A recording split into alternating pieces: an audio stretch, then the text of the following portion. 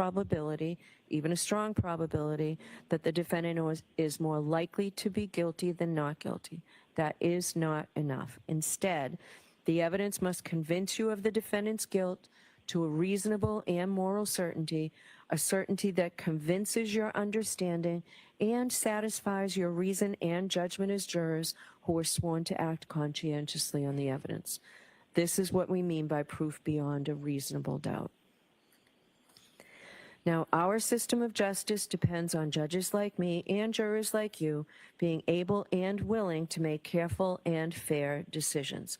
All people deserve fair and equal treatment in our system of justice, regardless of their race, national origin, religion, age, ability, gender, sexual orientation, education, income level, or any other personal characteristic. You have agreed to be fair, and I am sure that you want to be fair, but that is not always easy.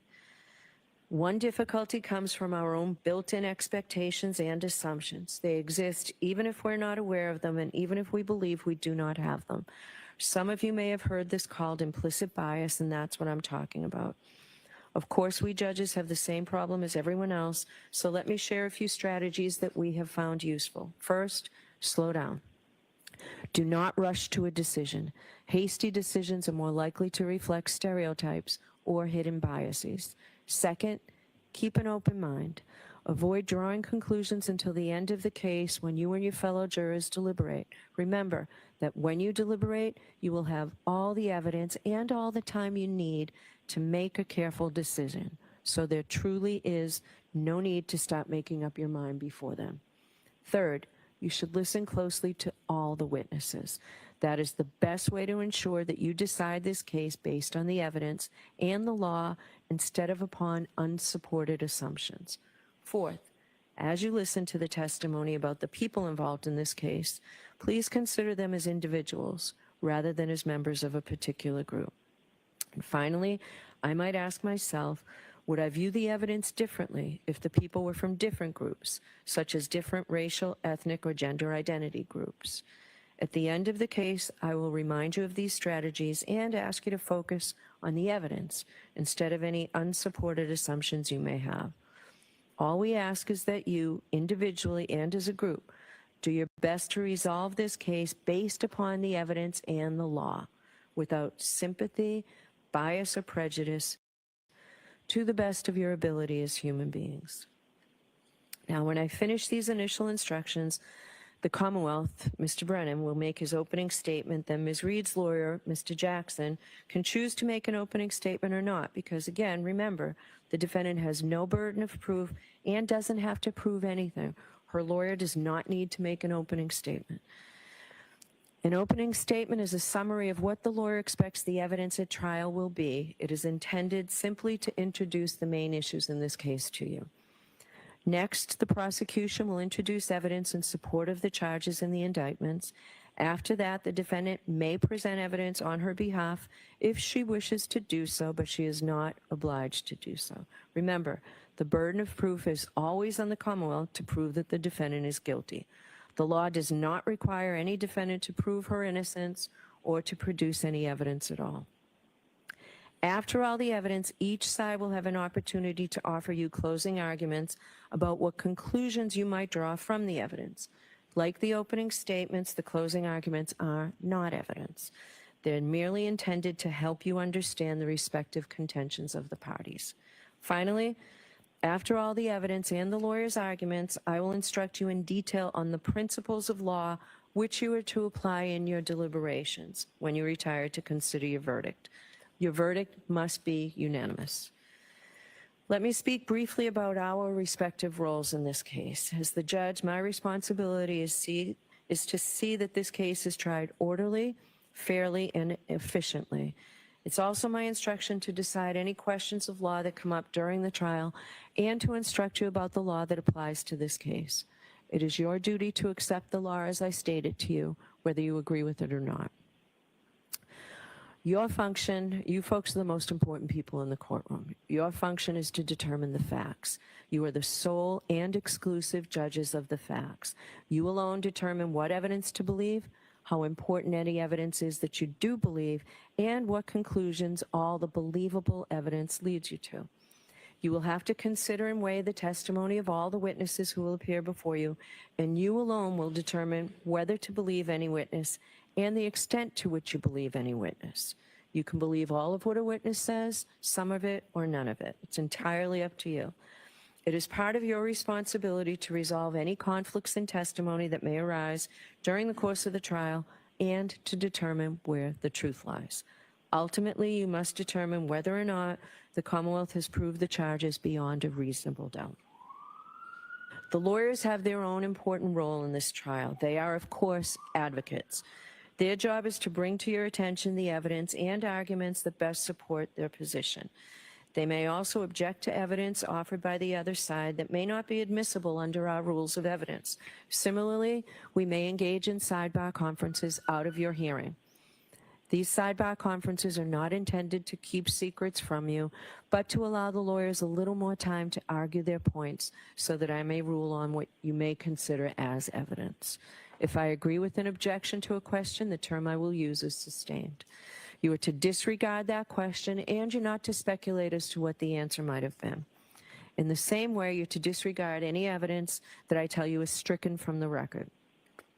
If I reject or overrule an objection, I'll permit the witness to answer. This happens a lot. You'll find this during the course of the trial. If I let the witness answer the question, but you're not allowed to give the answer any more weight than you would have no objection had been made. Please do not hold it against the lawyers if they make an objection. That's the important part of the lawyer's job.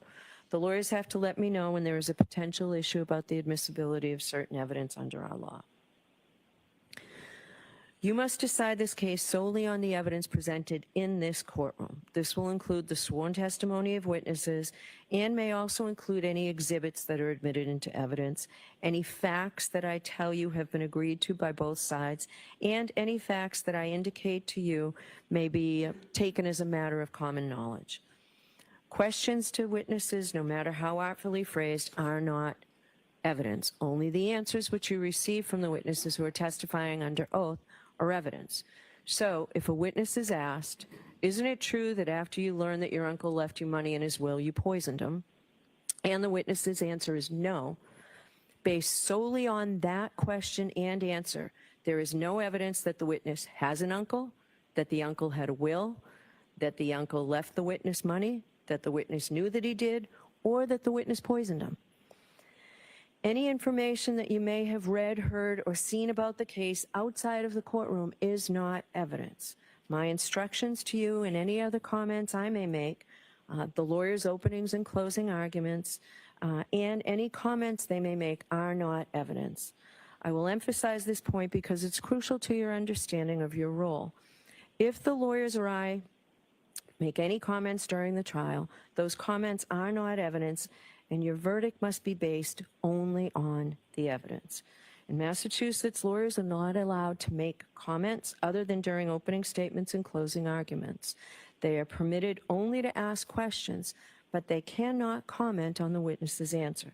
If a lawyer comments, you are to disregard it. In this way, communication in the courtroom is not like everyday conversation. If a lawyer seems to agree or disagree with an answer, or if a lawyer expresses confusion or any other reaction or emotion, you are to give no weight to what that lawyer does.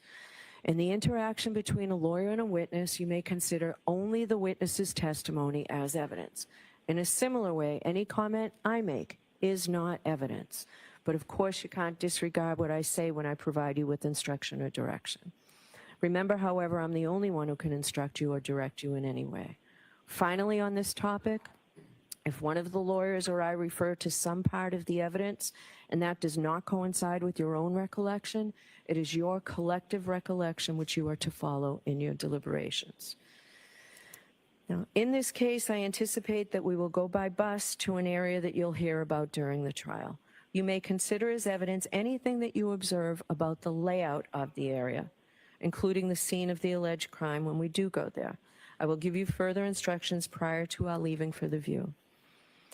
Now, in this case, I'm going to allow you to take notes. Any jurors who wish to take notes during the course of the trial, except during opening statements and closing arguments, because remember, those aren't evidence. If you wish to take notes, you may do so once the evidence begins. Notebooks and pencils will be provided to you. The notebooks will be collected each day, and they'll be locked up, and they will remain confidential, and they're destroyed at the end of the trial. Nobody sees them.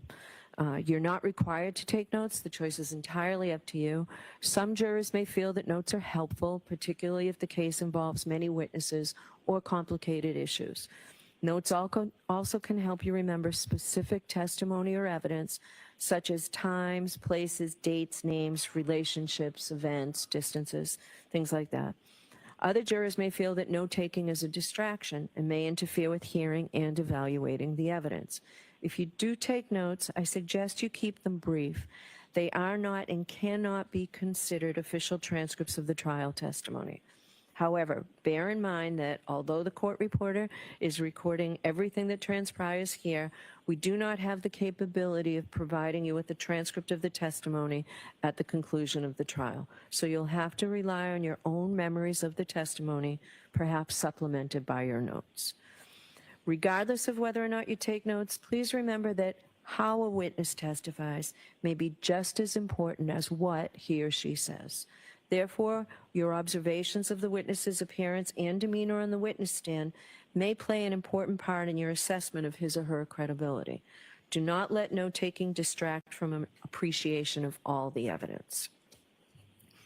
If you have any trouble hearing or seeing during the trial, please raise your hand or let a court officer know, and we'll make any necessary adjustments.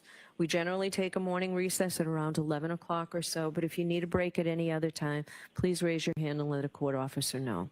We'll take a break. If you need to communicate with me during the trial, and I'm not suggesting for a minute that you need to, but if you do, please speak with the court officer or give the court officer a note to bring to me. Now, I'm going to address the issue of public interest in this case again, and the duty of this court and this jury to adhere to the rule of law, because it is so very important. John Adams famously said that we are a government of laws, not of men, and that the law must be deaf as an adder to the clamoring of the public. He meant that while public opinion about a given subject may ebb and flow, the law must be steady, reliable, and even-handed. We know that on the subject of this case, there are people advocating for one outcome or another with great intensity, but unbound by any oath or even any inclination to follow the actual evidence. The law works in a different way, and the difference is crucial to our system of justice. This jury, selected for this trial, will hear and judge the evidence. You will decide what the facts are. Where the evidence is contested, you will determine where the truth lies. Ultimately, this jury will decide whether the Commonwealth has carried its burden of proving that the defendant is guilty of any crime beyond a reasonable doubt. People outside of this building have rights, and we know that they have voices, but this trial will be decided by you, an independent jury, free from outside interference, based only upon the evidence presented in this courtroom and the law. This is the only way to ensure that every person who comes before the court receives a fair trial. It is just that simple and that important. So while public comment will likely continue, you must ignore it so that the rule of law will be upheld. Which leads me to the fact that it is very important that during this trial, until you deliberate, you must not discuss this case with anyone. This includes your family and friends, and even your fellow jurors. Nor should you allow anyone to communicate with you about any specific aspect or any aspect of this case. You must not conduct any independent research about this case, the matters in this case, and the individuals involved in this case.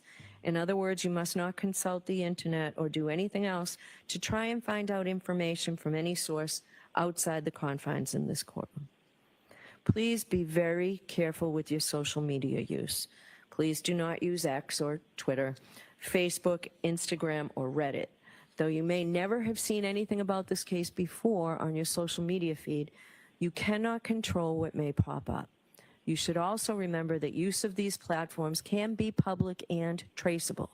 and any searches undertaken or information received by you can and likely will be discovered. So please be extremely cautious. If you inadvertently see something about this case, please disregard it and let us know. As best as you recognize them, please have no contact with any of the participants in this trial or anyone associated with either side, including the lawyers. Please do not visit any locations that may be mentioned during the trial. We'll go on a view, as I told you, and I'll discuss that with you before we go. Remember, you were instructed that you must not, and you assured us that you would not read, watch, or listen to any account of any aspect of this case in any news media, social media, or from any other source. It is critical that you follow that instruction. Finally, please continue to keep an open mind. I know that you will try this case according to the oath that you've just taken as jurors. When you took that oath, you promised that you would well and truly try the issues between the Commonwealth and the defendant according to the evidence and the law.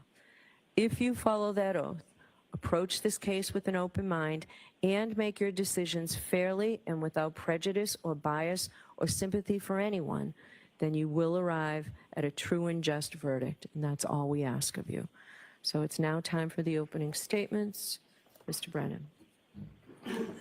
Thank you, Your Honor.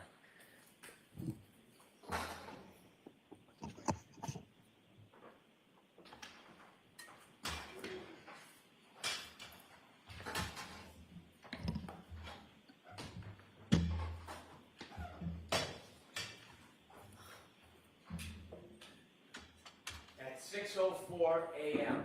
on January 29, 2022, the alarm bell sounded in the Canton Fire Department. Firefighter paramedic Timothy Nuttall knew what that meant. His heart skipped a beat, he raced to his equipment, and he picked up his bag, which was meticulous. There was a sign and a signal, and then there was a voice commanding that there was cardiac arrest. The most serious of calls for a firefighter paramedic, that means that a person's heart has stopped. He didn't know who it was, he didn't know where it was. He took his bag, he had just gotten to the station, and he rushed to the ambulance. He was one of the most senior paramedics that morning. Another paramedic, Anthony Flamani, would be running this mission. He jumped in the back of the ambulance, the door shut, and they headed off to 34th Fairview Road. As they drove, firefighter Nuttall could not see anything. He couldn't hear anything other than the engine of the ambulance. He could feel it sliding across the road. It was near blizzard conditions. He calmed himself, he steadied himself. This is what the firefighters and paramedics are trained to do, to focus. And he focused on his task. He looked around the back of the ambulance to make sure that all the tools were in place. The ambulance was meticulous as well. This was Anthony Flamati's ambulance, and it was well stocked. He calmed himself, and he thought about what was going to happen. What should he be looking for? What is his next steps? He played the scenarios through his mind, and every calm was above him. As the car pulled up to 34 Fairview, the ambulance, he stood at the back door, the doors open, and he stepped out into bedlam. He could hear a woman screaming and shrieking, the cold, hard air slapping on his face, and the wind, blizzard conditions swirling around him. You will hear him tell you how he trudged towards those screams in the darkness to snow, and when he got there, he saw 3 women surrounding a man lying, not moving on the ground. He walked up to the man, and he reached down, and he tried to find any signs of life, pulse, anything, and he found nothing. And he got up and he walked over to the woman, and he walked over to that defendant, Karen Reed, and he told her that he thinks that that man is gone. And then he heard the yell from Anthony Flamati, the chief, and he said, "Come back, let's go," because you'll learn that in the cold, even if somebody's heart stops, even if they're presumed to have passed, sometimes you can still save a life. So you'll see on a dash cam video, you'll hear from testimony, he went back to that man, who's John O'Keefe. He went back to him, and that crew, coordinated effort, they did everything they could to save his life. They got on their knees, they began CPR, and firefighter Nuttall will explain as he kneeled over John O'Keefe, he looked up, and the defendant approached him, and you'll see it on the video. Now, he wanted any information, because when you're trying to save someone, you want to know, are they on drugs, medication, do they have a heart condition? And he looked up at Miss Reed, and he said, what happened? And you'll hear her words through firefighter Nuttall. She said, I hit him, I hit him, I hit him. And it was at that time, through the words of the defendant, that she admitted what she had done that night, that she hit John O'Keefe. Now, those words didn't mean anything to firefighter Nuttall. They weren't in context, they didn't reconcile with the injuries, it didn't help him in his treatment, so he ignored it. Now, firefighter Nuttall is not a police officer. He is not an investigator, he is not a detective. He's a first responder. And so he takes that information, it was useless to him, he continues to work on John O'Keefe trying to save his life. You'll see the team put him on a stretcher. And when they lift him from the ground, even though there is snow accumulating, underneath John O'Keefe is simply grass, hard, brown, frozen. And beneath his body lay his cell phone.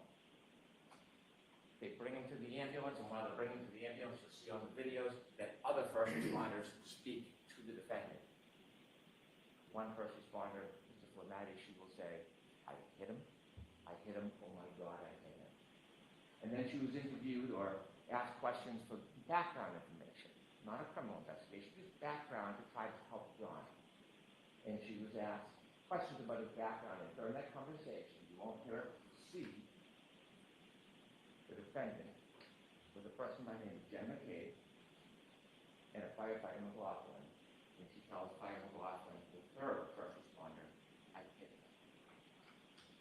They bring Mr. O'Keefe to the Good Samaritan Hospital, and his body is cold. The doctors work feverishly. They treat him, trying to save him. They try to warm his core. And unfortunately, firefighter Nuttall's first instinct is accurate. John O'Keefe passes. So why are we here today? We are here today because John O'Keefe was killed by the actions and conduct of that defendant, Karen Reed. You will learn through this case, through facts, science, and data, you will learn that on January 29th, 2022, when the defendant and Mr. O'Keefe were in front of 34 Fairview Road, all the way to the left side in a dark corner near a flagpole, you will learn that Mr. O'Keefe got out of the car. He got out, and he stood by the side of the road after an argument with the defendant. That argument, that anger fueled by heavy intoxication, you will learn from the science and data as he stood by the side of the road, the defendant in her SUV drove away. She drove at least 35 feet away. The argument was over. It had ended. But then she stopped. She stopped. She put the Lexus into neutral, and she waited for 2 seconds. And the facts and the science and data will tell you that despite the fact the argument was over, she then put the Lexus into reverse, put her foot on the gas pedal, and began to press, not 25%, not 50%, up to 75% acceleration. There was a light dusting of snow. The Lexus tire spun backwards. She went backwards at least 70 feet. She clipped John O'Keefe. He fell backwards, hit his head, broke his skull, and there he lay at the corner of Fairview Road, on the ground, lying on top of his cell phone, alone. And then the defendant will later tell that when she left, he didn't look mortally wounded. Yet he was. And she simply drove away. Now, before I tell you about the data and the facts and the science, and I walk you through that, I'd like to tell you a little bit about John O'Keefe. John O'Keefe was a young man, a local kid, very well liked, loved. John O'Keefe is the son of Peggy O'Keefe, John O'Keefe Sr., and the brother of Paul O'Keefe.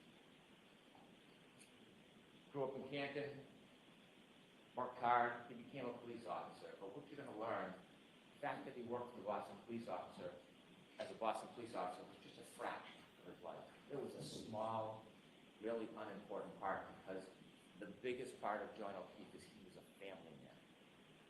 Not in the traditional sense. You see, John O'Keefe never had biological children. John O'Keefe was never married. But John O'Keefe had a sister, and she had 2 children. And when the children were 6 and 3 years old, his sister unfortunately died. And shortly after, his sister's husband died. John O'Keefe was a help. He didn't sit by. He saw these 2 recently orphaned children, and he stepped in and he said he was going to raise them. So he put aside his career, he put aside his job, and he moved in with the children and raised them like they were his own. They were his passions, his love. He was a new parent, successes, failures, like all parents.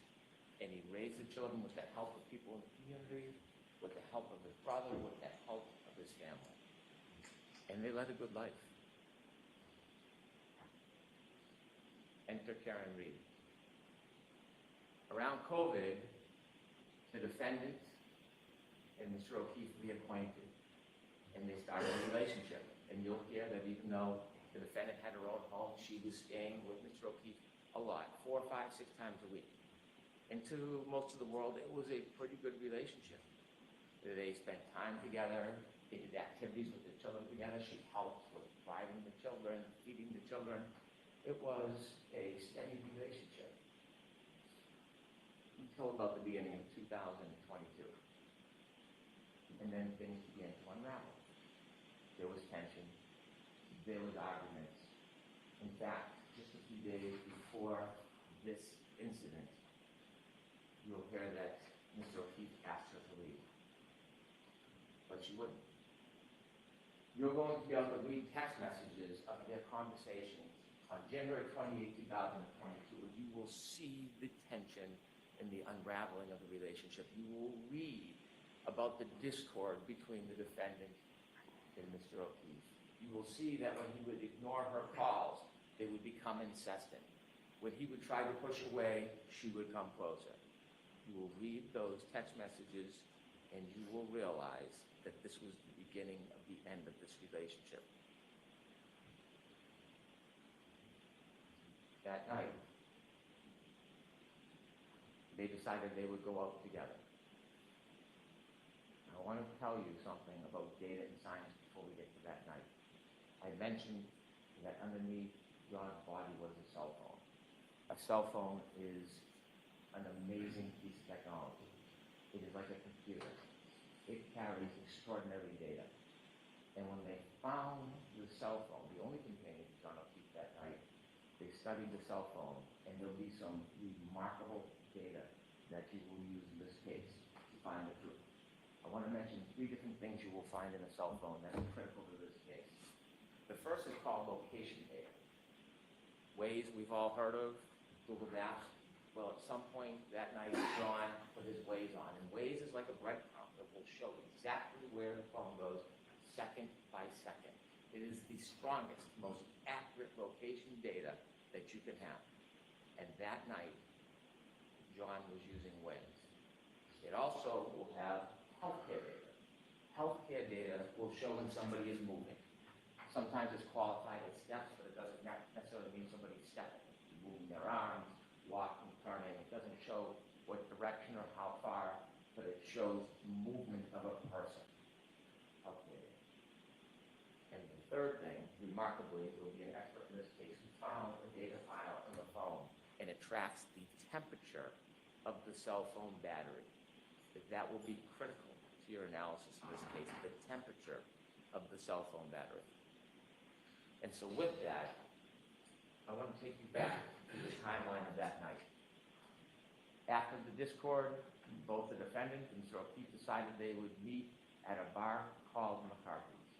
Now, McCarthy's is a local bar, a blizzard is pending, and people are getting together in a celebratory mood. They go to McCarthy's and you'll see a video of McCarthy's. And you will watch told Mr. O'Keefe, friends, and the defendant drinking alcohol. And you will count 8 vodka drinks that the defendant drank. They arrived at 8:50, they stayed till 9:45. She consumed at least 7 of those drinks in less than 2 hours. The last drink, you'll see when they leave the bar, she puts it under her jacket, and they walk out and they go to another bar to meet other friends called the Waterfall. They reach the Waterfall sometime around 10 p.m.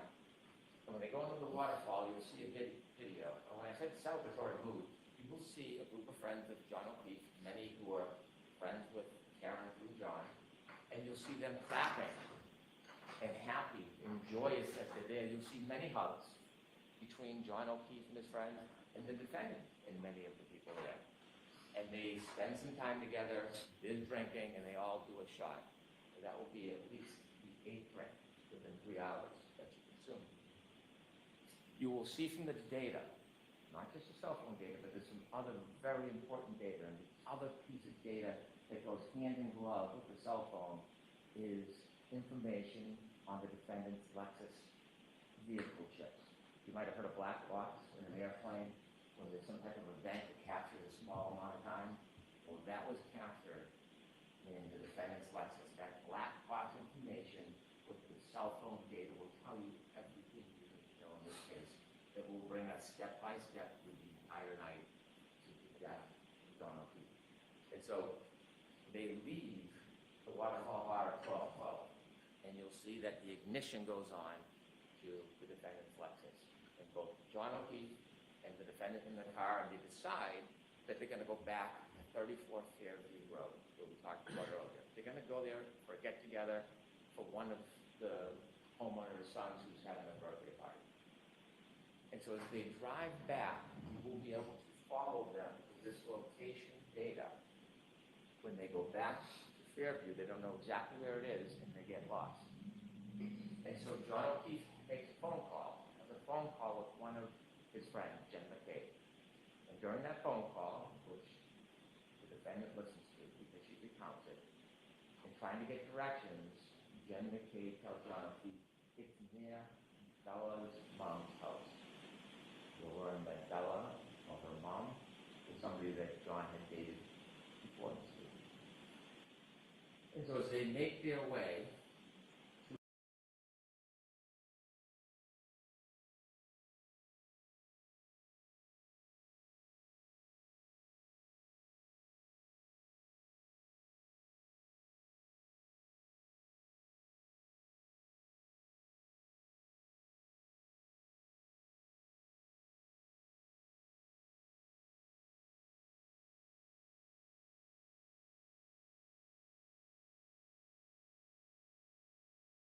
and then a return down to Fairview. But before they get there, at 12:23, a truck is coming the other way. And the witnesses in that truck will say they blinked the lights, one of them saw a man and woman in the car, John and the defendant, and then they followed the Lexus because they were going to the same house. The truck stopped at the driveway, and the Lexus, the defendant's car, will appear because of the waves, and be counted second to second, never stops. It rolls very slowly all the way to the end of the yard in the corner where there's a tree line and a flagpole. And they reach that location at 12:34:33. And they're in the car and they stay there. The truck waits, they speak to somebody in the house who comes out, the person goes back in the house and they're there for about 5 minutes. We're now down to 2 minutes before the collision. The truck leaves, and now it's just the defendant and John. And while they're waiting outside, 12:27, John gets a text from Jen McCabe. Park behind us in the driveway. 12:29, she texts again. Are you coming in? You'll hear that Jen McCabe and others look out the window and see the defendant's Lexus in front of the flagpole at the far end. It's snowy, it's dark, it's windy. They're waiting. You will know that John O'Keefe was in that car, that Lexus, and didn't move because his healthcare data is not moving. It's not moving until 12:31:56.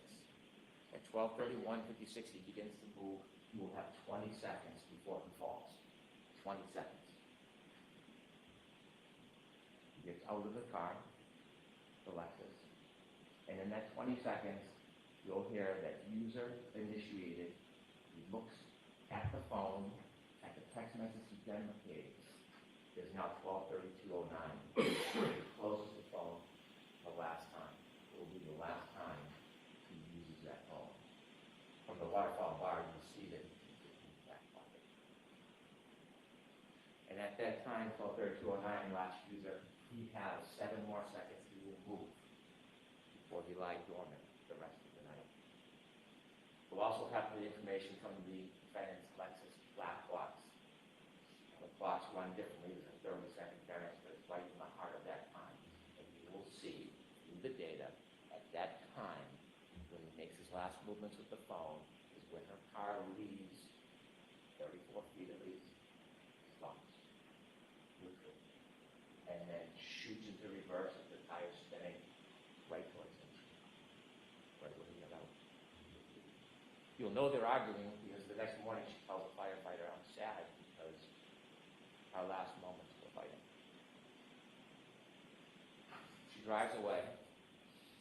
And they said she's made later statements that when she left, he didn't look mortally wounded. He lies on the ground on top of his phone, light dusting of snow, the snow now picking up. And he's just there. It's 12:37. Now, when he's in the car, before he gets to Fairview, the battery temperature of that phone is 77 degrees. 77 degrees in the warm car. Now that he's been outside the car for 5 minutes, drops to 72 degrees. She drives to his house. She makes a phone call at 12:33 after she's left Fairview. She calls again at 12:36:33 and leaves a message. You'll hear it. And you will hear the anger and rage in her voice. She leaves a message. "John, I fucking hate you." Pardon my language. You will hear the simmering. And she leaves that message. He lies on the side of the road. He gets another text message that's unanswered from Jen McCabe. "Where are you?" 12:45. Battery temperature, 61 degrees. Stop. He gets almost 40 calls from the defendant that night. His phone rings, but never answers. You'll hear from an expert that the light never initiates, the healthcare data never moves. Is John alone with his only again in his phone? At 12:53, cell phone drops. It's almost 60 degrees. 12:59, the defendant leaves another message on John's phone. Now, she hasn't spoken to anybody. Nobody has spoken to her. But her message is out. You'll learn the message says, "John, nobody knows where you are." And this is where the plot in the cover-up begins. The evidence will make clear that she knew he was there. But she did not call 911. She did not go back to him.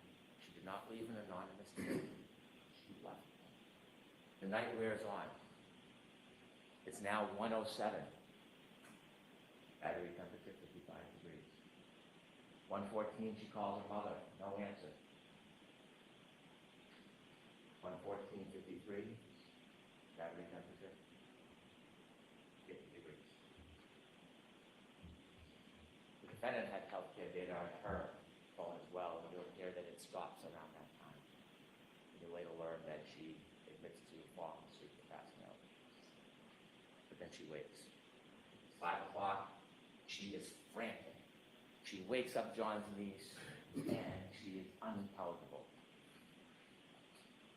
She is yelling, she's screaming. She asks for the niece to call Jen McCabe. She calls Jen McCabe, and you'll hear Jen McCabe recount. Out of deep sleep, she wakes up and she hears, "Jen, Jen, Jen," screaming Jen's name. John's dead. Hangs up the phone. Jen McCabe calls back. And then she, "What's going on?" And she told, "Well, I left him at the waterfall." At the beginning of her. "Oh, Jen McCabe, I left him at the waterfall." Jen calls back and says, "He saw you up front." You did leave at the waterfall. She hangs up. She then minutes later calls another person, Terry Roberts, a friend of John O'Keefe. Someone who's not friends with the defendant, but they know because they helped raise the kids and they interacted. She had nothing to do with the night before, wasn't at the bars, was home with her family. She calls her and says, I think John got hit by a plow. I think he's dead. Now, Terry, with that information, calls 911. She calls hospitals. You can hear her voice. She's concerned. Not him. And then she gets another call from the defendant. And she tells the defendant, come to my house. I will help you look for him. And the defendant says, I was so drunk last night, I don't remember anything. Waiting for her to arrive, she learns she doesn't arrive. Instead, the defendant goes to Jen McCabe's house. Terry Roberts, the other friend, then goes to Jen McCabe's house, pulls behind the car. And when she does, she's on the Bluetooth, and she can hear the defendant say, my taillight's broken, my taillight's broken. And she looks, and the snow packed in the right taillight, she can see a piece of the taillight missing. The defendant desperately wants to go to 34th Fairview Road, but Terry Roberts takes over and says, we're going to go back to John's house. Maybe he's in the house and you didn't see him. So both cars, driven by Terry Roberts and then Jen McCabe, with the defendant, go back to John O'Keefe's house. You'll see a ring video where you see them go into the house and they look around, and you'll hear about the woman, Jen and Terry, enlisted into this task. Look for John O'Keefe. They cannot find him. And then when Terry Roberts comes into a room, she sees, rather than looking, the defendant simply standing there, staring at the wall. At that point, the defendant insists they got to go back to Fairview Road. They decide they'll take one car. Terry Roberts is taking charge. She's going to drive. They leave Mr. Reed's Lexus and John O'Keefe's driveway, and they drive back towards 34th Fairview Road. You'll hear it is blizzard-like conditions. It is dark. They can barely see a thing. And when they get close to the edge of 34th Fairview, you hear the defendant start to scream, there he is. Both women look and they can't see anything. She starts kicking the door. The defendant's kicking the door. Let me out. Terry Roberts stops the car and lets her out, and she sees the defendant run exactly to where John O'Keefe is in the darkness. That's where she left him. Terry gets out of the car, starts to walk towards where the defendant is, and she sees the defendant lying on a body. She can't tell who it is because the face is still covered with snow. And she comes over and looks, and she wipes off the snow from John O'Keefe's face. She realizes he's one of her best friends in the world, is John O'Keefe. And she starts to try to do first aid. They start to move him, and coincidentally at 6:06 when they start to move him, the cold air hits that cell phone battery. It drops from 50 to 43 degrees. And they try, Jen McCabe calls 911. And that's when a police officer arrives, firefighter Nuttall and his crew. When they lift him, that cell phone battery that is shot down to 37 degrees, Terry Roberts picks it up and puts it in her pocket, and it immediately starts to warm. As she moves to help get a data, show movement starts again. At that point, nobody knows what happened. The Canton Police Department come. You can see the police cars and cruisers. They're not sure, so they look in the area where John's body is and find a glass from the bar near his body. They find blood spots. The cars with the blood spots in plastic containers. They don't know what they're looking for at this point. There's no information. They don't believe or know that there's a crime. They just know that John O'Keefe somehow ended up here with the broken glass and the blood. And so that morning, you can see the work of the Canton Police Department try to uncover a little bit around his body to see what they could find, which was very little. And then, Terry Roberts goes and picks up Hank O'Keefe, tells her the news, and they go to the hospital. They go to the Good Samaritan Hospital, and Terry Roberts is walking, and Hank O'Keefe is going to go see her son with her husband. And as she walks down the hall, Karen Reed is also at the hospital. See, there was some reports of maybe she was upset or suicidal, so they sectioned her. They put her in for evaluation to make sure she was safe. You'll hear Hank O'Keefe tell her she walked down the hall to go see her son. The defendant is screaming, "Is he dead? Is he dead?" As she walked by Karen Reed, she stopped and she said, "Karen, what happened?" And you'll hear that Karen was excited and yelling, "Is he dead?" Stops for a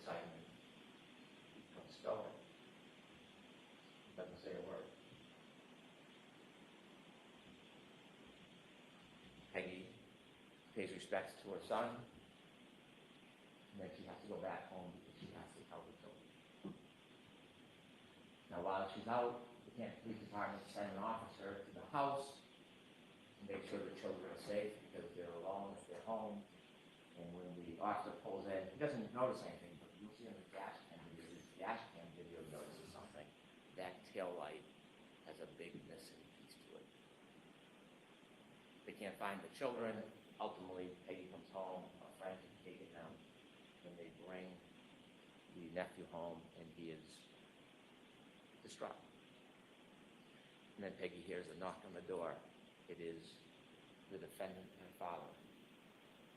They want to come in. They come in, no condolences to Peggy, and they ask, "Can we go upstairs to John's room?" And she's busy consoling her grandson. They go upstairs. They're upstairs for about 15 minutes. They come down. Quickly they leave. Now they got there from the defendant's father drove his wife and the father to that house. But when they leave, they take two cars. They take the Lexus with the broken tail light with them back to the defendant's father's house. And you will learn that when police start getting some of the information, they learn about the broken tail light. They learn information that she had told people that she had hit him. They went down to see her.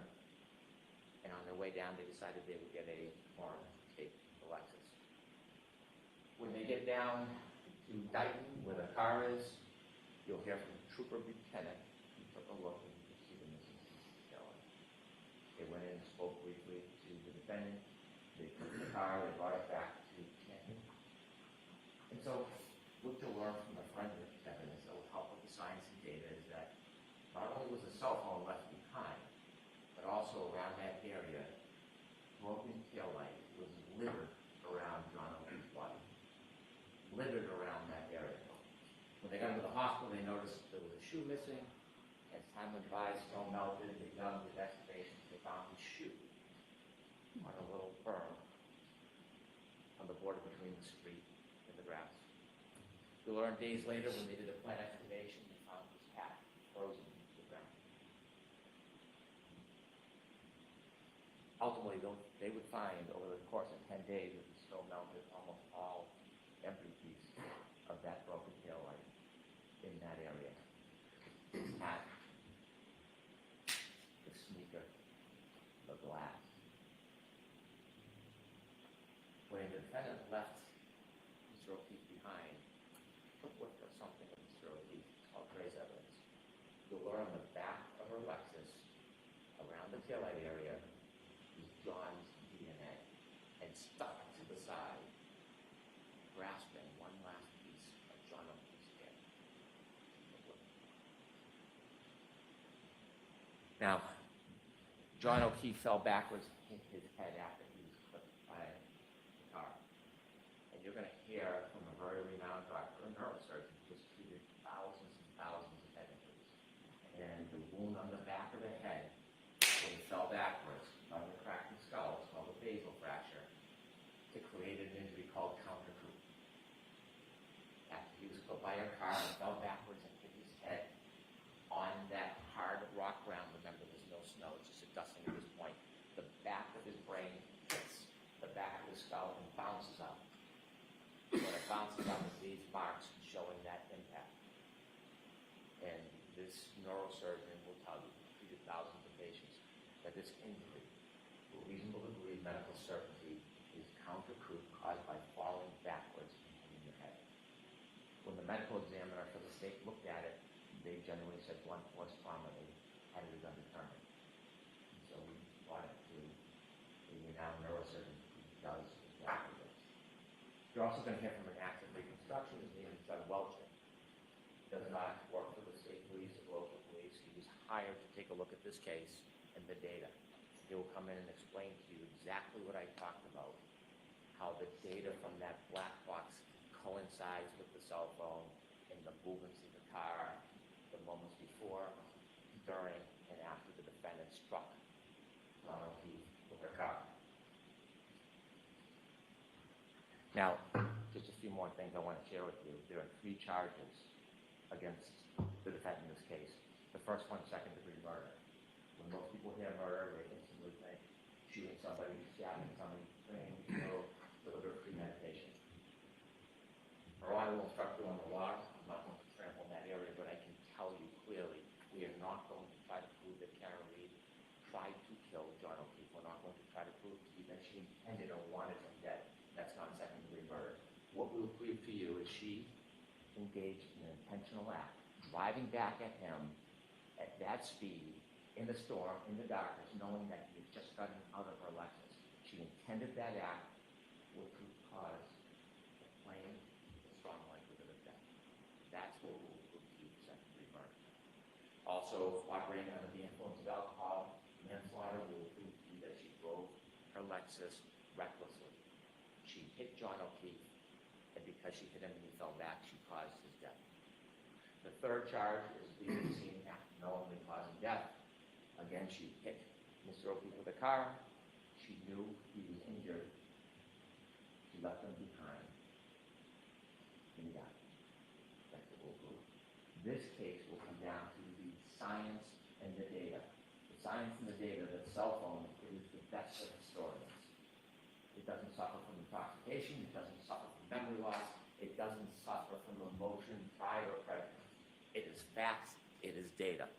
And that facts and data will lead you to the truth in this case. But after Ms. Reed was charged, she began what you'll learn as a campaign. A campaign to make public statements. 2020, Nightline, Fox 25, a documentary. And we've had an opportunity to get many of her statements in the footage, and we're going to show much of it. And her statements to you will confirm what you already know from the science and the data, what you will already conclude from the facts independent about what she did that night. Her word simply confirmed that your judgment is sound. And you're going to hear from her own lips in many of her statements, her admissions to extraordinary intoxications, her admissions to driving the Lexus, her admissions to being angry at dawn that night. And I dare say her admissions that she told the statement. I'd like to play for you clip 1. You're going to hear the first of the statements that she made after she was charged.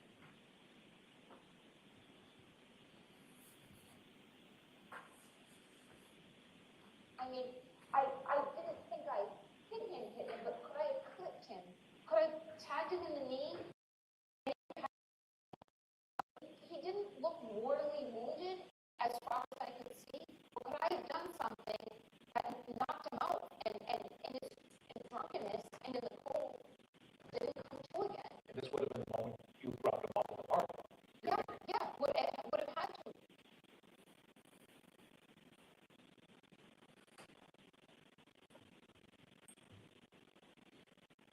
Ladies and gentlemen, I simply ask you to follow the evidence, follow the science, follow the data. Ignore speculation, surmise, conjecture. Stay true to the evidence. It will lead you to the truth. That on January 29, 2022, a very intoxicated defendant was angry and arguing about the relationship with John O'Keefe. And after the fight was over, she left, but she brought back to him in the form of her SUV.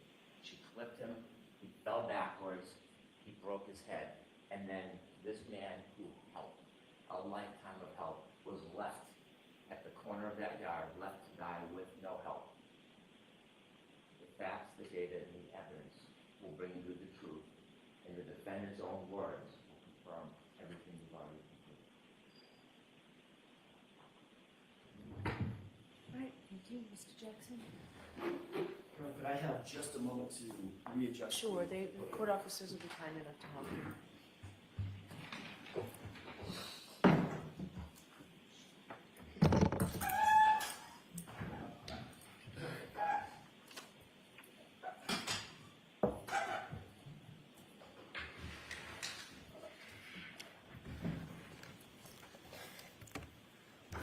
May I, Your Honor? The evidence in this case will establish above everything else 3 points.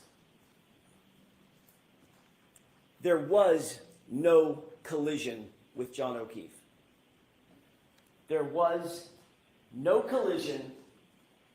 There was no collision. John O'Keefe did not die from being hit by a vehicle. Period. The facts will show that. The evidence will show that. The data will show that. The science will show that. And the experts will tell you that. You'll learn that the Commonwealth has pinned its entire case on a brazen and a flawed assertion that is untethered, unconnected to the facts and to the evidence. And their assertion is contrary to science. Because at the end of the day, folks, there was no collision with John O'Keefe. So how did we end up here? How does Karen Reed end up sitting in that chair on trial for an event that literally never happened? Well, the evidence is going to explain it. And it can be summed up in the following text message at the very beginning of this investigation. A text message of a now fired Massachusetts State Police officer named Michael Proctor. He was the lead investigator on this case, and he was talking about a fellow officer, a fellow cop, who owned the property where John O'Keefe's body was found. Text message with a buddy. Question: is the homeowner going to catch any shit? Answer: nope. He's a Boston cop too.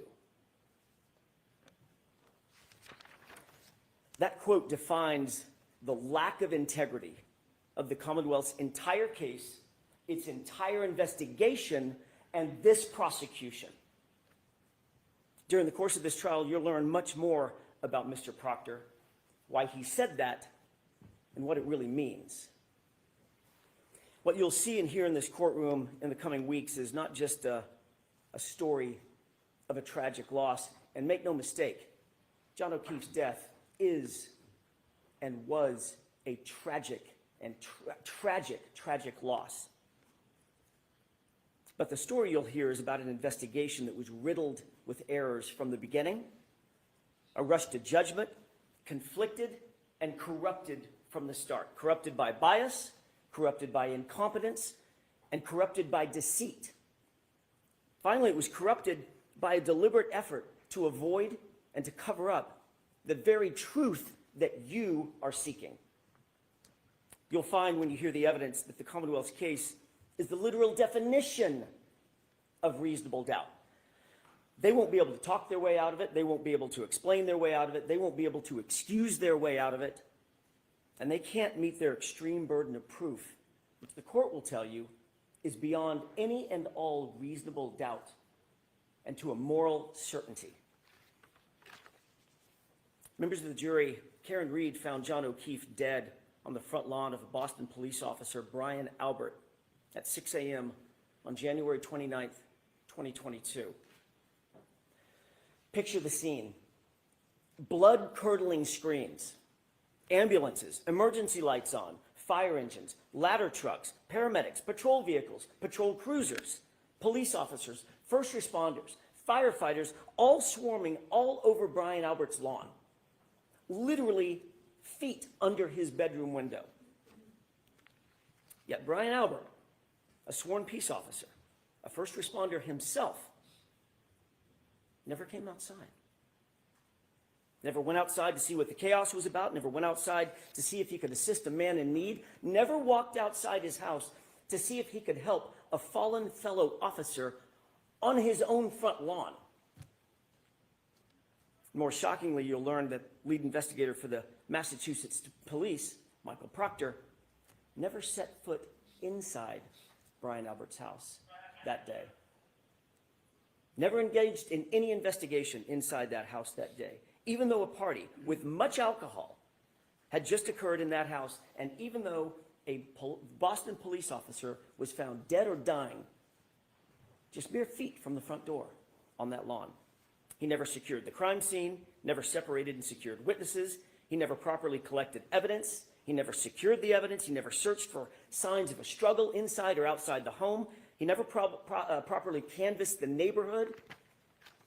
Michael Proctor never did any of these things, even though fellow officers of Michael Proctor's actually mentioned, in their words, not mine, that it looked like John O'Keefe may have been, quote, in a fight.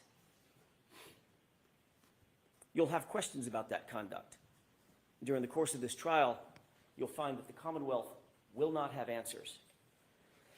You'll see from the evidence in this case that this case carries a malignancy, one that is spread through the investigation, it's spread through the prosecution from the very start, from the jump. A cancer that cannot be cut out, a cancer that cannot be cured. And that cancer has a name. And his name is Michael Proctor. Now, you didn't hear his name in the prosecution's opening statement. Not once. And I suspect that was probably by design. But make no mistake about it. The evidence will show in this case that Michael Proctor is the very definition of the Commonwealth's case. And he's also their Achilles heel. He was the lead investigator on the case officer, the architect of the entire prosecution. You'll learn there's not a single part of this case, folks, not a single part that he didn't touch, that he didn't direct, that he didn't orchestrate personally. Every single bit of it has his fingerprints on it. You'll learn that Michael Proctor was a longtime family friend of the Alberts. And he's been disgraced by his own agency, not by us, by the Massachusetts State Police. Investigated, suspended, and fired. The evidence will show that Massachusetts State Police found him guilty, found Michael Proctor guilty of bringing dishonor to the department for his conduct, not in some other case, not in some tangential case, in this case. The investigation of Karen Reed. Conduct that included bias in favor of his friends, the all-powerful Albert family, and bias against my client, Miss Reed, the outsider. Do you have any idea how hard it is for a state trooper to get fired? Well, the evidence is going to show that Michael Proctor earned it, every bit of it. You'll hear that within hours of a Boston police officer being found dead on Brian Albert's lawn, Michael Proctor, the lead investigator, who had investigated exactly nothing up to this point, right at the beginning, made an early pronouncement that Brian Albert himself was not going to, quote, catch any shit, end quote. And that was for one reason, and one reason only. He's a Boston cop. The evidence will show that Michael Proctor made this statement in a text conversation with his high school buddies. A text he never thought would see the light of day, certainly never thought we would get a hold of. And when he thought no one was looking, he actually said the quiet part out loud. He's a cop too. We'll give him a pass. You'll learn that in Michael Proctor's world, rank has its privileges. And the evidence will show that's privileges that you don't get and I don't get. But apparently a Boston police officer, Brian Albert, and his friends, they do get. You'll learn that in Michael Proctor's world, he didn't care about finding the truth. In his world, his priority was to protect the brotherhood, to protect that blue wall, to protect his friends who were at the Alberts' house that night. I want to take a step back, if I could, and spend the next few minutes talking a little bit more detail about what the actual facts in this case will show, not based on speculation, not based on surmise, not based on guesswork or conjecture, but the actual true facts that you will learn through the course of this trial. On January 28th, 2022, it was a Friday night. John and Karen had made plans to meet up with friends for drinks. It was a happy and normal night for them. They were affectionate, they were loving, they were in good spirits, nothing out of the ordinary. They started at a local watering hole called C.F. McCarthy's. You've heard that name before and you'll hear it again. And eventually they made their way over to the Waterfall Bar and Grill, another bar where they ended up. When they got to the Waterfall Bar and Grill, the Albert family was already there, already heavily drinking. You'll learn that this was no ordinary family, the Alberts. The Albert family was a well-known Canton family. Some might even describe them as a very powerful Canton family. Brian Albert was there at the waterfall. You'll hear that he's a longtime Boston police officer. His wife, Nicole Albert, was there with him. His brother, Chris Albert, a powerful Canton politician. He sits on the select board. The select board actually governs the police department, the Canton PD. He was there. His wife, Julie Albert, was there. Their daughter, Caitlin Albert, was there. His sister-in-law, Jennifer McCabe, was there. Her husband, Matt McCabe, was also there. They were all there drinking before John and before Karen ever arrived. You'll learn that a man by the name of Brian Higgins, also a law enforcement officer and longtime friend, longtime pal of Brian Albert, he was also there. And the two of them, the two Bryans, had been drinking most of the night together. You'll see video footage from the waterfall, which will show you that Karen and John were happy. They were affectionate. They were caring. They were loving. Just business as usual, out on a date on a Friday night. But that exact same video footage which lead investigator Michael Proctor plainly chose to ignore that video footage. It paints a very different picture of Brian Higgins. You'll learn that Higgins had romantic designs for Karen. That becomes important. Brian Higgins had engaged Karen in flirtatious texts, but days earlier she had put a stop to it. She had ghosted him, in common parlance. In other words, just ignored him. The evidence will show that the first time he saw her and was in her presence after being rejected by her was when she walked into the Waterfall Bar and Grill along with her boyfriend, John O'Keefe. At 11:58 p.m., just minutes before John ultimately arrived at the Albert residence, you'll see a video at the waterfall of an unsettling interaction, troubling interaction between Brian Higgins and John O'Keefe. And unlike the lead investigator, Michael Proctor, in this case, you won't ignore that evidence. As the bar was closing around 12 midnight, the Alberts invited everybody back to their house for a get-together to just keep the night going. And you'll learn that Karen and John ultimately pulled up to the house. They got out of the SUV to make sure they had the right address. You see, neither John nor Karen had ever been to 34 Fairview. They weren't even sure they were at the right address. And the evidence will establish that John got out of the SUV and went into the house. Let me say that again. The facts unequivocally, the data, the science, the witnesses will all unequivocally establish that John O'Keefe went into the Albert home that night. Eyewitnesses and forensic data will establish that fact. When he didn't come back out, you'll learn that Karen grew increasingly frustrated. She got upset. She was left alone in a car, in the cold, in the middle of the night, with the car idling. John had gone into the house. She expected him to come right back out, and when he didn't, seconds turned into minutes, and minutes started to clock away. She left John a voicemail, then another voicemail, voicemail after voicemail after voicemail, text messages. But he was unresponsive. He didn't pick up a single call. He didn't respond to a single text. The longer he didn't respond, the more upset she got. The Commonwealth will intimate, as they already have in their opening statement, that these voicemails are evidence that the two were fighting. The actual evidence in this case, however, will show the exact opposite. You'll hear that Karen was very agitated. You'll hear some voicemails where she's swearing. You'll hear voicemails where she calls him names. There's name calling. But you'll also hear the context of those voicemails. And every single one of them, every single one of those voicemails was left for John after he failed to come back out of the house, after he failed to respond to her voicemails, and to her texts. Karen believed John had just left her sitting there, grabbed a beer, was partying with his friends. The evidence will actually show that John and Karen never had a crossword, not a single crossword that entire evening before he left that SUV and went inside the house. And you will learn what Karen had absolutely no way of knowing at the time.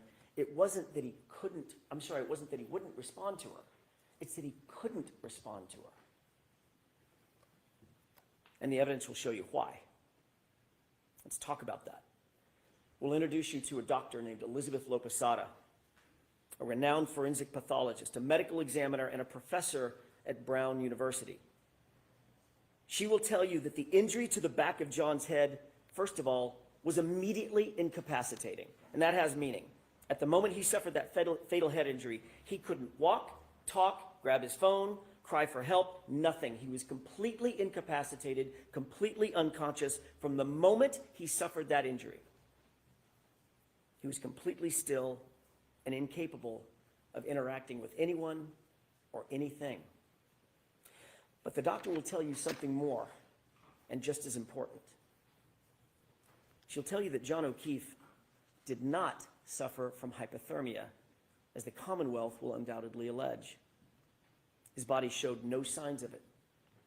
No frostbite, no cold-induced injuries to his organs, no damage based on cold or frost.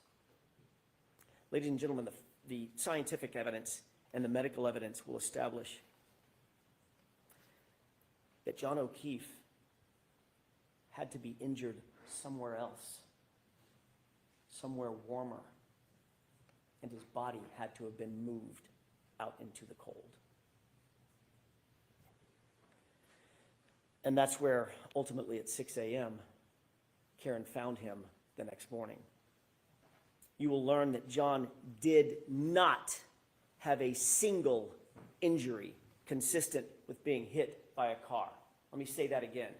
The evidence will establish that John did not suffer a single injury on his body consistent with having been hit by a car. Not one. You'll learn that John's torso, his ribs, his chest, his arms, his hips, his legs, his knees, his ankles, his feet, all of them, no broken bones, no fractures, no contusions, no torn ligaments, no internal injuries, not even a bruise. Nothing consistent with a car accident, despite the Commonwealth's contention that he was slammed into by a 6,000-pound SUV. Not a bruise. Dr. Lopesada will tell you with medical certainty, in fact, John was not struck. He could not have been struck by a vehicle. Therefore, as I said, there was no collision. She will tell you that the patterned abrasions on John's right arm, the patterned abrasions you see over my left shoulder, they're not the result of being struck by a car or a taillight. You'll take one look at these injuries and you'll agree with Dr. Lopesada. The evidence will show that these injuries are from an animal, like a large dog, like the large dog that was inside the Albert house that night. You'll learn that Brian Albert has actually admitted that his large dog, the family dog, is, quote, not good with strangers. And of course, John, never having been to the house before, was a stranger that night. You'll also learn that oddly, very oddly, after having their family pet for 7 years, a short time after this incident, the Alberts got rid of that dog. They called it rehoming her. But she was gone. Dr. Lopesada will also tell you that the injury to John's head was not the result of falling backward onto a flat lawn, cold or otherwise. Rather, Dr. Lopesada will tell you with medical certainty that the injury pattern to his scalp was produced by an impact from a raised or ledged surface, a surface that does not exist on Brian Albert's front lawn where John was found. The medical evidence will establish no hypothermia, no injuries from a car strike, no collision with a motor vehicle. And forensic analysis of John's cell phone, Mr. Brennan mentioned that in his opening statement. The Commonwealth's own expert will ultimately support the exact facts that I just told you, including the temperature data. John O'Keefe was injured someplace warmer, and he was moved. That alone is reasonable doubt, but there's much more. You'll also learn that there were many people at that after-hours gathering at Brian Albert's house who would have left by the front door just feet from where John O'Keefe's body would have ultimately been, had he actually been there, right after 12:30 a.m., which is what the Commonwealth's claim is. There were nearly a dozen people who walked out that front door directly adjacent to the precise spot where John O'Keefe would have been lying. Not a single person, not one, not a single person, saw a 6'2", 216-pound man laying sprawled in the front lawn in dark clothing on a light white dusting of snow. Not one. Then the evidence will also show that every one of those same people drove by that same spot, not walked by it, drove by it to leave the house, and still not one of them saw John laying in the yard when they left between 1 a.m. and 2 a.m. in the morning. But you know who else you'll find never saw a body on that lawn? The snowplow driver, a completely independent witness charged with plowing the streets in Canton that night. You'll hear that Michael Proctor, oh, he's not done yet, Mr. Proctor. You'll hear that Michael Proctor wrote a report where he claimed that Fairview had not been plowed that night. You'll learn that that was completely false. That was a lie.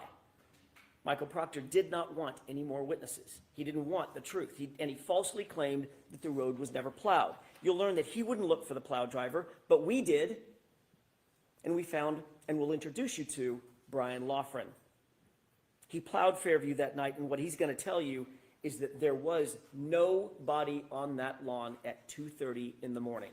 You'll learn that Brian Loughran passed by 34 Fairview, traveling right next to Brian Albert's front yard, and at 2:30 a.m., John O'Keefe was not there. But you'll see that the plow driver also provides some other troubling information, troubling testimony for the Commonwealth. You'll learn that after making that pass at 2:30 a.m., he showed up with his plow an hour later.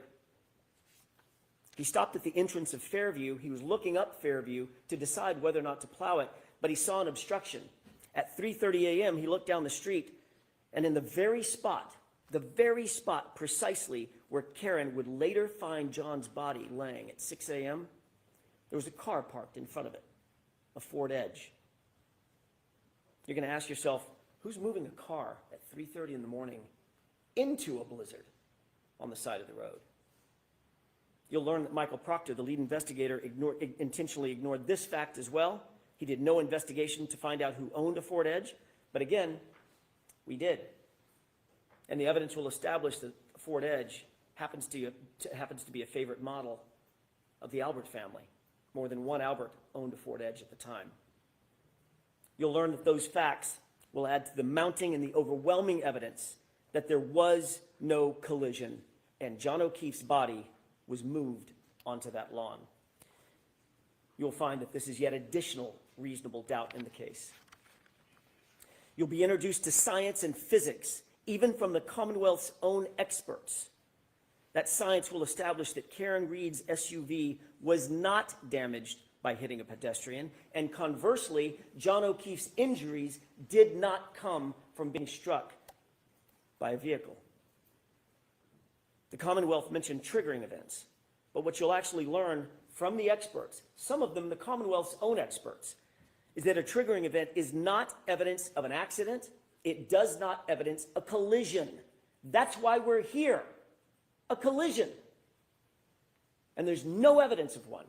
Zero.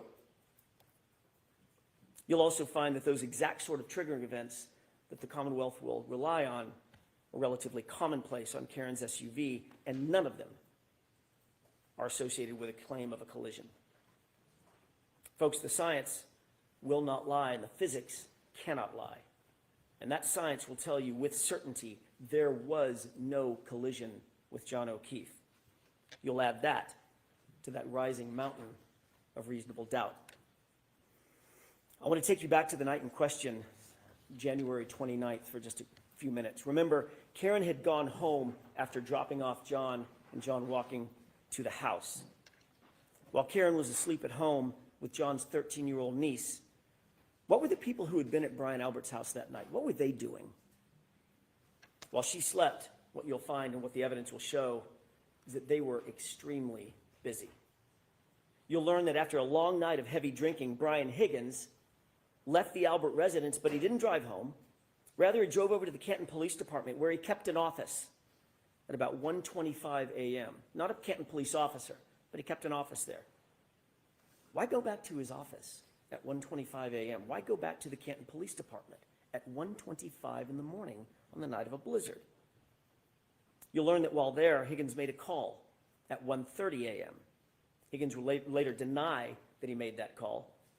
You'll find that curious. And his explanation for that late night visit to Canton PD, you'll find that it changes nearly every time he's asked about it. You'll learn that after everyone left Brian Albert's house, Brian Albert actually claimed he had no contact with anybody else except his wife. No contact. Until he woke up the next morning. So he says. Then you'll learn that that, too, is a complete lie. His phone records establish that he placed a call to none other than Brian Higgins at 2:22 a.m. shortly after Higgins completed that late night visit over to Canton PD. You'll wonder, what did they possibly need to talk about at 2:22 a.m. that night? The evidence will establish that Brian Albert called Brian Higgins first. Brian Albert then disconnected that call when Higgins didn't answer it. Seconds later, Brian Higgins returned the call. Brian Albert then did answer that call. They spoke for 22 full seconds, had a conversation, then they both hung up their respective phones. You'll learn that when they were asked about these calls and conversations, both Brian Albert and Brian Higgins lied about it. Both of them. They said they never had a call with each other. But then ultimately, when they were confronted with their own cell phone records and they could no longer deny the calls, they were asked independently, explain yourself. And they both came up with the exact same explanation. A butt dial. The evidence will make you question, why did Albert and Higgins speak at 2:22 a.m.? And why did they both try to cover up that phone call? You'll also learn after this incident and within days of one another, both Brian Higgins and Brian Albert, both police officers, both trained investigators, got rid of their phones. Both of them. And what else you'll learn, Brian Albert got rid of? Shortly after this incident, Brian Albert got rid of his house, the whole thing. Just sold it. His childhood home, a home that had been in the Albert family for generations, he literally sold it mere months after this incident. Dog rehomed, phones destroyed, house sold. You'll learn that all these things happened shortly after the incident where John O'Keefe was found unresponsive and dying in Brian Albert's front lawn. And you'll also learn that Michael Proctor looked the other way. He did not investigate any of what I'm telling you.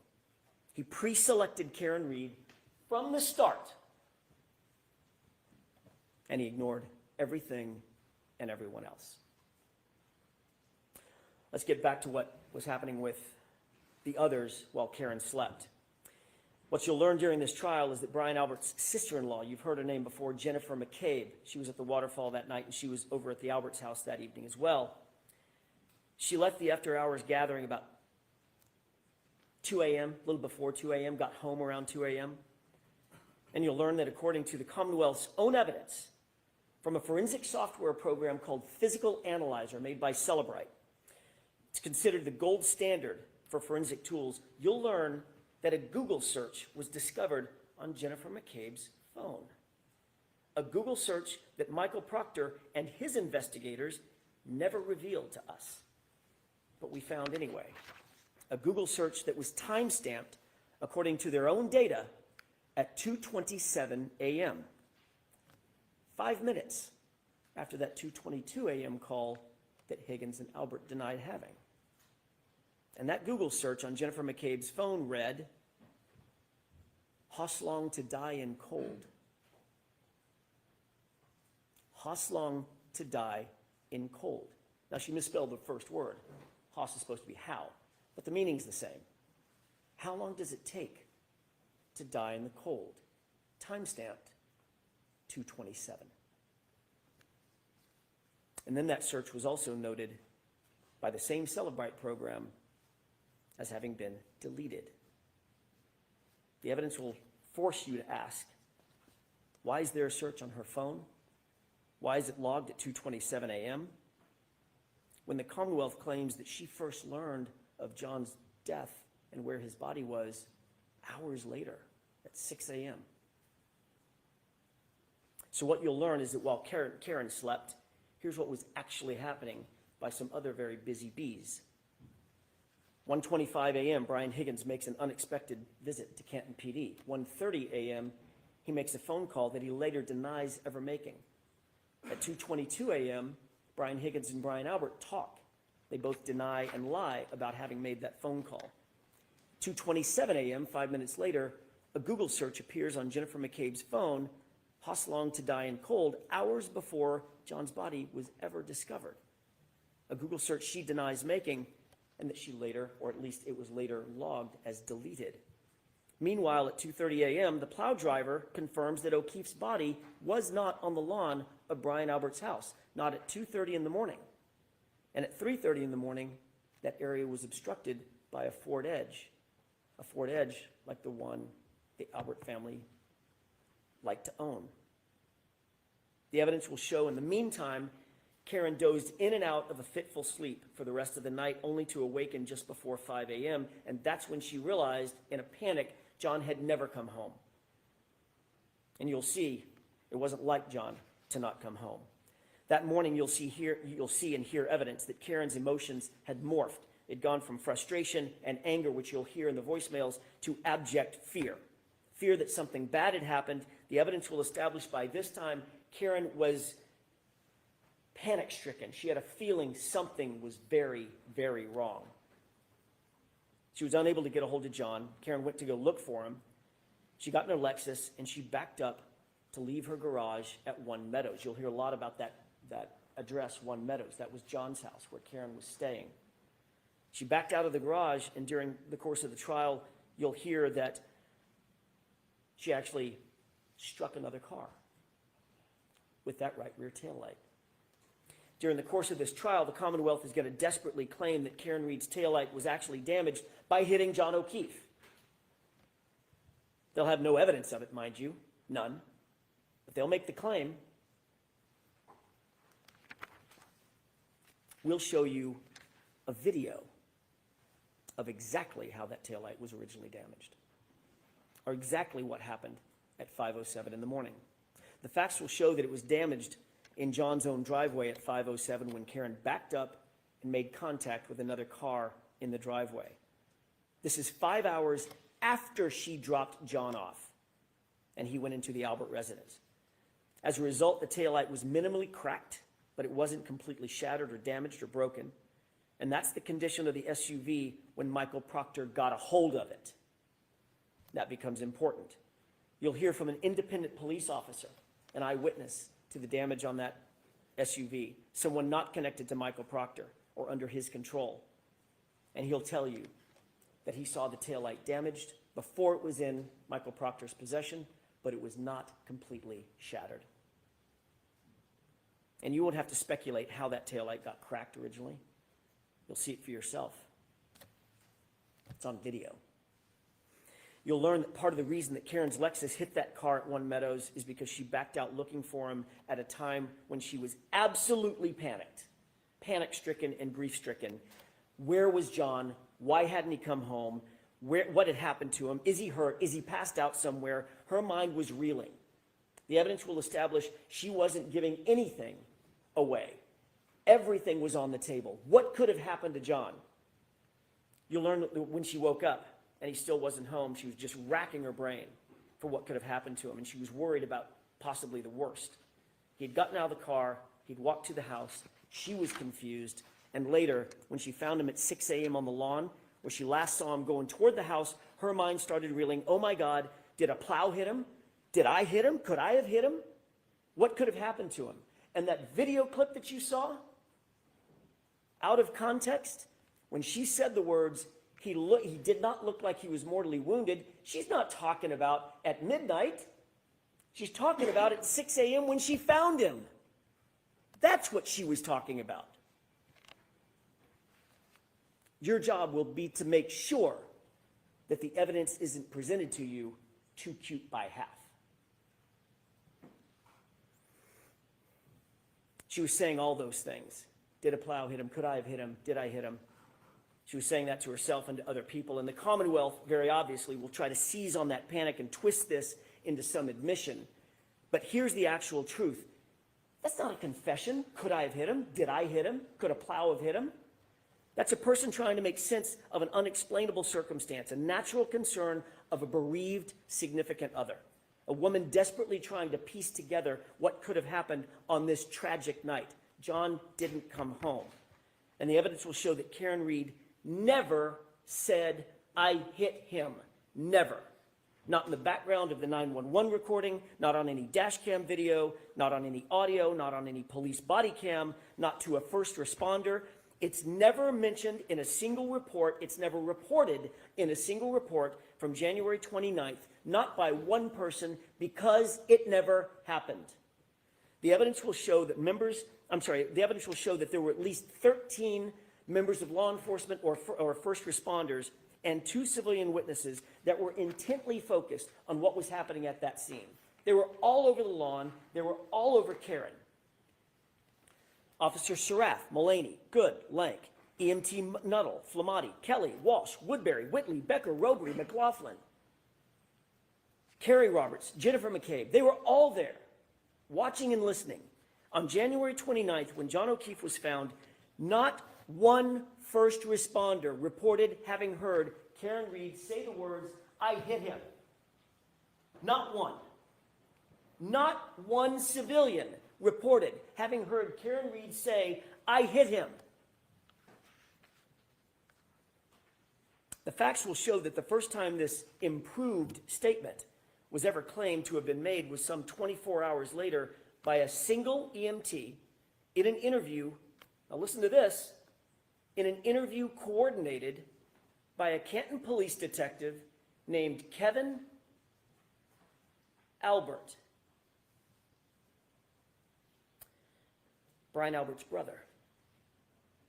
And remember, Chris Albert, the other brother, is a board selectman to whom the Canton Police Department reports. And what's more, you'll learn that Katie McLaughlin, that's the EMT, that's the single EMT, the first person to have claimed to have heard this unrecorded and unreported statement, is years-long, close personal friends with a young woman named Caitlin Albert. You heard that right. It's Brian Albert's daughter. During the course of this trial, you'll become familiar with and you'll realize that the Alberts are indeed a powerful and indeed an influential family. And that will mean something.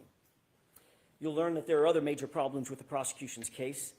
The evidence will establish that Michael Proctor himself, the lead investigator and architect of this entire case, has a long-standing and personal relationship with the Albert family. Yes, that same Albert family. His sister was close friends with Julie Albert. He personally sat at head tables at weddings, or table at weddings, Alberts, with babysitting his own children. You heard that correctly.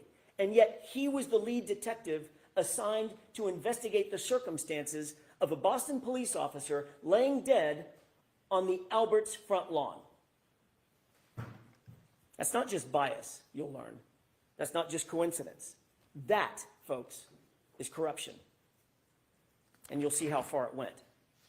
Michael Proctor was alone with all the critical evidence in this case, along with Karen Reed's phone, along with John's phone, along with video footage, along with the taillight material, alone when he claimed to recover evidence from 34 Fairview. He wrote the search warrants, he transported the evidence, he secured it, he submitted it, he did it all. That's Michael Proctor, and he did it without any reasonable oversight. You'll see during the trial that he intentionally lied and fabricated evidence during the course of this investigation. He lied in reports, warrants, he lied under oath. He lied about the time that he actually secured Karen Reed's vehicle. Why? Why would he lie about that? The evidence will give you the answer. He lied because he did not want it revealed that he had access to that vehicle and he had access to that taillight before any taillight fragments were found at 34 Fairview. Appreciate that. He had access to the vehicle before a single piece of taillight material was ever found at the scene. You'll find that there were two searches. The first and second search found zero, nothing. Nothing around John's body, nothing in the street, not one piece of taillight fragment. But once Michael Proctor had that SUV and had the taillight in his custody and control, suddenly items started magically showing up. And not just a few items, 46 pieces of bright red taillight laying in the snow, supposedly found in the exact same spot that was searched not once, but twice by independent officers. Came up with zero.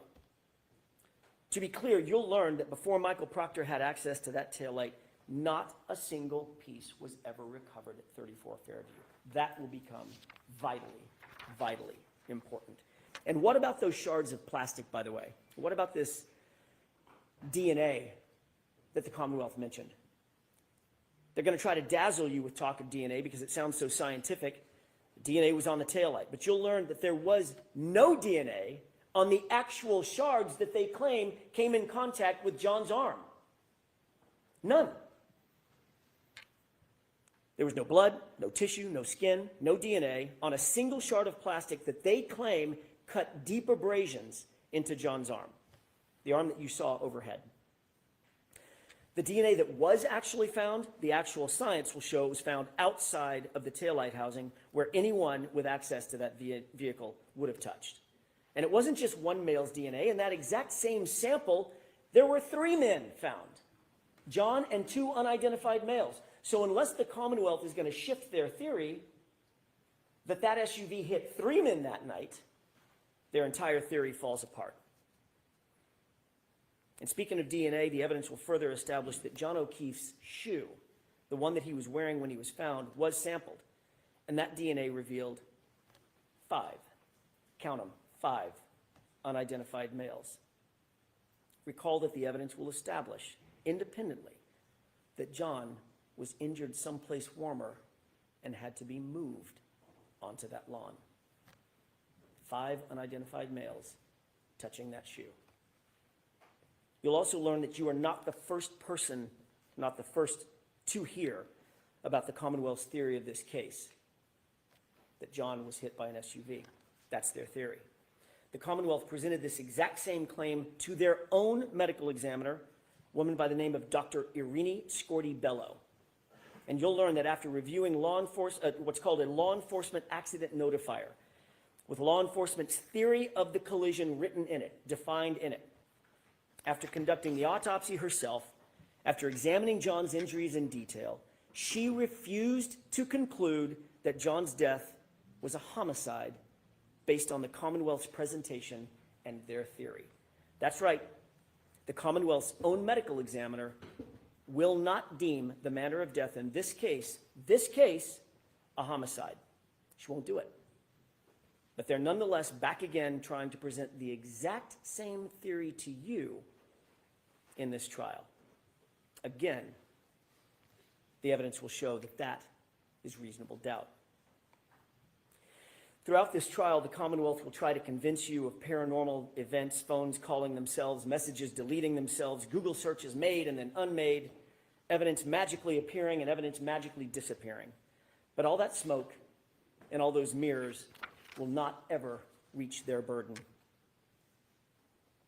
because that's what this case is ultimately about. It's about the Commonwealth's burden of proof. You'll learn that during the trial, the Commonwealth bears the highest burden known to our justice system. They must prove every element of every charge beyond a reasonable doubt and to a moral certainty. And you'll learn that moral certainty means the highest level of certainty known in human affairs. It's not a small thing. They're not going to be able to do that. Not when every piece of this case was handled by a disgraced investigator with a motive to protect his friends, not when the physical evidence contradicts their very theory, not when their own medical examiner won't call this case a homicide based on the exact theory that they're presenting to you, not when the conduct of those in the House and the utter lack of investigation speaks volumes about those who actually have something to hide. By the end of this trial, you'll conclude that Karen Reed is not guilty of hitting John O'Keefe with her SUV. There was no collision. She's the victim of a botched and biased and corrupted investigation that was never about the truth, folks. It was about preserving loyalty. You'll find that this case is the very definition of reasonable doubt. And at the end of this trial, we'll ask you to return the only verdicts, all three of them, that are consistent with the evidence, the science, the truth, and justice. Not guilty, not guilty, not guilty. Thank you. Thank you, Mr. Jackson. Folks, why don't we take our morning recess? About 15 minutes. Court order, please. First roll call, need. You are muted.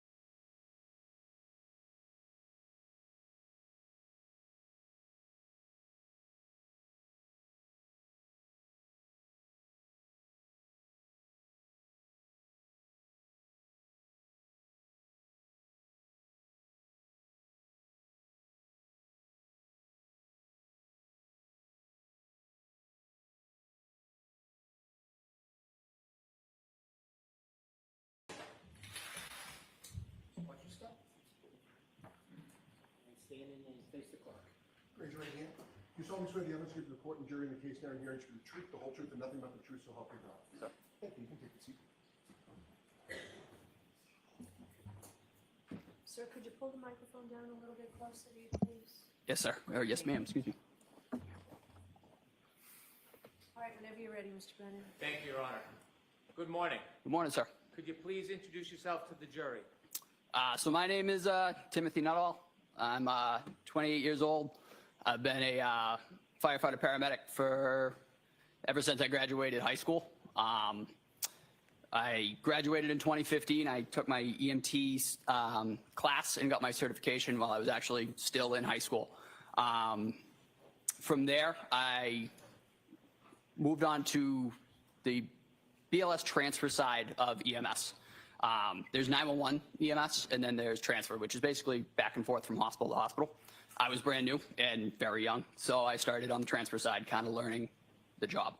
I started primarily in the city of Chelsea, Everett, Malden, Somerville, up there. And then after a little while, I got my feet wet in the 911 side. So I was running BLS 911 in those cities as well. And then I progressed on to become a paramedic. So Why do you have such an interest in being a first responder at a young age? I kind of grew up in a first responder household. My father was a firefighter in a local town, so we spent kind of a significant amount of time at the station when he was on shift.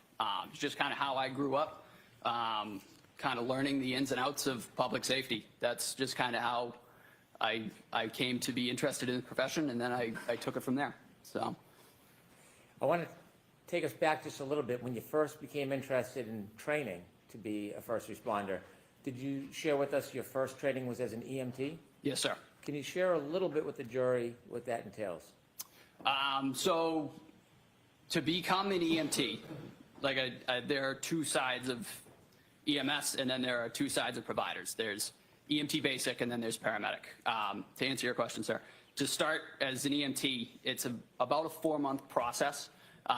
You take classes. I believe mine was Tuesday, Thursday, every other Saturday. Learning just anatomy and physiology, basic pharmacology, and kind of how medications interact with the body and different disease processes. From there, you start learning basic interventions, backboarding, C-collars. As part of your work in learning to be an EMT, you active in the field? The initial training is, that's mostly classroom-based, but once you sit your national written tests and you're able to pass all that and pass practical, then you're able to progress into the field. And did you succeed through the EMT training? Yes, sir. At that point, did you decide you wanted more training? You wanted to proceed through the profession? Yes, sir. So after a little while, I worked for about 1.5 years in the field and decided that I genuinely enjoyed the work that I was doing. I then made the decision to progress to the paramedic level. That's a significantly more challenging academic portion. And Can you briefly share with us a little bit of the training that you needed to complete to be a paramedic? yes, And how- paramedic training is about, I would say, generally takes people about 2 years to complete. There's about 1 year of classroom. It delves far deeper into not only diseases, but how they interact with multiple body systems, multiple different treatment modalities that we can pursue, multiple different interventions, a whole host of medications, far more medications than a BLS. As a paramedic, I have a much wider range of drugs that I would be able to select to treat different patients. As you worked through your training and got this experience, did you ultimately become employed by the Canton Fire Department? Yes, sir. What did they hire you as? They hired me as a firefighter paramedic. And so you were both a firefighter and a paramedic. Yes, sir. Does the Canton Police Department, in their units, do they include paramedics and firefighters in the same division?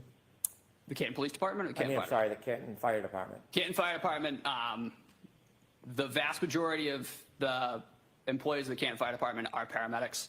I believe there are I want to say 5 EMTs, but now as a requirement to remain employed by the Canton Fire Department. You have to become and maintain a paramedic certification. So when you would go to work as a firefighter or paramedic, was it always the same, or did you get assigned as a firefighter one night and a paramedic a different night? So we would cross-man trucks. We were always fire suppression personnel, but we were also cross-trained as paramedics. So for example, if a fire call were to come in the town of Canton, and I was assigned to ambulance 1 for the day, I would take all my equipment off ambulance 1 and I would transfer it to ladder 1, and then we would take ladder 1 to the fire call and operate as fire suppression personnel. If a medical call were to come in, I'm assigned again to ambulance 1, then we take on the role as EMS. I take my paramedic skills and put them to work in the town on ambulance 1. Let me ask you one more background question about how the Canton Fire Department works. When there's a call, an emergency call, is an ambulance sent with other vehicles or alone to the call? Yes, sir. It's typically an engine, the engine of that district, and the ambulance of that district. Depending on call volume, that can change. But if all is not to use the word quiet, it's kind of a taboo word. But if all is everybody's in quarters, and there's a dispatch in District 1, it'll be Canton Engine 3 and Canton Ambulance 1, and they go as a unit together. Mr. Nuttall, I want you to take us back, if you would, to the early morning hours of January 22nd, 2022. I want you to bring us a little bit before 6 a.m. Do you remember what you were doing? Yes, sir. So that particular morning, I arrived at work earlier than I normally do. There was that morning, so I left earlier than normal just to get in before the roadways got particularly difficult to travel, and to relieve anybody that may need to get out if they needed to get home before the roads got particularly bad. I arrived just before 6 a.m. I was walking in. I was assigned to ambulance 1 for that oncoming 24. I was scheduled to be there at 8 a.m. Could you share with us a little bit about how the weather was as you arrived around 6 a.m.? It wasn't great. I was driving. It's about a 35-minute ride for me to get to Canton. The roads were starting to they weren't great. They had been treated, but they weren't pristine. The wind was starting to pick up. The snow was starting to come down a little heavier, which is the reason that I left at the time I did. And so I may have misspoke. January 29th, 2022, that morning, around 6:04, did you hear a tone or did you hear an alarm? So the tones went off right as I entered the building. Tell us what a tone is. So the tone is the emergency alert tone. In the town of Canton, we have 3. We have 1 for fire, we have 1 for investigation, and we have 1 for EMS. The EMS tones went off and the lights came on. Whenever the tones go off, the lights come on as well. I was just walking into the building when the tones went off and the lights came on. And is there information that accompanies the tone, information about the call that needs response? Yes. So after the tones had cleared, there's an overhead dispatch, which is our dispatch center, communicates to us before we get in the trucks and on the air responding, basic nature of the call. In that particular instance, we were dispatched to an unresponsive male in a snowbank with no real further information to follow up on. So what do you do? So as I said, I arrived pretty early that morning.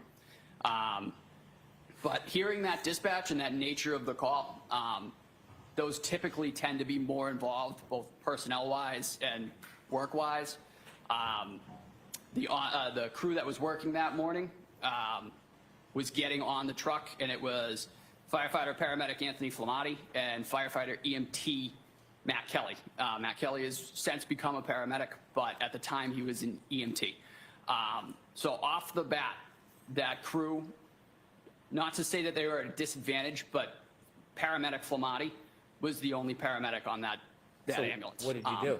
So I made the decision. I checked with the shift commander, and I jumped on ambulance 1 to just give a second set of hands as being a paramedic myself, just being able to hopefully help if there was any advanced interventions that needed to be done or needed to be performed. What And just happened? a second set of hands. What happens next? So I got in the back of the truck. I was actually still in civilian clothing at the time because I had just walked in the door. So I got in the back of ambulance one in the patient compartment. The other two gentlemen were up front driving to the scene. I actually had to don my turnout gear because, again, I was in civilian clothing. I wasn't quite ready to go. So I had to put all my structural turnout gear on and then my Canton Fire jacket. Once I was sufficiently dressed for the call, I started prepping all the gear that we might need for a call such as that, for an unresponsive male in the snow. In this case, it was our first in bag, our airway bag, and our cardiac monitor. Everything was all together. They were all in 3 separate bags. But on the way there, I just got in. I didn't know how their night had gone, so I just took a real quick look at everything just to make sure everything was there, and everything was exactly how it needed to be. So I was able to just grab all 3 bags, put them on my person, and get ready to, so as soon as the ambulance was on scene, just step off and go to work.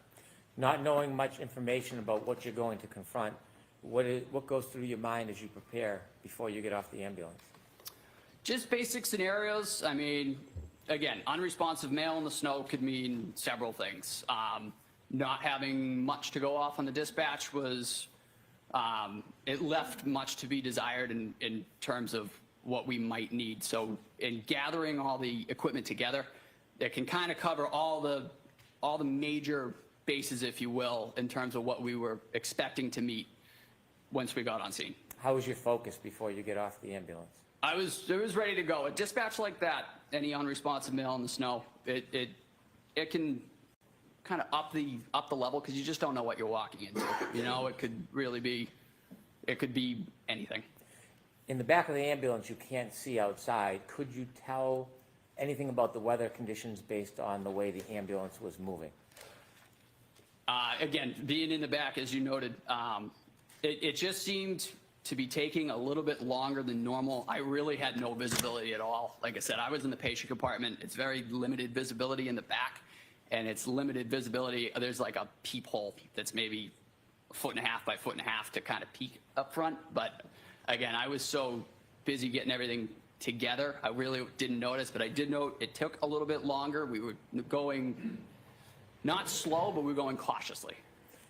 When the ambulance finally stopped and the doors open, tell the jury what you see. So as I mentioned, I had the 2 bags and the cardiac monitor, so 3 pieces of equipment with me. And I stepped out of the back of the side of the truck. There's a back compartment, or a back door, and a side door. I stepped out of the side door. And I immediately noted the wind had picked up, and the snow seemed to be heavier. And I could hear like a distant screaming off in the distance. Wasn't exactly sure where it was coming from. What was the visibility like? It wasn't great. It was still dark out. The sun had not come up yet. The snow was coming down, as I said, heavily. And it wasn't great all around. Was it cold? It was cold. Yes, sir. And so when you hear the screams, what do you do next? I started making my way kind of towards the sound, following the sounds. I couldn't see anybody yet. So I just kind of followed the sounds. And then once I was able to get around the side of the truck, that's when I was able to see a group of 3 individuals with Canton Police. And I started making my way over to them to see where the patient might be located and what was going on. As you get closer, tell us what you see. So as we approached the scene, as I said, there were 3 individuals, and Canton Police were on scene as well. And then there was what appeared to be a human figure laying supine in the snow. I'd say about 6 to 8 feet, kind of where the sidewalk met the front lawn of a residence. What does supine mean? So he was laying on his back. From there, I made my way directly over to that individual and started checking for signs of life. How do you check? Do you get close? Do you get down on the ground? Yep, so I knelt right at his head. Typically, to check for any signs of life, it's just as you see in TV or anything like that. You check the carotid pulse, and you check for any signs of breathing or anything like that. Where is the carotid pulse? So the carotid pulse would be right in the neck. Like just real quick, 2 seconds, you can check either side. They're on both sides. Those are the strongest pulses that you can grab quickly. So I just real quick went right to that gentleman. Like I said, I looked for any signs of breathing. I found none. I checked a carotid pulse, and I found none. How was his skin to the touch? He was very cold to the touch. He wasn't warm? No. So after you touched his cold skin and you felt the carotid, is it carotid artery? Is that how you Yes, sir. call it? Carotid artery. Did you come to any initial quick, sorry, did you come to any initial quick assessments or conclusions in your mind? So I found, like I said, I checked for signs of life, the carotid, the signs of breathing. I found none. From there, we had ascertained that there is no signs of life. As I was checking that, the other two individuals on the ambulance came and met me, and they began doing the same thing, just to check. I mean, sometimes you can look and you can miss. So the other paramedic, Anthony Flamati, started checking my work, and then we kind of went from there. But I found no signs of life in my initial. So firefighter paramedic Flamati arrived to this person after you did? Yes, sir. I was the first one to actually put hands on the individual and check for signs of life. Did you later learn the name of this man? I did. And what was that? John O'Keefe. After you found no signs of life for John O'Keefe, did you get up and go to speak to anybody? I did. So as being a second set of hands on the call, it's really not my call, like in terms of treatment modalities and how we want to progress. So after I found no signs of life, I kind of got up to kind of look around real quick. I went over to the individuals, the three individuals that were there, and just said, hey, I just have found no signs of life. We're gonna see the next steps. And as I was saying that, that was when Anthony Flamati, who is the lead paramedic on this, made the decision. This is a workable cardiac arrest. Let me ask you two questions. The first is, as a paramedic firefighter, are there times when you're the lead paramedic on a call? Yes, sir. And so it changes call by call, but this one was firefighter or paramedic Flamati's lead? Correct. He was the lead paramedic on this call. There are other times when you're the lead and firefighter or paramedic Flamati is on your crew and you lead? Yes, sir. So we typically switch off. We'll do one, and then once my rotation is complete, we'll do the next one. So it's patient for patient, typically. When firefighter paramedic Flamati called you back and said it was a workable situation, can you explain to the jury what that means? Yes. So in medicine, there is a term that is, you're not dead until you're warm and dead. Meaning your core temperature, your core body temperature has to be within normal limits for it to be considered a futile attempt at resuscitation. Noting that, Tony, the other paramedic, Tony Flamati, realized that this gentleman was very cold to the touch and that this was now a hypothermic cardiac arrest, or a cardiac arrest in a hypothermic setting, which means as providers, we have a duty to initiate life-saving measures, CPR, ventilation, and continue those efforts until we get him to a hospital and a physician is able to take over and they are able to monitor his core body temperature for a certain amount of time. I want to ask you about a term you used. You said a hypothermic situation. As a firefighter paramedic treating a patient at the scene, you're not diagnosing hypothermia, are you? No, sir. So you're not making a medical diagnosis, you're just saying it's a hypothermic situation because of why? Just because of the conditions, he was extremely cold to the touch, and he was in the elements. We didn't know how long, so taking the fact that he is extremely cold to the touch and he had been outside for an unknown amount of time, that quantifies it to us as a hypothermic arrest or a cardiac arrest in a hypothermic setting. But is there anything about Mr. O'Keefe's fingers or hands or his face that gave you any indication if he had been there just recently or had been there for a while? His fingers were quite cold. They were not well perfused at all. They were very, what does that very. mean? I don't know. What does not perfuse mean? Sorry, there did not appear to have been any blood flow at all. Just because he was, again, presumably being outside, his fingers were very, very white. They were very stiff. which can be signs of hypothermia and frostbite.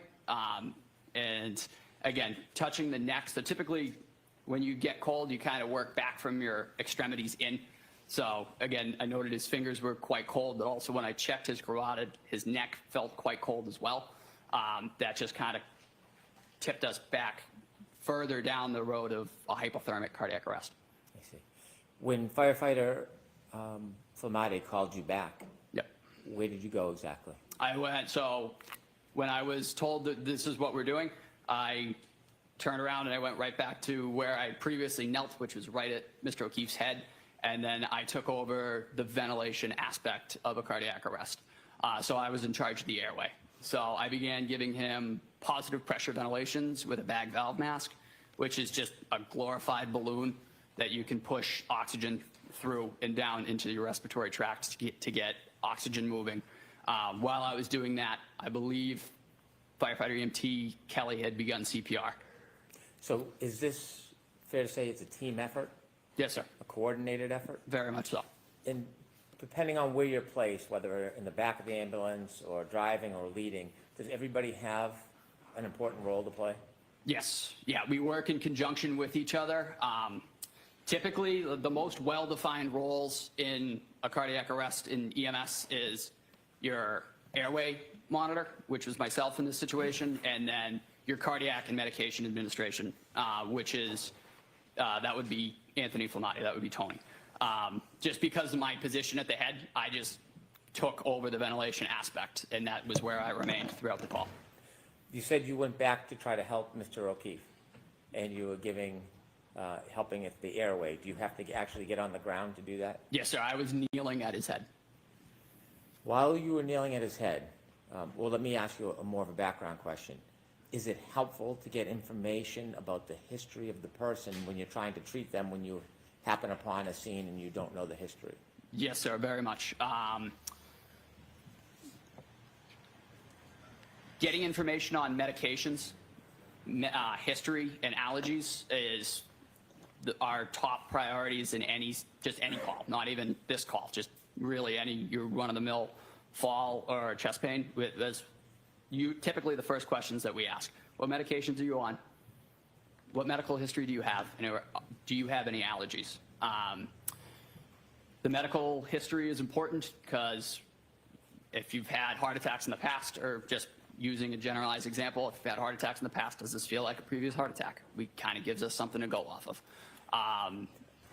As you were kneeling, I want you to take us to that moment. As you're kneeling, trying to help Mr. O'Keefe, did you have a chance at any point to look up?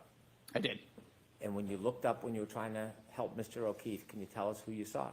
I saw a middle-aged male, middle-aged female, with blood on her face. And real quick, as I was in the process of providing ventilations, I said, do you know this person? The person that you looked up and saw that was standing over you with blood on her face, do you recognize that person in this courtroom? Yes, sir. With the court's permission, sir, could you point out that person that you looked up and saw? In between Mr. Jackson or next to Mr. Jackson. I see. And when you looked up and saw that person and asked about any background, what did she say to you? I hit him, I hit him, I hit him. How clearly do you remember her words saying to you, I hit him, I hit him, I hit him? I remember it very distinctly. You've been to a lot of calls over the years and since. Yes, sir. Would you say hundreds or thousands? Thousands. Do you remember all of them? I remember aspects of various calls, but not all of them, no. Do some stand out more than others? Yes, sir. Did this particular moment stand out more as compared to your typical or most calls that you've been to? It did, just because of the setting. I mean, it was the weather, it was the unknown factors, and it was the attempting to try and get information and not really being able to glean anything from that. After the defendant said to you, I hit him, I hit him, I hit him, did you ask any follow-up questions? I really didn't get a chance to, because following that, the individual just kind of walked away or just kind of went in a different direction. I wasn't able to ask any follow-up questions. Have you ever received any police training? No, sir. Are you a police officer? No, sir. When you're helping a patient, do you have any interest in detective work?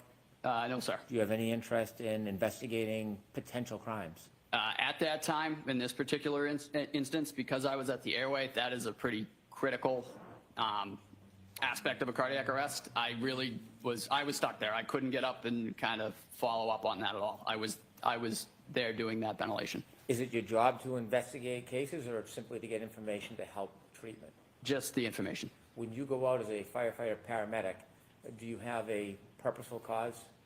Yes, sir. And what is that? To save lives. And is that your only focus? In this instance, it was attempting to restore circulation and breathing. At some point with your colleagues, did you lift Mr. O'Keefe from the ground? We did. When you lift him, what do you put him on? So we put him on, it's called a scoop stretcher. It's basically just a hard plastic moving device with some seatbelts on it, just to get the patient up and onto the stretcher. And then from there, we can move from the stretcher to the ambulance. After you lift him to the stretcher, tell us what happens next. So we put Mr. O'Keefe on the scoop stretcher, and we were able to get him onto the stretcher itself and then off to the ambulance.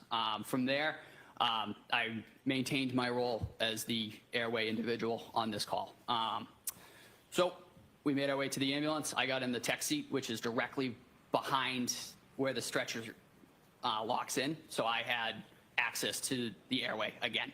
I was continuing to provide positive pressure ventilations to Mr. O'Keefe, and we had put in an OPA as well, which is just a plastic hook, if you will. It just keeps the tongue from falling into the airway, so we can positive pressure ventilation.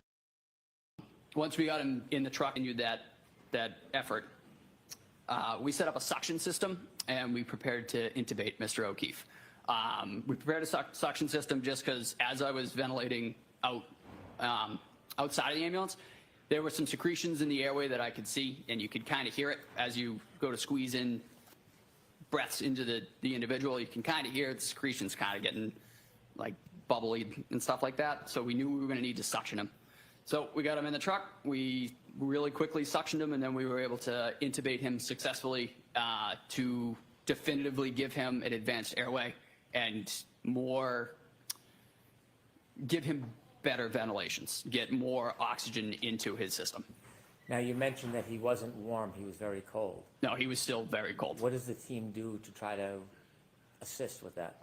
The most basic thing that we did, we turned the heat on as high as it would go. We also stripped all of his clothing off, just getting all of that wet clothing off of him. I didn't really have a role in that particular part of it, just because once you're on the airway, that is kind of yours. Nobody can breathe for him, so every time I squeeze that bag, he gets a breath. So I'm kind of tied to that airway for the duration of the call. So when your colleagues are stripping the clothes off him, is your attention on the clothes or more on the airway in your job? No, I'm maintaining the airway. If an endotracheal tube is dislodged for whatever reason, it is typically more difficult to get one in. So the integrity of that tube staying where it is and not being dislodged, that is another key aspect of airway management. As you're doing that, do you notice what anybody else, any of your colleagues are doing to help? Like I said, they were working on clothing removal. I believe they were also getting intravenous and intraosseous access on this individual to begin medication administration. But again, I was quite focused on that airway, just making sure that it was maintained and we didn't lose any tube. We didn't lose any end-tidal CO2, which is just another monitoring device that we use to confirm that that tube is in place. How quickly do you get to leave the scene and start moving towards the hospital? I honestly couldn't give you an accurate estimate. It didn't seem to be out of the ordinary realm, though. We were able to move within the flow. In addition to Mr. Keefe being very cold, did you notice any other injuries on him? So I noted that he had a hematoma right above his right eye. Could you explain to us what that is? Yep, it's just, for lack of a better term, it's just a big egg. He had a pretty good bump over his eye. And you said his right eye. Yes, sir. Did you know how that hematoma was caused? No, sir. No idea? No. In addition to the hematoma above his right eye, what other injuries did you see? There were also several scratches on his right arm, just below his shoulder, and traveling down his right humerus. They terminated right about his right elbow, just above it. Those scratches, have you also described them as abrasions? Yes, sir. Is there any difference in your mind, difference between scratches and abrasions? Nope. These were they were deep, and they were not bleeding, but they were notably deep. Did you ever describe it as furrows? I did. And in describing those scratches, do you have any idea how they were caused? No, sir. And did you notice any other injuries on Mr. O'Keefe? No, sir. Those were the only ones that we noted. As I mentioned, we suctioned a little bit of blood out of the back of his airway as well. I believe it was blood, mucus, and saliva. But those were the extent of the injuries that I was able to note. Did you notice anything about the back of his head? Actually, yes, I did. I apologize. There seemed to be a little bit of matted blood around in his hair around there. Really didn't see anything too obvious at the time. He was also placed in a cervical collar as well, following intubation, and that was kind of there just to maintain his cervical spine. But there was, like I said, there was noted to be a little bit of dried blood on the back of his head. At some point, did you finally make your way with Mr. O'Keefe to the Good Samaritan Hospital? Yes, sir. And just share with us what happens when you get there. So after we got there, we handed off care to Good Samaritan Medical's physicians and ER nurses. We were able to give a report to the physician of just basic what we've done, what we've given for medications, in my case, what he was intubated with, and how he was being ventilated, how well he was being ventilated, and any other further pertinent information. Typically, we noted that Tony was the lead paramedic, so that is typically he kind of holds the room for a minute when we get in there and gives a big rundown, and then we back off and let Good Samaritan take over. Okay. When the defendant told you that she hit him, did that have any significance to you? No, sir. Did it reconcile with the injuries that you saw before you that Mr. O'Keefe was suffering from? No, sir. And so at that point, was that information insignificant in light and perspective of your care? Objection. Sustained. Okay. What role did that information play in your care after the defendant told you she hit him? How did that contribute or not contribute to what you were doing? It really didn't help at the time. Again, I wasn't able to chase anything down from that. I just kind of took it, noted it, and moved on with my aspect of the cardiac arrest. Okay.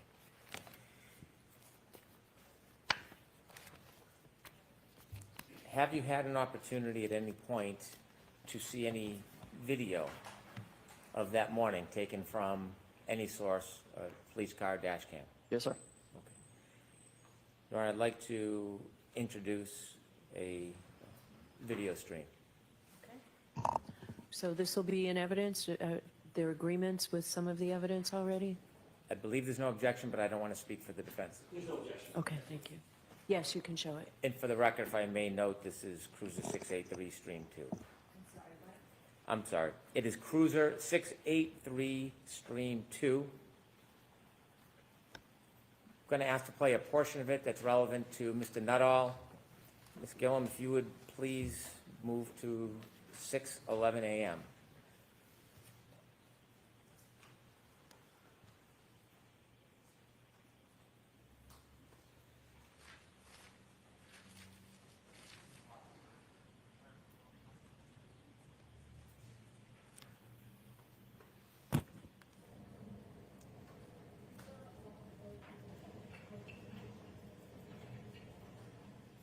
Please stop the video.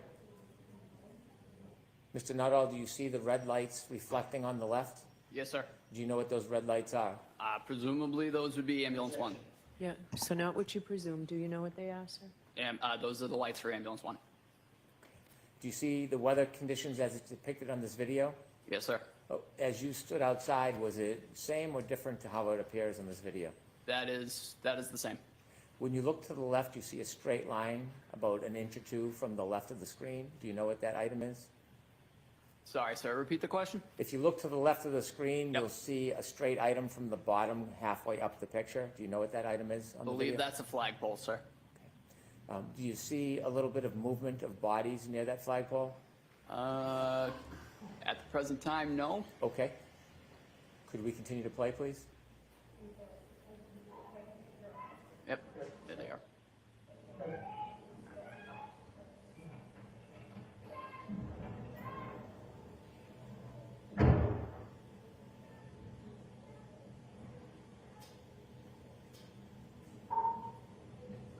Could you stop, please? Did you see the first person in line now behind the person with in front of the person with the blue hat? I'm sorry, sir. Could you back it up like 10 seconds? Certainly.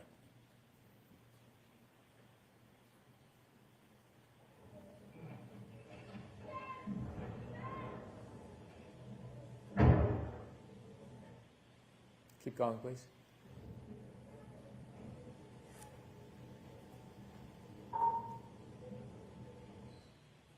Do you know who that person is? I believe that's me, sir. Okay. Could you please continue? Is this your first assessment? Yes, sir. This is ascertaining any signs of life or breathing. Is that you approaching? Yes, sir.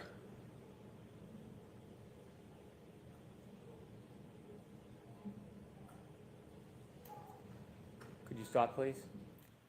After informing you return, is that after firefighter Flamati called you? So right after that, when I turned around, that was when Tony said, hey, we're working this. Okay. Please continue.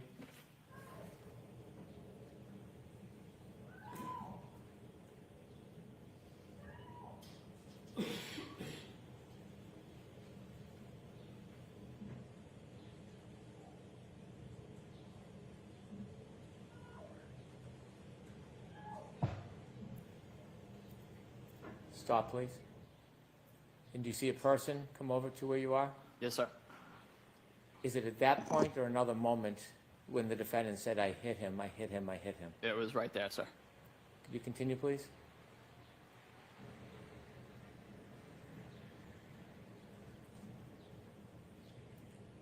Could you stop for a moment? There's no voices or noises from people coming through that audio. When you were there that night, throughout the event, was it silent or were people speaking? Did you hear people speaking?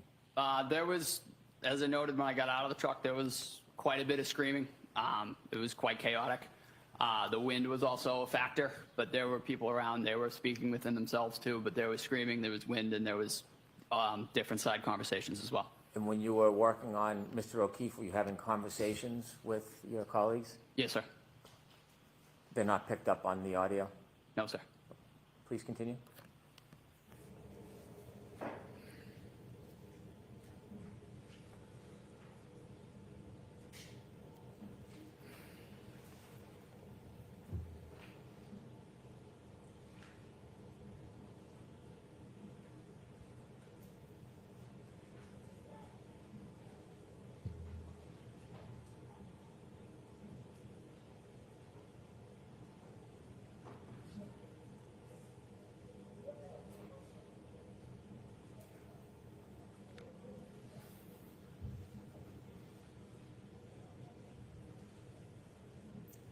Sir, are you still at the flagpole?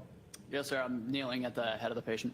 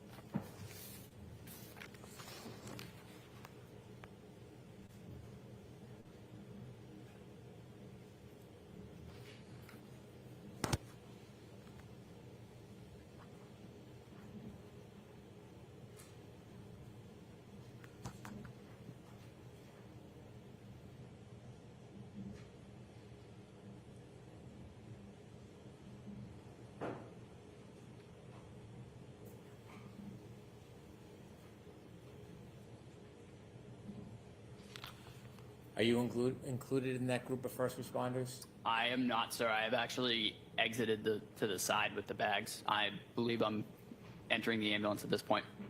Okay. Thank you. We can conclude the viewing.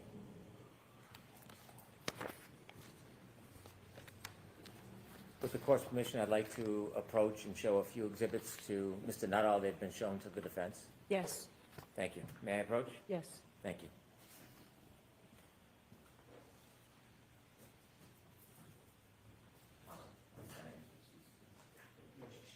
No objection. Can I show you a photograph? Yes, sir.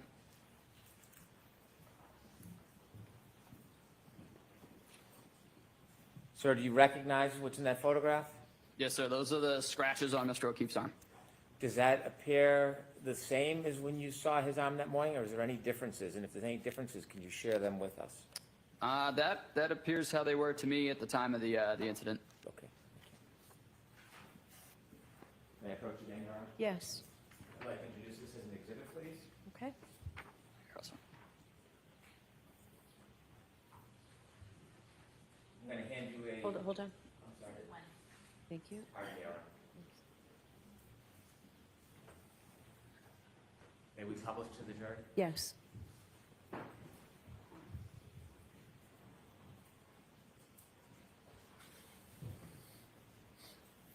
Is that the photograph you just identified on the screen? Yes, sir.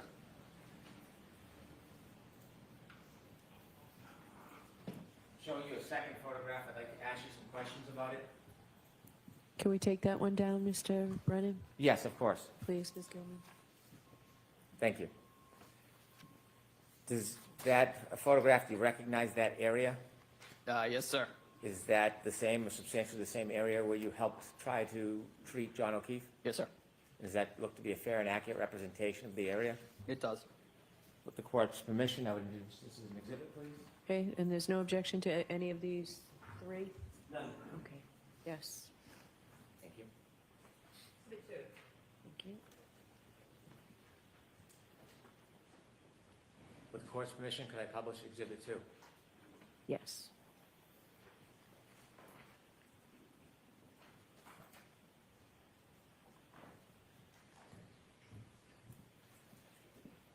And sir, that's what you recognize as the area where you were helping to treat John O'Keefe. Yes, sir. I've left one last photograph in front of you, Yes, sir. and do you recognize that? I do. Tell us about any differences between when you were there and what you see in that photograph. The street appears to be plowed. There's bare pavement. The weather conditions are significantly better. It is also daytime. If we could take down that exhibit 2, Ms. Gilman. May I approach, Your Honor? Yes, I would move to introduce this as exhibit 3. all right.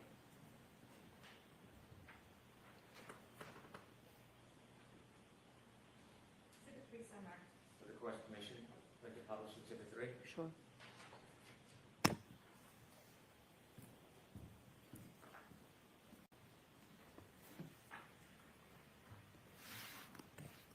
Is that the photo you just identified? Yes, sir. Okay, we can take that down, thank you.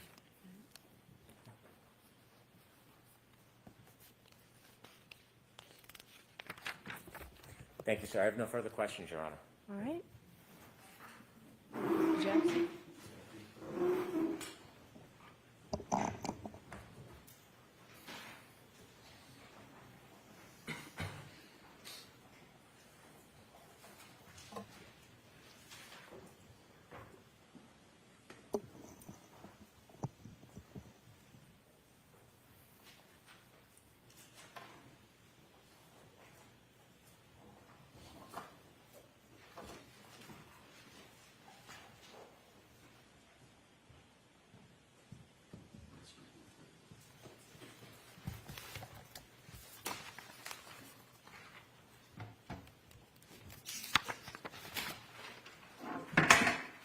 Thank you, Your Honor. May I? Yes, please.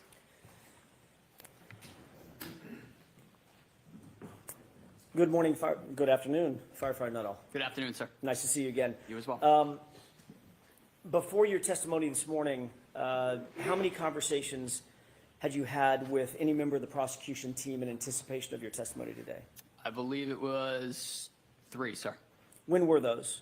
I could not give you dates off the top of my head. Give me a time frame, within the last 3 weeks, within the last 3 months, last 3 days. Within the last 3 weeks, I believe one the week after that, and then one last night. One Last night. last night. What you did discuss, let's take them in order. First of all, who'd you meet with 3 weeks ago? I met with Mr. Brennan and his staff. And when you say his staff, who else? I honestly couldn't tell you, sir. Mr. Lally? No, sir. Male, female? One female, one I believe state trooper. Okay.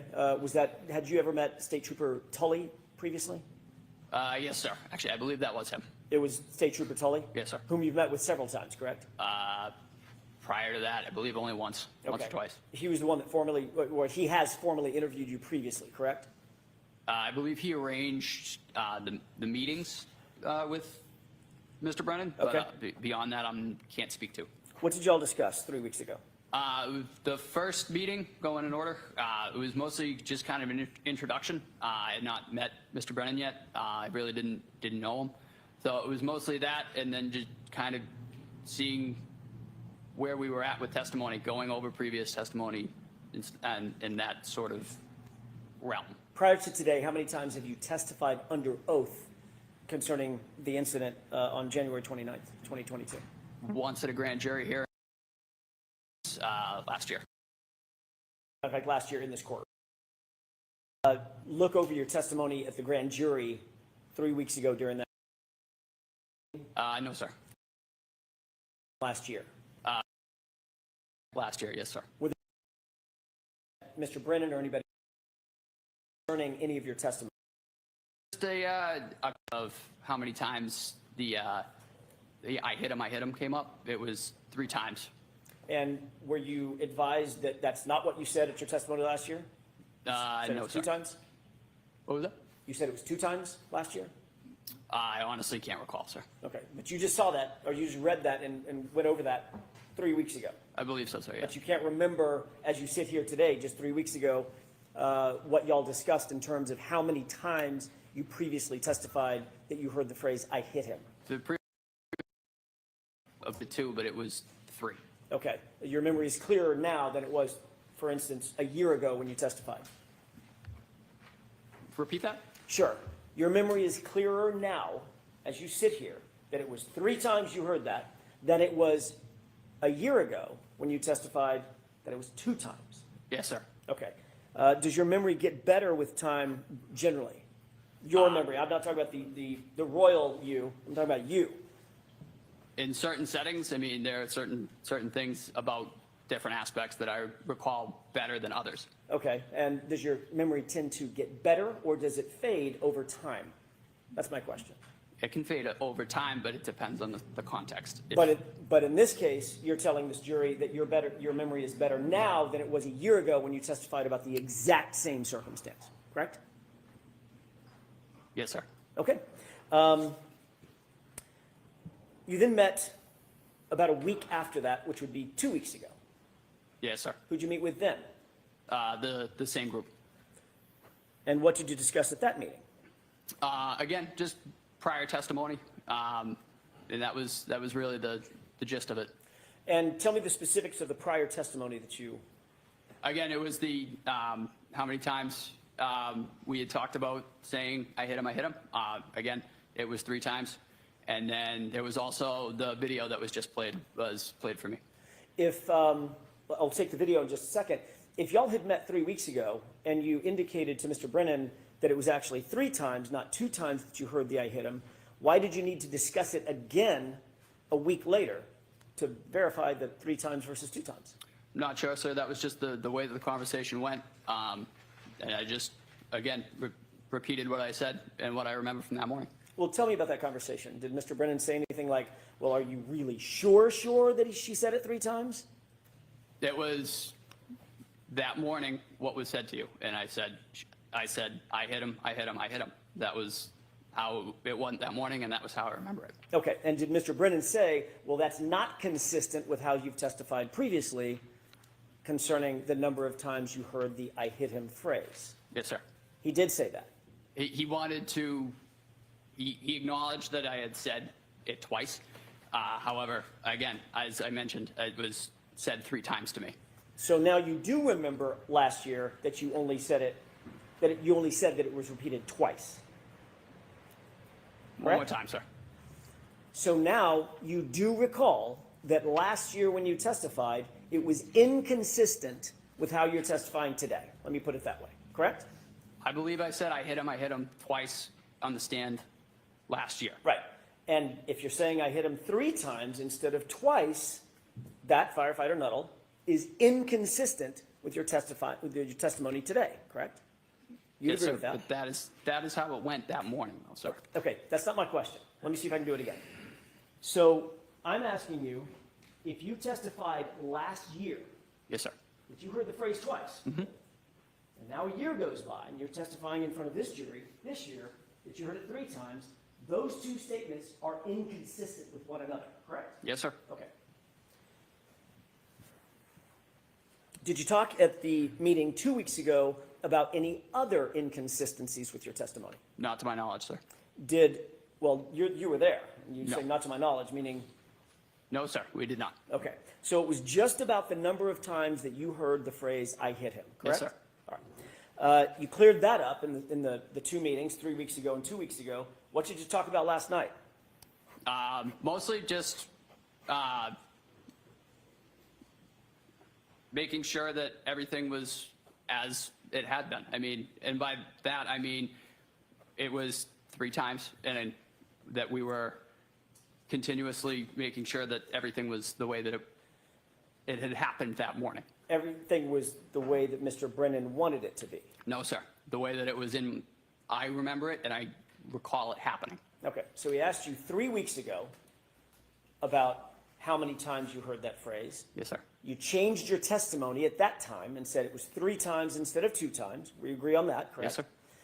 Then he called you a week later, or met with you a week later, and again reiterated, making sure you stick with that testimony that it's 3 times, not 2 times, correct? Yes, sir. And then last night he called you just to make sure one more time you're going to stick with that testimony that it was 3 times, not 2 times, correct? Yes, sir.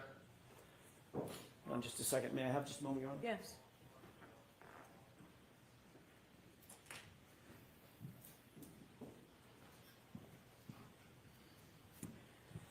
Okay. And when you talked last night, did you assure Mr. Brennan, nope, nope, nope, when we come in tomorrow, I'm certainly going to say it was 3 times, not 2 times? No, sir. I told him I would tell my recollection of that morning. Okay. And did you tell him that what my recollection is, I'm going to tell the jurors it was 3 times that I heard it? That was what I heard. Okay. Did you tell him that's what you were going to say today? No, sir. You didn't? I told him I was going to tell him what I remembered from that morning. Which was what? I hit him, I hit him, I hit him. Which is how many times? 3 times, sir. And that's inconsistent with what? I believe a year ago. Okay. Now, you also talked about, I want to get back to the other thing that you talked about. You said that at some point, either in the meeting 3 weeks ago, the meeting 2 weeks ago, or the meeting last night, you were shown a video. Yes, sir. Which one of those meetings were you shown a video? I believe the second one. Okay. Were you shown the entire video? No, sir. Just the clip that we saw? Yes, sir. Okay. What did y'all talk about in relation to that video? Mostly nailing down who was who in that video. Okay. Being the other personnel on scene, where I was, and that was about it. He showed you the clip that you showed, he showed you the clip that you just seen on direct examination, correct? Yes, sir. Did you tell him where you were? Yes, sir.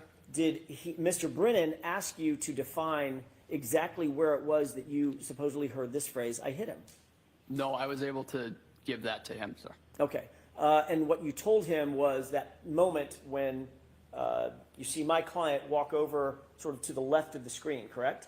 Yes, sir. And you defined, that's the point at which she said, "I hit him, I hit him, I hit him." Yes, sir. And that's in response to your question. I want to make sure I'm clear about this. You asked, "Do you know him?" Yes, sir. And she repeated the phrase 3 times, "I hit him, I hit him, I hit him." Correct. Okay. We'll talk more about that in just a second.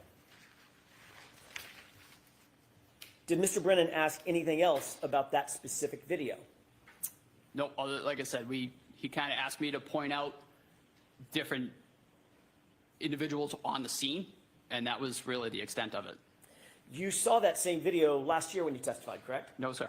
You didn't see it last year? Not to my knowledge, no. In preparation for your testimony last year? I did not. Did you see it before your grand jury testimony? No, sir. Okay, so this is the first time that you've seen it. Yes, sir.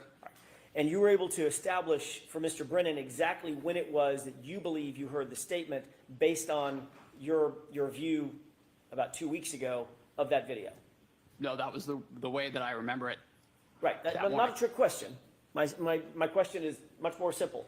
You were able to establish after than 3.5 years now, exactly where you were and where Miss Reed was and who else was around at the time that you believe you heard those 3 statements in order. I hit him, I hit him, I hit him. Yes, sir. Okay.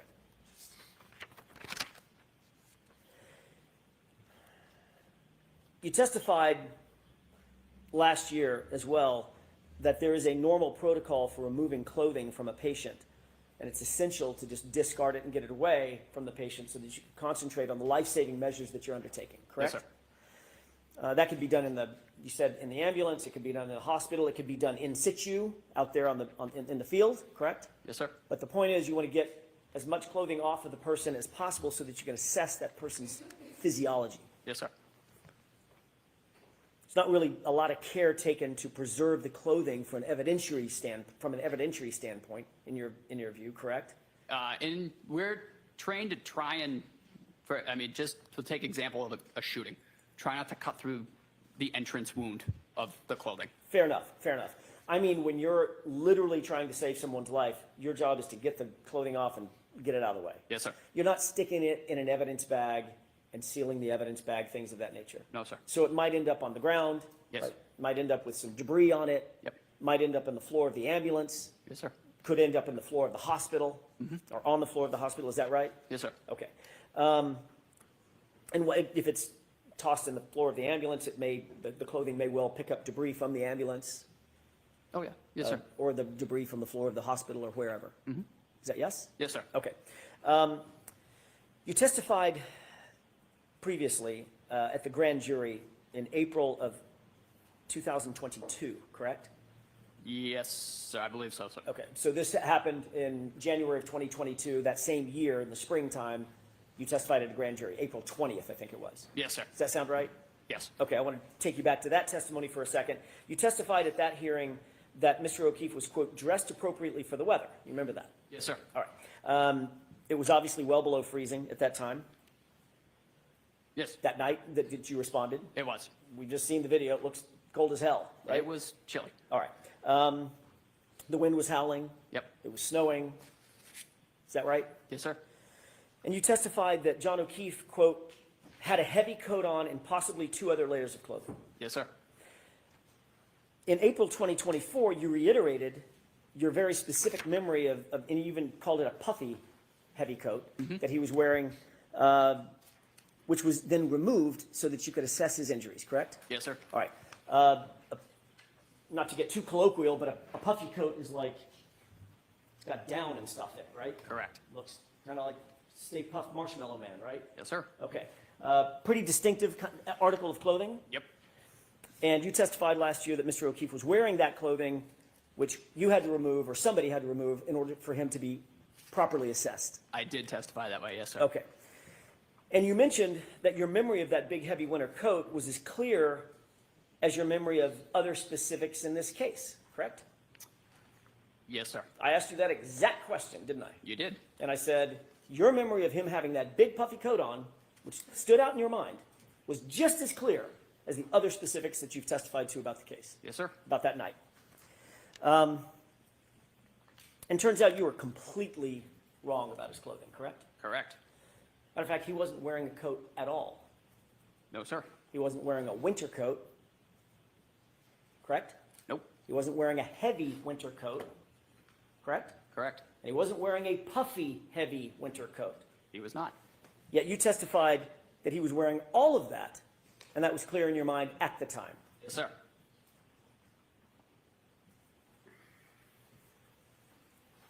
Did Mr. Brennan bring that up during the meeting 3 weeks ago?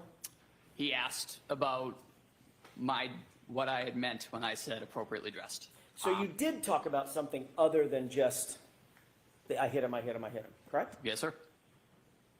When I asked what y'all talked about, why didn't you tell us that?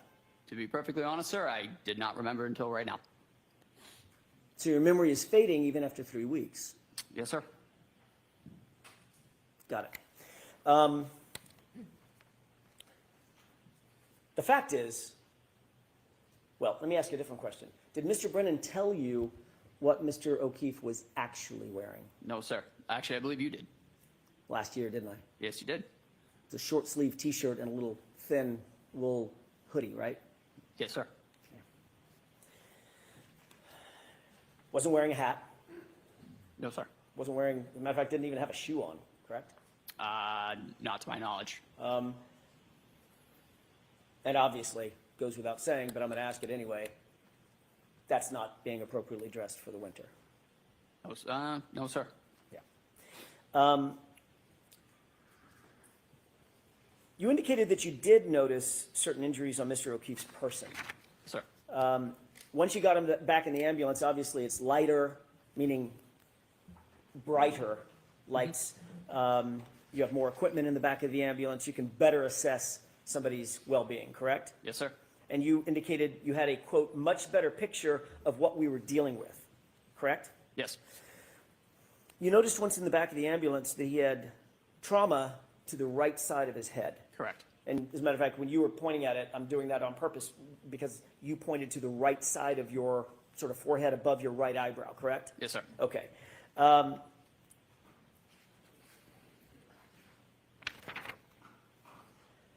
The majority or the worst injury that Mr. O'Keefe suffered was actually to the back of his head, which you indicated, you noted was quite matted with blood, correct? Yes, sir. I want to talk about the injury to the right side of his head as distinct from the back of the head injury for just a second.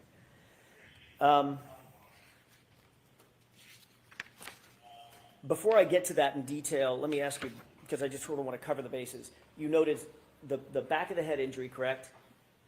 Is that yes? Yes, sir. You also noted the front right side of the head above the right eye, correct? We did. You noted some injury to his eyes. They looked blackened. Yes, sir. But primarily the right eye was blackened? Yep. And there was a golf ball size egg, I think you put it, over his right eye, I did. often called a hematoma. Correct. And you also noted when you got his shirt off that he had scratches along the right side of his arm. Is that right? Sir. You indicated on direct examination today that you believe those scratches ended where? Meaning from top to bottom? And I'm not using anatomically correct No. language. So from shoulder to wrist, where were the scratches that you noted? There were several. As I noted, they were on his right humerus area. Tell me what a humerus is. The right arm. Biceps. Right about here. Okay. No, a little further, like between where your bicep and your tricep kind of meet. Right. Got it. Right about in there. Okay. And what did the scratches look like? They were deep. Infamously referred to them as furrows. But they were quite deep. You could tell that there had been some material removed. Okay. Material meaning skin and flesh. Yes, sir. Okay. Some biological material. Mm-hmm. Is that yes? Yes, sir. And were they parallel? Meaning they were going in the same direction? Yes. Were there any scratches below the elbow as There well? were. Yes, there were. They were not as significant as the ones on the upper arm, but they were noted. Okay. And those were parallel as well? Yes, sir. And they looked like scratches to you. That's how you described them? They did.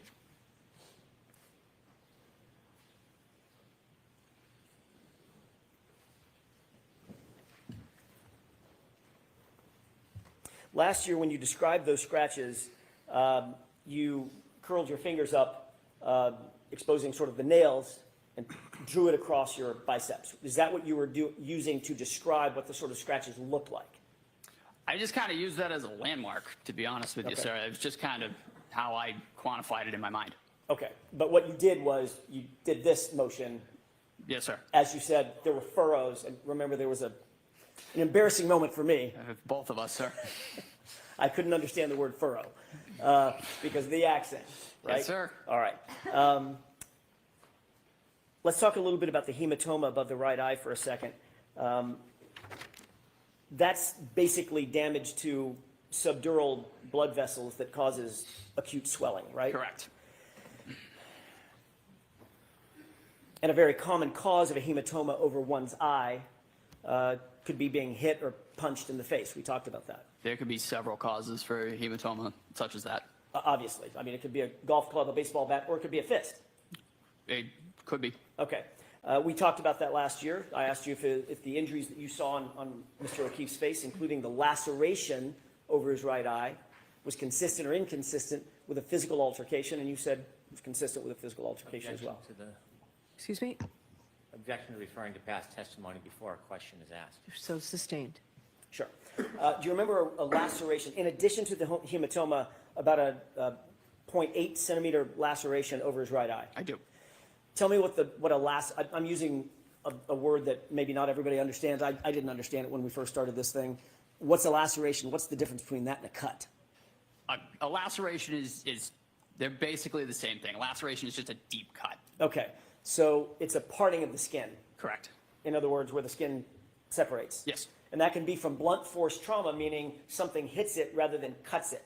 You can get Sustained.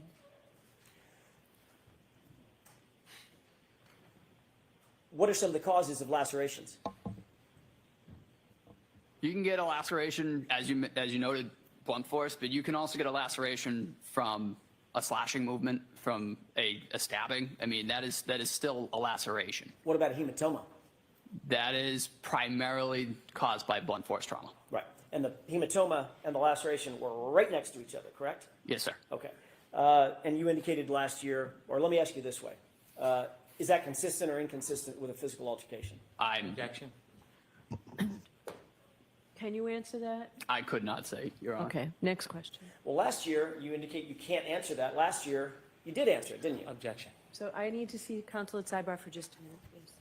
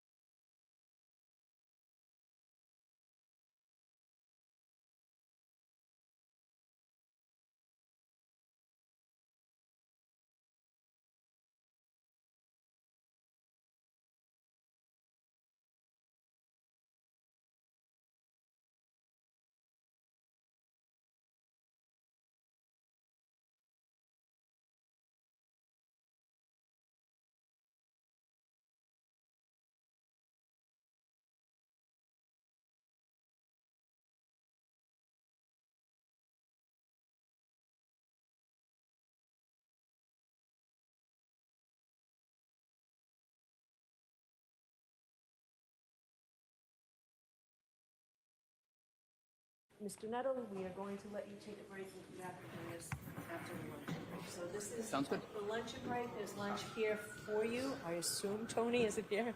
It is. Okay. There's lunch here for you. We'll see you in about a half an hour. All rise, please. Jurors, leave your notebooks in the chairs.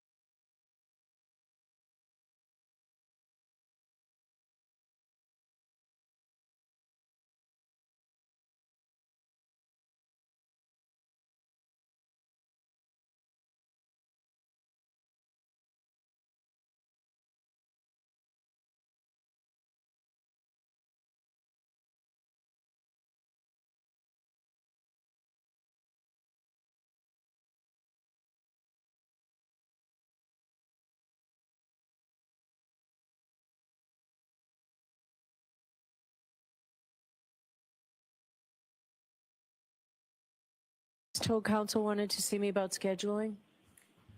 Your Honor, my apologies. That's actually a moot point at this point, so that there's no. Okay. Thank All right, you, bring the sorry. jurors in, please.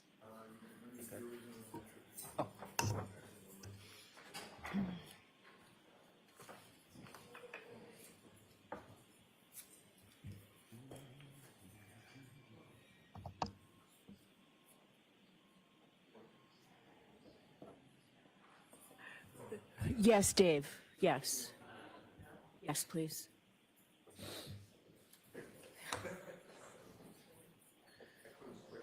Yeah.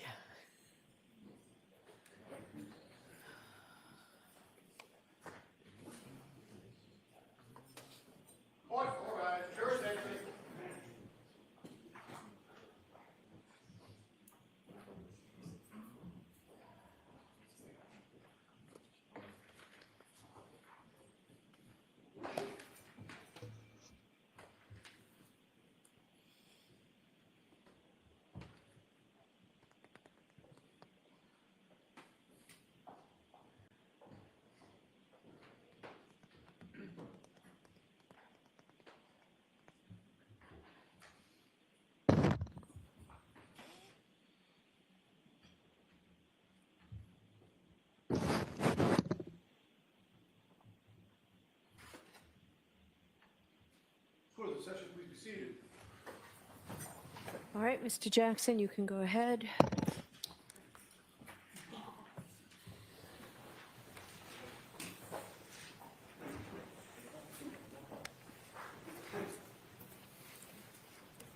May I, Your Honor? Yes, Thank you. please. Firefighter Nuttall, over the lunch hour, did you discuss anything that we had discussed this morning or earlier in the session with anybody about No, your sir. testimony?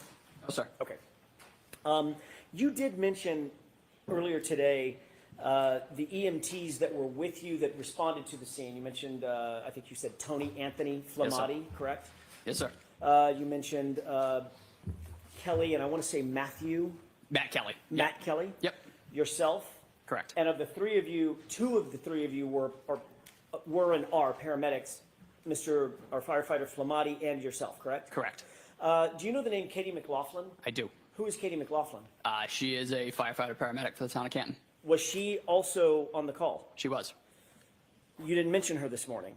It did not come up. She responded on the initial dispatch on engine 3. You were asked who responded with you, correct? Yes, sir. By Mr. Brennan. Yes, sir. And you mentioned yourself, you mentioned Tony Flamati, you mentioned Matt Kelly. Yes, myself, firefighter Flamati, and firefighter Kelly responded in ambulance 1 together. Okay. And how did firefighter McLaughlin respond? So she was assigned to engine 3 that night. She was with Lieutenant Woodbury and firefighter paramedic Frank Walsh. She also, in addition to Walsh being, it's Frank Walsh? Yes, sir. In addition to firefighter Walsh being a paramedic, Katie McLaughlin was also a paramedic. Correct. Okay. So she responded to the scene at the same time as you, generally, but in a different ambulance. In a fire truck, in a piece of fire apparatus. She was Got in it. engine 3. Got it, engine 3, okay. And she was with you, generally, when I say with you, at the scene during the entire time that you're describing the events that you described with Mr. Brennan on direct examination. For the most part. Okay. She then left in a particular ambulance, correct? Yes, so she ended up driving ambulance 1 to Good Samaritan. And ambulance 1 was which ambulance? Ambulance 1 was the initial ambulance that myself, firefighter Kelly, and firefighter Flamati responded in. So right after the scene you described, as you're leaving the scene, firefighter McLaughlin is in the ambulance with you and firefighter Flamati, correct? She is driving. So the three of us are in the back in the patient compartment. She is up front in the driver's seat. Once at the hospital, did firefighter McLaughlin go into the hospital with the other firefighters? I believe so, yes. So she was with you in the engine, she was, although in the driving cab, she was with you, ambulance, in the driving cab. She was also with you right after the scene at the hospital, correct? Yes, sir. And she was also with you later after you cleared the hospital and went back to the station. Yes, sir. You had discussions with firefighter Flamati about the incident. That would be normal protocol. Correct. Almost like debrief. Sure. You had the same types of discussions with firefighter Kelly, Matt Kelly. Yes, sir. I'm guessing that you probably had the same sorts of discussions with firefighter Walsh. I actually don't know if I saw firefighter Walsh when we got back. The weather was, that was right at shift change, and the weather getting back was also getting worse, so I honestly couldn't speak to that. And you also had conversations with firefighter McLaughlin after you cleared the hospital and got back to the station as well. She was part of the debrief, yes, sir. Okay. And all of you discussed what you did, saw, and heard, generally speaking, while at the scene, correct? Those are more in terms of getting equipment wrangled, really kind of how they go. What did we use? What do we need? What are we going to have to restock when we get back? Right. But there also was obviously discussions about what had just happened. I mean, you were dealing with a dead or dying police officer on a lawn, on a snow-covered lawn in a cold environment. I honestly couldn't speak to that, sir. I honestly don't remember. It's because you don't remember, correct? Well, like I said, it's mostly, those debriefs are usually, they're very equipment oriented because the goal at that point is to get back in service. My question is not about the equipment. Obviously, you're going to discuss the equipment, make sure that the ambulance is ready for the next call, et cetera. I'm asking about a general debrief with the fellow firefighters, male and female, that you were with at that scene. You're telling me that you don't remember debriefing and discussing the incident and your observations at the incident following that incident. No, sir. Okay, but your memory, you indicated earlier, gets better with time, right? Yes, sir. You don't remember it as you sit here today? Ask the question again. Sure. Do you remember discussing with firefighter Flamati, firefighter Walsh, firefighter Kelly, firefighter McLaughlin, any of them, your observations and what happened while at the scene after you cleared the hospital and got back to the station? No, sir. Have no memory of that whatsoever. No, sir.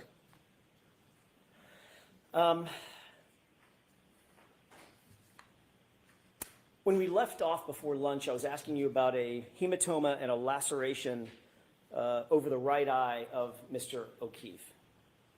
Do you Yes, recall sir. that? Yes, sir. I asked you, is being punched in the face, can that lead to a small laceration like you saw and a hematoma like you saw? Objection. I'm going to allow it. Uh, You answer that question? I couldn't speak to how that injury occurred. Is it consistent? Are those injuries, just those injuries, are those consistent with being punched in the face? Those injuries could be sustained from numerous ways. And I Yes, didn't- it could be from that. It That- could be from others as well. Okay, so that's what I'm asking you. It could be, in other words, it's consistent Yes, with sir. being punched in the face, correct? Correct. Thank you.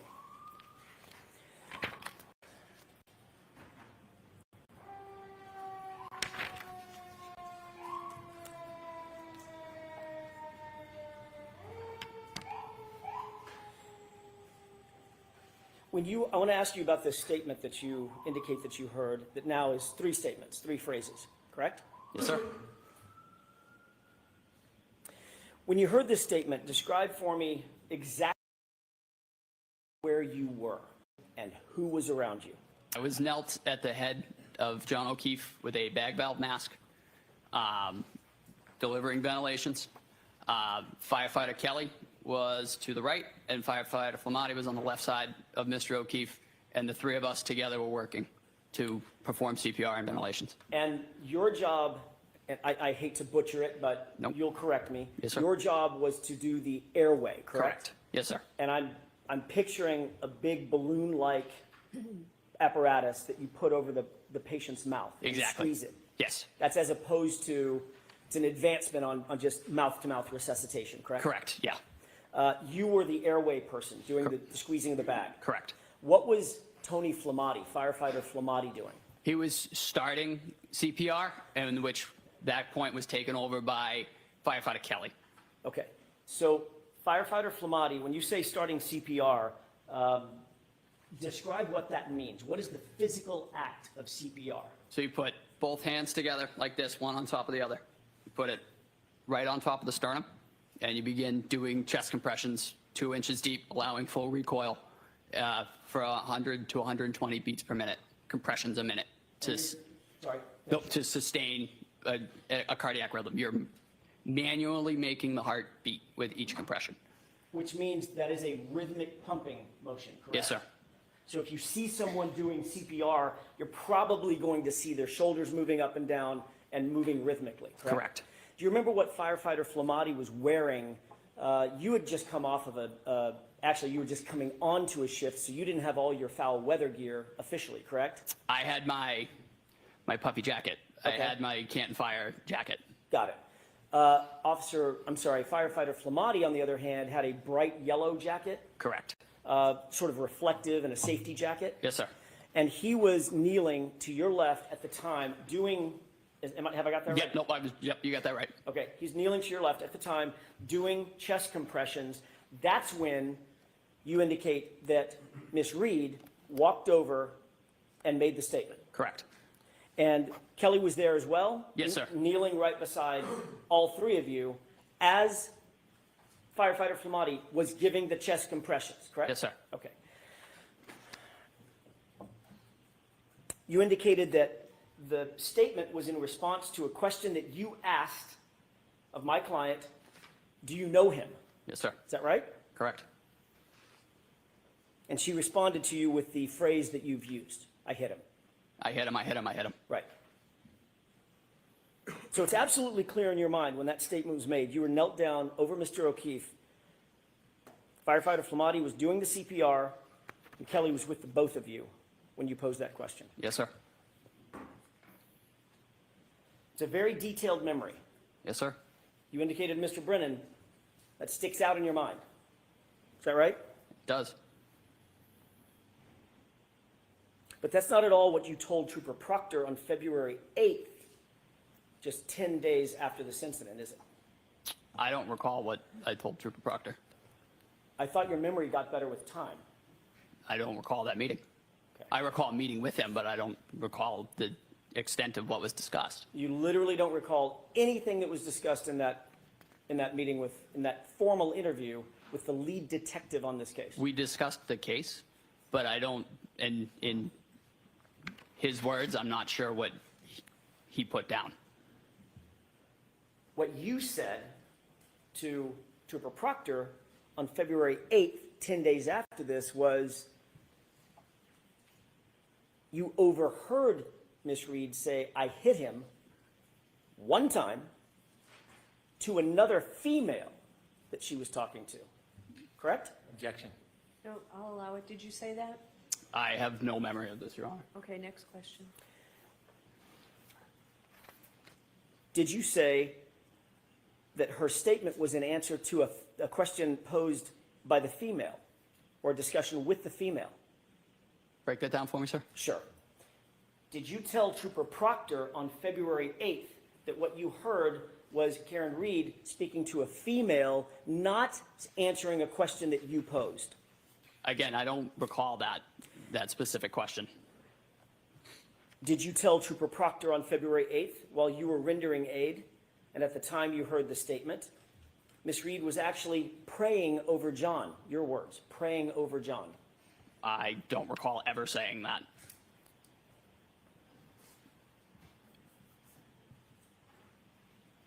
May I have just a moment, Your Honor? Yes.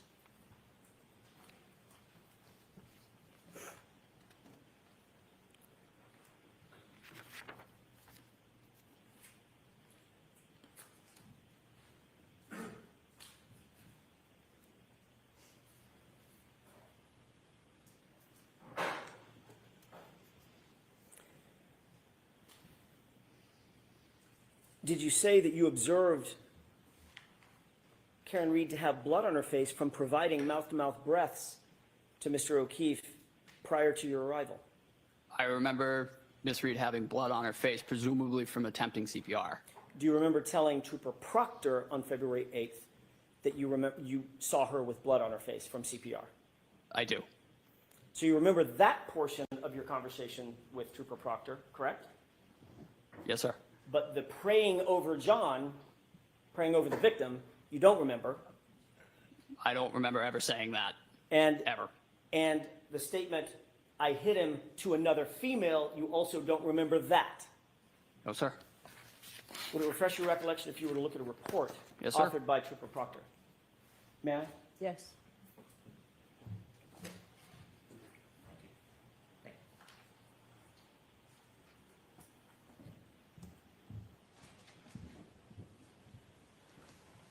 May I direct the witness's attention to the second page, Your Honor? All right, why don't you take a look at that, sir?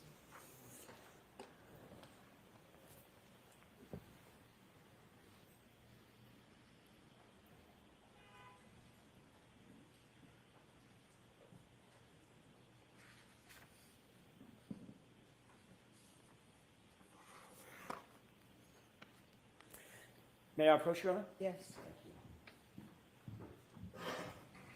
Sir, did you have an opportunity to glance at the report that you were just shown? Yes, sir.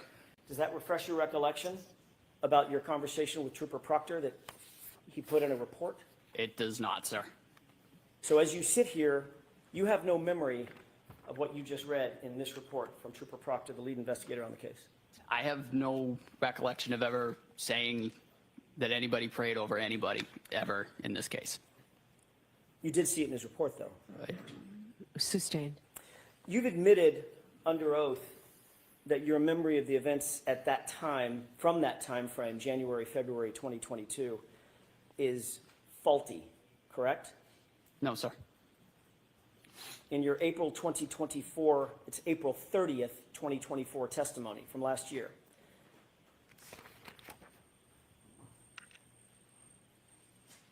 you were asked whether or not your memory was a little faulty, and your answer was absolutely, correct? Could I have a page and number, Where please? is that, Mr. Jackson? Volume 8, page 151, lines 14 through 16.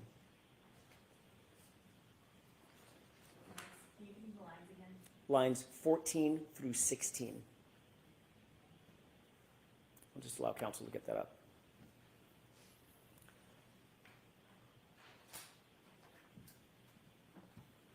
If we could pose the entire question and give content to it, please. Okay. May I? Yeah, so do you intend to show the whole question? The whole question that I asked and his answer, yes. All right, now I'll give you the opportunity. I'll redirect Mr. Brennan if it's not. Go ahead.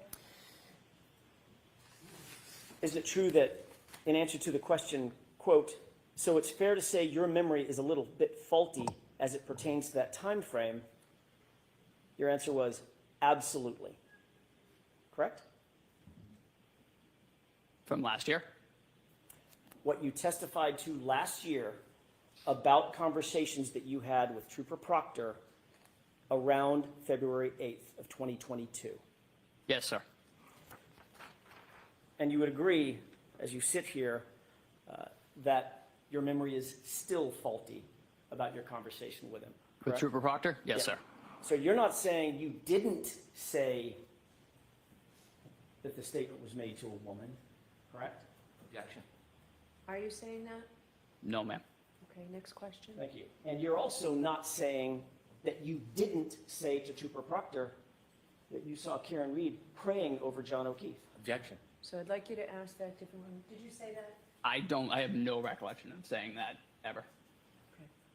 Next question. My point is, if you have no recollection of it, you're not denying saying it. Objection. Are you denying saying it? Yes. Okay. So you do have a recollection that you never said it. Do you understand the difference?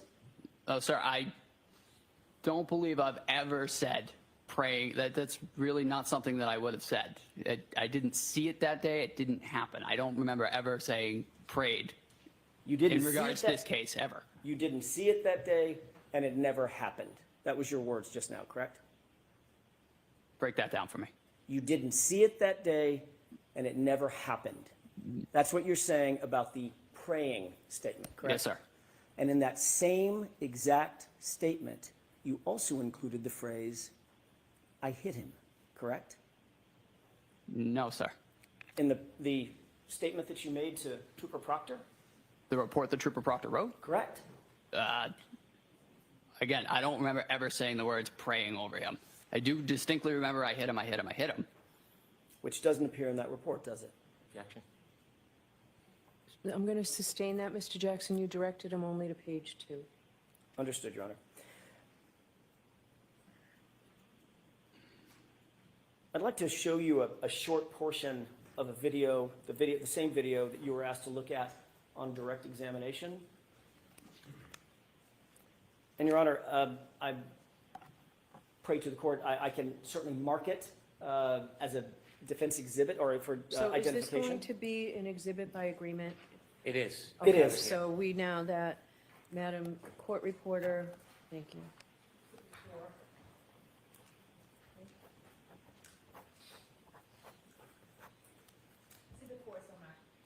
Thank you, Your Honor. With the court's permission, may I play a portion of that video for the jurors, publish it? Okay. Which portion, so people know? I'm going to start it at about, I want to say 6:55. Mr. Walt, could cue that up?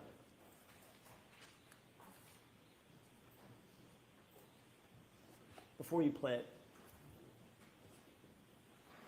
can we have it on that screen as well, or is it only playing to this screen? I don't know.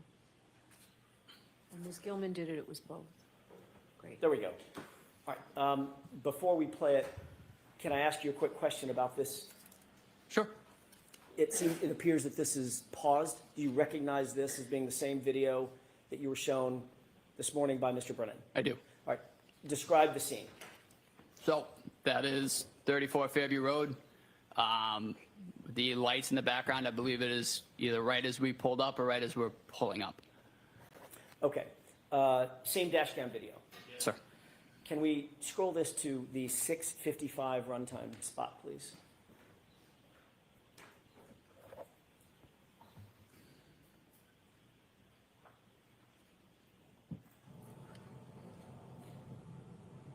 Pause it. Okay. Do you see the individual on the left? Far, far, far left. Yeah, the jacket? Correct. Yes, sir. Who's that? I believe that's firefighter Flamati. You previously indicated that when you heard Ms. Reed make this statement, that firefighter Flamati was on his knees providing CPR at the same time you were knelt down providing the airway. This isn't when it was That's stated. not my question. Is that what you said? Can you repeat the question, please? Sure. You indicated earlier when you heard this statement by my client, you were very detailed. Firefighter Flamati was knelt down providing chest compressions at the same time you were knelt down providing airway support for Mr. O'Keefe, correct? I had also said that at some point, That's a firefighter yes or no Flamati question. had So I'm going to let the witness answer the question. Go ahead. transferred CPR to firefighter Kelly. Firefighter Kelly did take over compressions at one point. Okay. That's not my question. Okay. My question is an easy one. Did you say that when Miss Reed walked over to you and you had this dialogue with her, she made that statement that firefighter Flamati was on his knees providing chest compressions at the same time you were knelt down providing airway support? Yes, sir. Okay. Firefighter Flamati, your testimony, appears to be standing up right there, correct? Yes, sir. Let's play the video forward for just a second.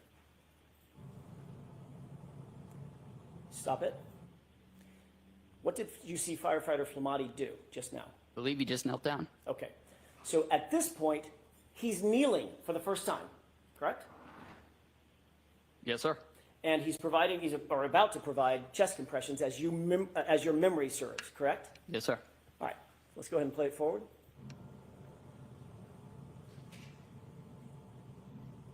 Pause. Did you see my client in that photo? In that clip? No, sir. You didn't see her? Oh, no, I did see her, yeah. Yeah. I don't see her on right now. Right. She just walked off frame, correct? Sir. Let's go ahead and play it forward.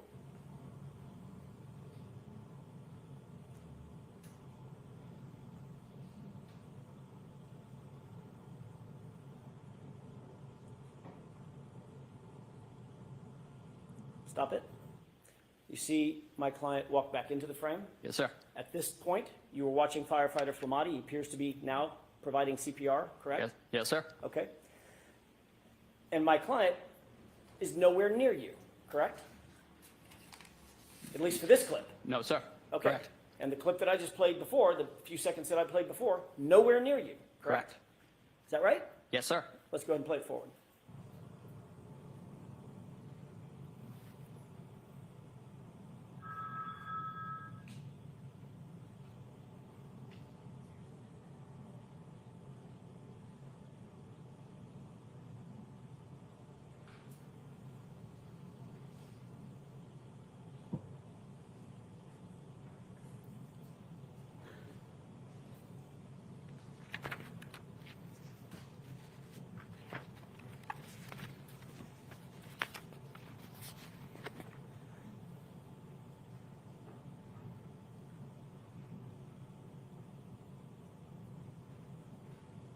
Pause it, please. What do you see happening on the screen from screen right to screen left at this juncture? We're bringing in the stretcher. Okay, go ahead and play it. Pause it. Do you see where my client is right now? Can you back it up 2 seconds? Sorry, I lost With the view. court's permission, I need to ask the Yes. court's permission. Thank you.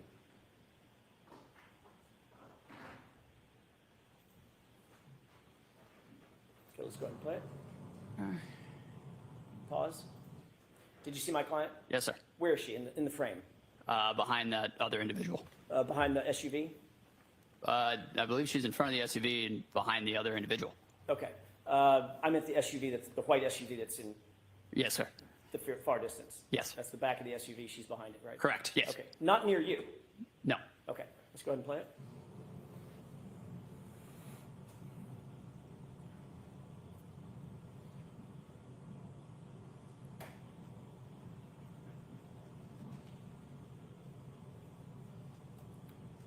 Go ahead and pause it.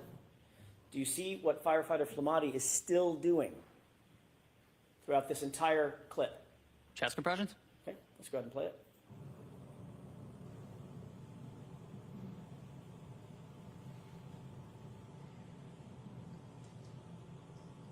Pause. What's happening now? Where Mr. O'Keefe's on the scoop stretcher and he's being transferred to the ambulance stretcher. So that's the entire time Mr. Flamati, firefighter Flamati, was giving chest compressions. It's captured right here on this video, correct? Yes, sir. Okay. And now Mr. O'Keefe is up on the stretcher, and you are no longer knelt down, No, sir. and firefighter Flamati is no longer knelt down, No, sir. and you're now following the stretcher with, it looks like, 2 or 3 other EMTs, correct? I am not in that frame, sir. Okay, so you've walked away. Yes, sir. All right. Let's go ahead and play it forward. Pause it. You see where my client is? Yes, sir. Go ahead and play it.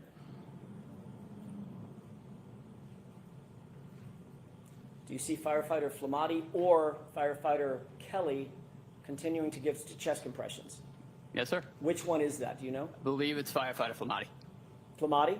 Believe so. Okay, so he's still doing all the chest compressions from start to finish. Yes, sir. Okay.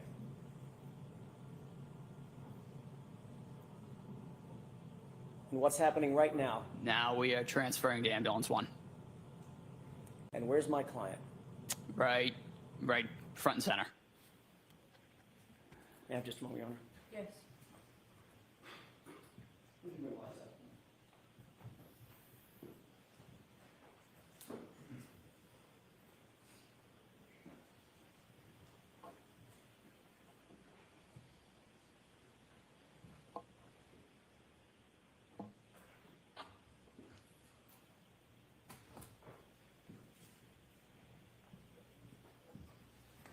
If I may have just a second.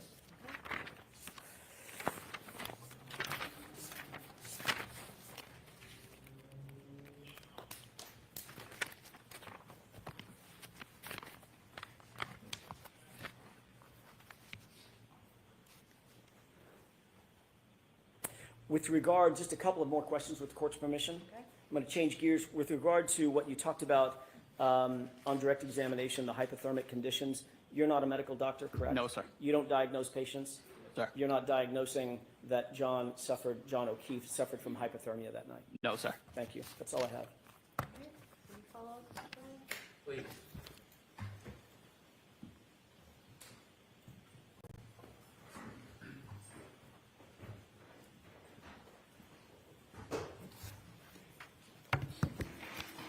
Firefighter Nuttall, the video the defense just showed you, did you notice any differences between that video and when I showed it to you, and that it doesn't have the time on it? Yes, those were two different time frames on that video. And when we spoke about when the defendant said to you, I hit him, that wasn't shown to you in that video just now, was it? No, it was not. So if we go back, will you be able to explain where you came from and firefighter Flamati came from and when you first went over to John O'Keefe? Sure. With the court's permission, Ms. Gilman, if you could start that video, I think it is 6:11, please. Now stop it there. Do you see that this exhibit has timestamp on the top? Yes, sir. Okay. Please continue.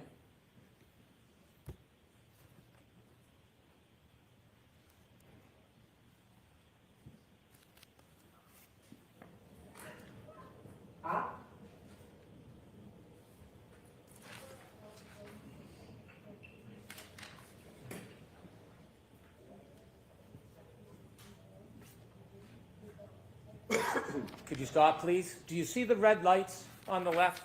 Yes, sir. Is that when you believe that you first arrived? Yes, sir. And that note says 6:11:05. Could you continue, please, Ms. Gilman?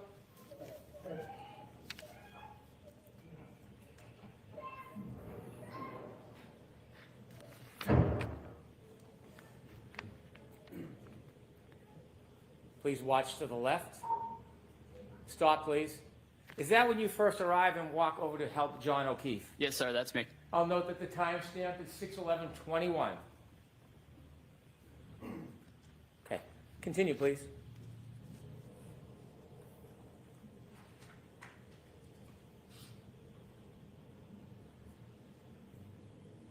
Stop, please. Did you see firefighter Flamati come after you? Yes, sir. Was any of this shown to you during those questions? No, sir. No. Continue, please.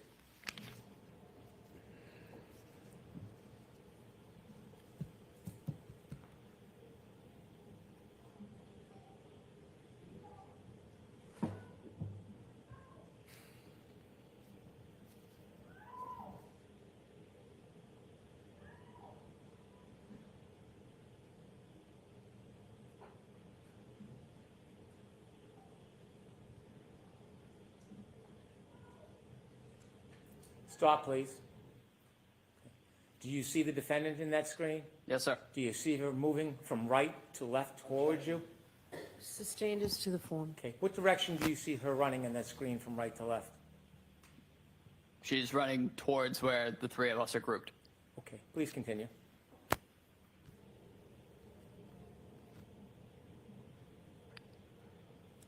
Stop, please.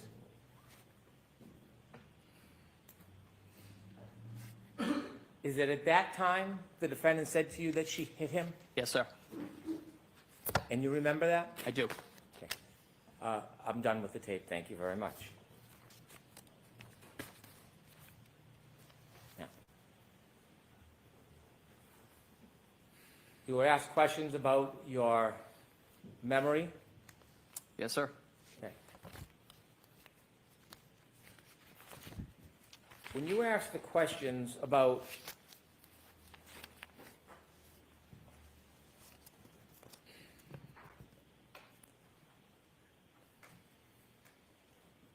Trooper Proctor, when you were saying that you didn't remember, were you referring to the conversation with Trooper Proctor, or were you suggesting you didn't remember what happened that morning? I don't remember the interview with Trooper Proctor. I remember it happened. I don't remember the substance of what was discussed entirely. I remember we discussed that morning, but Do you know if that conversation was recorded or just a conversation between you and the trooper? I do not know if it was recorded. You asked questions. I want to ask you about questions on Mr. O'Keefe, and you mentioned that there was some type of blood clotting on the back of his head. Yes, sir. Okay. You noticed there were abrasions on his right arm. Yes, sir. You noticed there was a hematoma on the right side of his head. Yes, sir. Did you see any bruising on his right knee? Don't recall, sir. Did it stand out to you that all of his injuries, all of them that you saw, other than the cut on the back of the head, that they were all on his right side? Yes, sir. Did you notice any hematomas on his left side? I did not. Did you notice any scratches or abrasions on his left side? I did not. Did you notice any marks that would be consistent with an altercation on the left side of his body? I did not. You were asked about the cause, and you said that you don't know the cause. You weren't there, were you? No, sir. You asked if it was consistent with being punched, and you said it could be. Yes, sir. Could it be consistent with being clipped by a car? Sustained as to the form. You were asked questions about clothing, Yes, sir.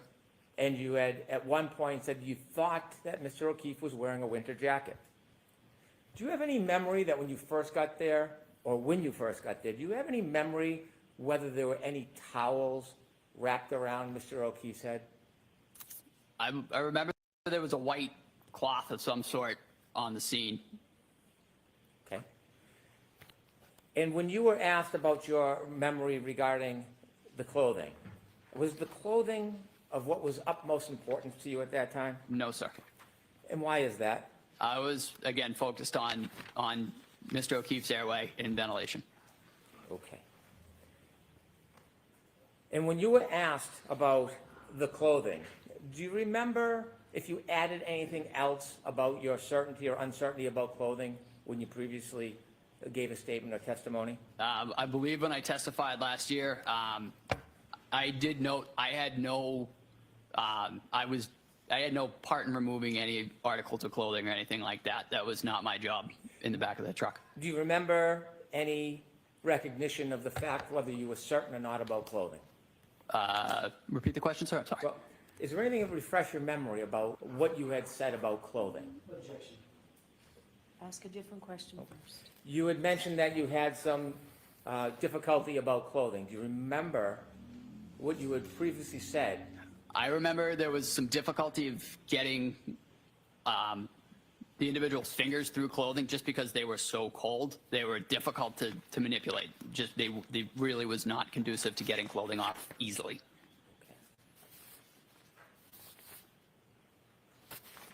You met with me 3 times. Yes, sir. I had not met you before any of your prior testimonies, had I? No, sir. Do you remember meeting with me and discussing this case with me? I do. Do you remember me asking you to tell me what you remember? I do. Do you remember what I told you about testimony when you come into court? Yes, sir. What would I tell you? I remember we discussed that just tell the truth. Did I tell you that it doesn't matter, there is no side, doesn't matter if it helps or hurts, that you just tell the truth? Sustained. Did I ever suggest to you that you should stick to a story? No, sir. Did I ever suggest to you you should offer your testimony in any certain way? No, sir. When I talked to you, did I ever ask you to say anything about your testimony to this jury, No, sir. other than what? Speak to the jury. Did I need to tell you to tell the truth? No, sir. And in telling the truth, did the defendant say to you, I hit him, I hit him? I'll allow it. Yes, sir. 3 times. And in fact, do you remember, in addition to her saying, I hit him, I hit him, I hit him, when you asked her the question, kneeling down over John O'Keefe's body, do you remember if you ever talked about other times that she said it, not to you? I do not. Okay, The answer is I do not. Next question. okay.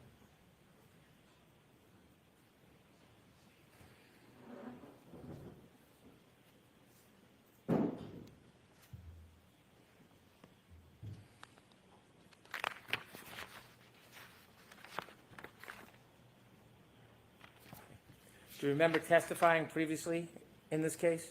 Yes, sir.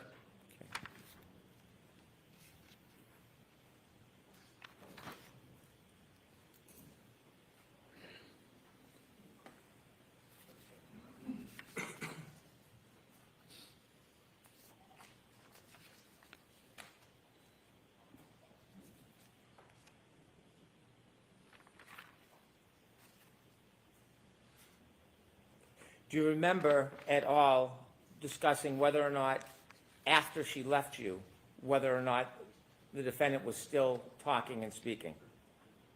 I'm sorry, sir. Repeat the question. Do you remember, after the defendant left you and made that statement to you, do you remember talking, did you hear her speak to other people after you? I heard her having conversations in the background, but that was not my focus at that time. Okay. And during those conversations in the background, did you hear her talk about that same issue again? I believe she said it several times, but the 3 times she said it to me were what stuck out to me. Okay. And when she said it to other people, it wasn't directly to you? No, sir. So watch the form of the question, Mr. Brennan. And when she said it to- Stating the objection. When she said it to other people, do you know who she said it to? I do not. I'll allow it. So the answer is I do not. Do you remember when she said it other times who she said it to? I'm going to see counsel at sidebar for this.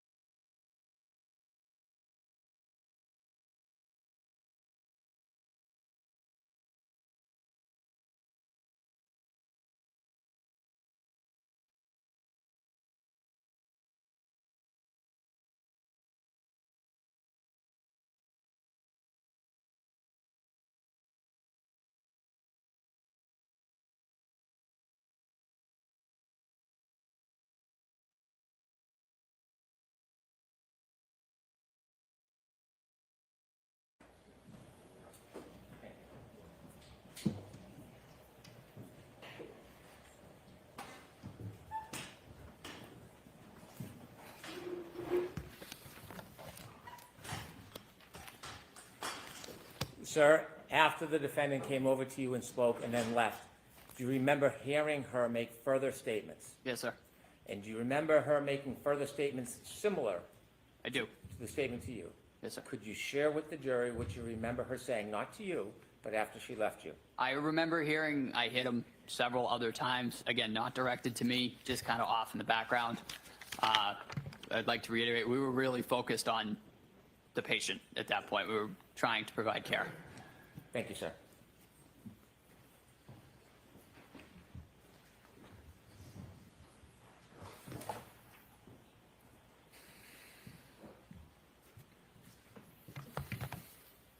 So now, after Mr. Brennan asks you a few questions, now you remember her saying, I hit him a bunch more times, correct?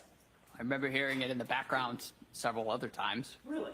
Sir, Never mentioned that on direct examination, did you? I don't remember being asked about it, sir. I remember saying what was asked to me.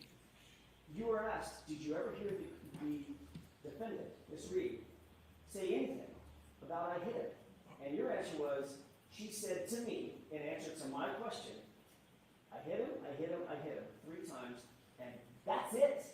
To me. You didn't clarify that, oh my gosh, she's running around like a chicken with her head cut off, screaming I hit him to everybody else under the sun.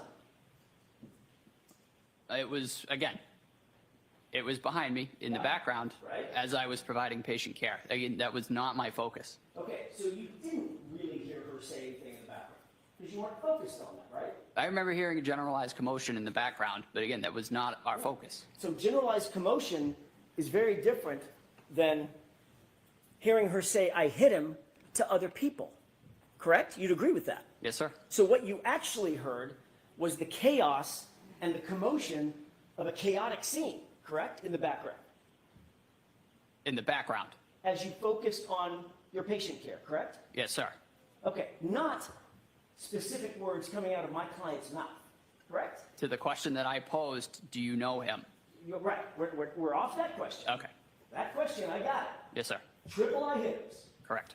But with regard to what Mr. Brennan just asked you, the generalized commotion, to use your phrase, in the background, you didn't hear any specific words coming out of my client's mouth, did you? I heard I hit him. But again, it was in the background and it was not my focus. Well, why didn't you say that on direct? That's kind of an important point. That's why you're here.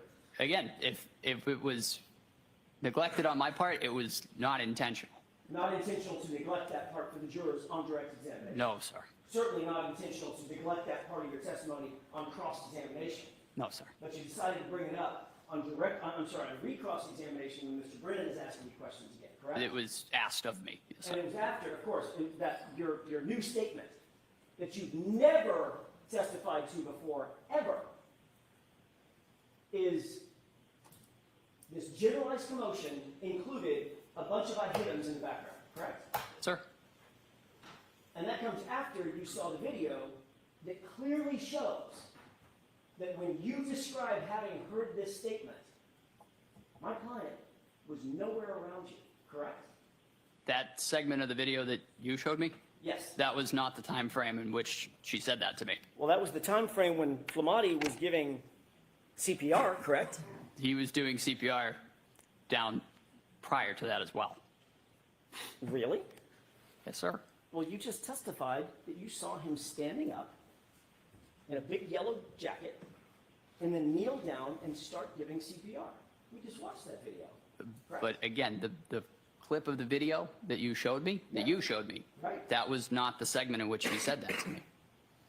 Well, that's what you're saying now, but what I'm asking is, you described a very distinctive scene, a very, very specific scene. Yes, sir. I remember it vividly. She said, that I hit him frame, when Flamati was down giving CPR, and you were kneeling down giving airway support, and he was doing rhythmic CPR chest compression. Yes, sir. That's what happened. And then I showed you that very scene, didn't I? Yes, you showed me that clip prior to that. I showed you the very scene that you described where Flamati gets down and starts chest compressions and never stops until the gurney is taken off the frame of the camera to the end. Isn't that what I showed you? That is, Sure.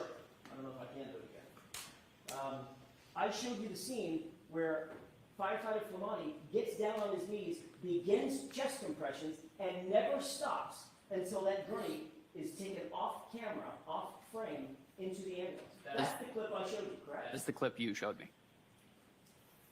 And that's exactly when you described your vivid memory from 3.5 years ago. That's exactly the scene that you described when my client supposedly said, I hit him to you, correct?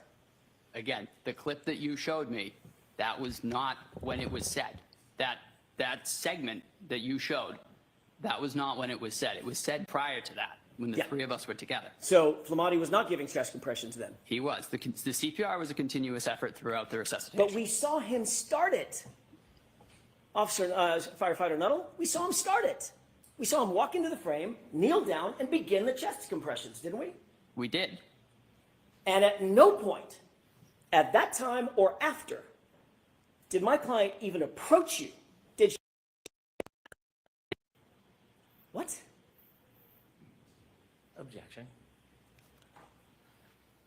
Just a question. Sure, Mr. Johnson. sure.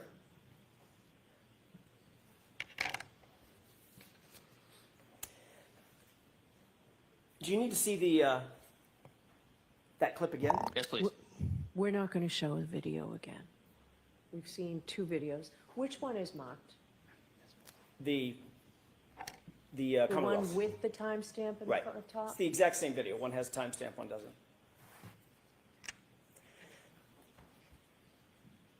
Just to be clear, you described a very detailed scene in which firefighter Flamati got down on the ground, on his knees, and began CPR. Yes, sir. We saw a clip that was, it played fully through. Mm-hmm. Starts and stops, but it played fully through, correct? Yes, sir. That was true and accurate video of what happened that day, Yes, sir. that morning, correct? Correct. And from the time firefighter Flamati began his CPR, he never stopped. Went all the way through until the burning was taken off the camera, correct? Correct. You also described very clearly, before you saw the video, that the time when my client walked over and you had this dialogue and you heard this statement, it was during the time that firefighter Flamati was given CPR, correct? You described it. Yes, sir. But when we actually see firefighter Flamati giving the CPR, as per your description, at no time did my client walk over and have a conversation with you, did she? In that video? She did in the video. In the portion that Mr. Brennan played you, was firefighter Flamati giving CPR at that point? As I said previously Was as well. he or was he not? Yes or no? Objection. I'm going to let the witness answer the question. Firefighters Kelly and Flamati were trading off CPR. Tony started doing CPR, and it was passed off at one point to Firefighter Kelly. Firefighter Kelly at that time was a BLS EMT. Firefighter Flamati was a paramedic. They're going to move towards Firefighter Kelly performing CPR because at that time his skill set was not as advanced as Firefighter Flamati's, as Tony's. But they did switch off. That is a routine cardiac arrest. We switch off compressions. But the video that Mr. Brennan showed you was earlier in time, a few seconds or a minute or two earlier. Yes, sir. You'd agree with that, correct? I would. And firefighter Flamati had not begun CPR, had he? I don't believe so. That's right, he hadn't. But that's the time that my client walked over your general area, correct? Correct. Before CPR was started, correct? CPR was started immediately, sir. Can we wrap this up? I don't know if we can, Judge. Give you a couple more minutes. Do you understand the confusion? Objection. Sustained. All right, a couple more questions on this.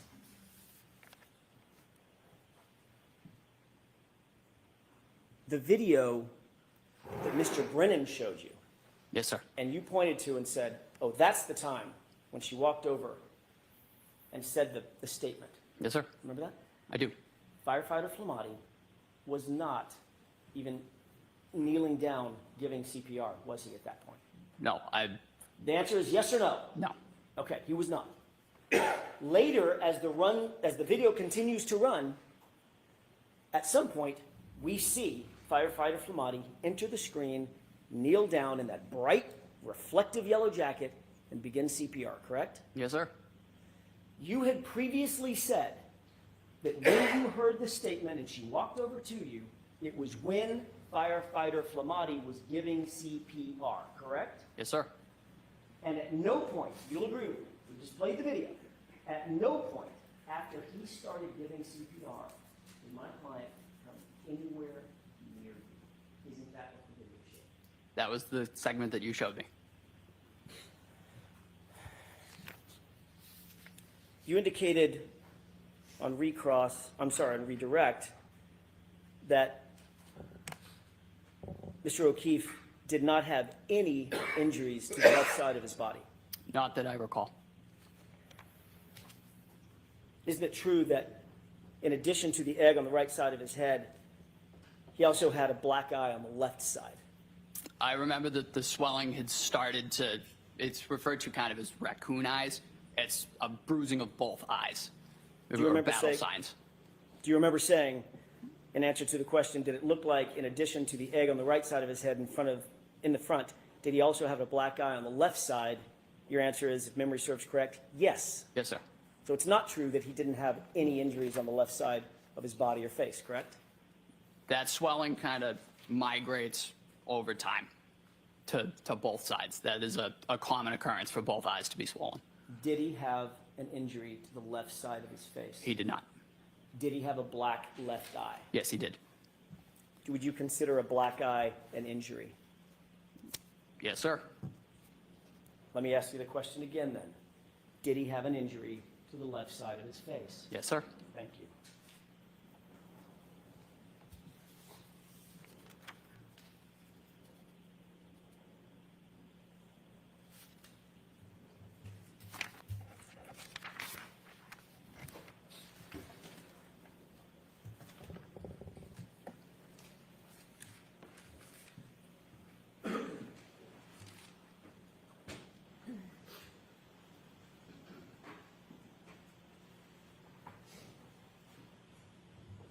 One last question. You indicated that it was a chaotic scene outside on that front yard.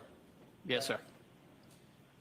Fire engines, ambulances, patrol vehicles, engines running, diesel engines, flashing lights, people screaming, people talking over the howling wind, correct? Yes, sir.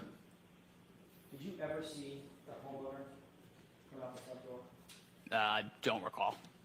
You don't recall, or you didn't? I have no idea who the homeowner is. And you never saw anybody come out of the front of the house? No, sir. That's all I have. One issue. Briefly. I want to see Councilor Dagbar.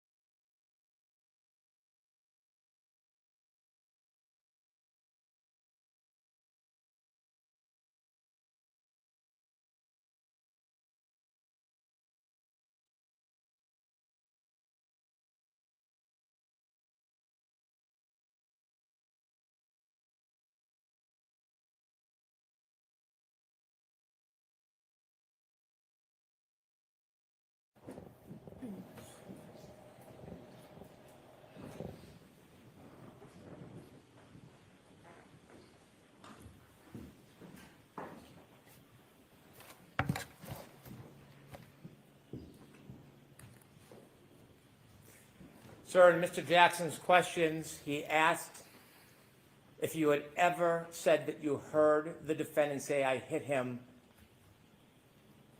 separate from when she approached you. Do you remember previously testifying that you heard her saying, "I hit him in the background," separately from you? Yes, sir. You remember testifying that before under oath Yes, sir. in court? I do. Anything, Mr. Jackson? Can I just, a second, Your Honor?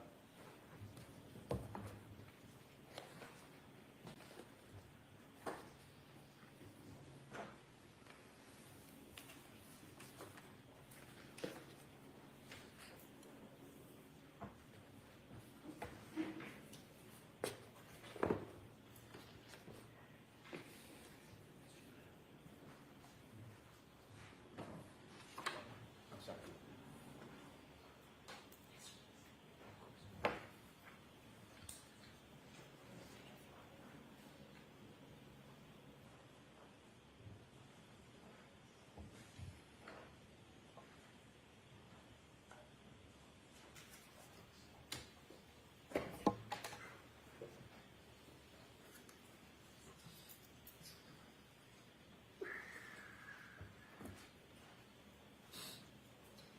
if I may? Yes. Just a quick question, firefighter Nuttall. When you were asked to recite your memory of that day on February 8th, 2022, just 10 days after this incident, did you ever say that you heard in the background, "I hit him" over and over again? I don't recall. All right. When you testified at the grand jury, last question, when you testified at the grand jury, did you ever say that? I don't recall. But again, your memory is better now than it was then. Right? Yes, sir. All right. Firefighter Nuttall, you are all set. Thank you, ma'am. All right, your next witness, Mr. Brennan. Thank you. The Commonwealth calls Kerry Roberts.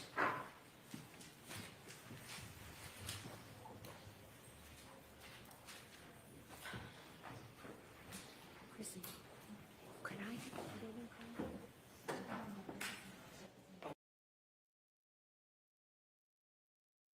In the stand, I did have an exhibit I would like to introduce and Okay. play for the jury.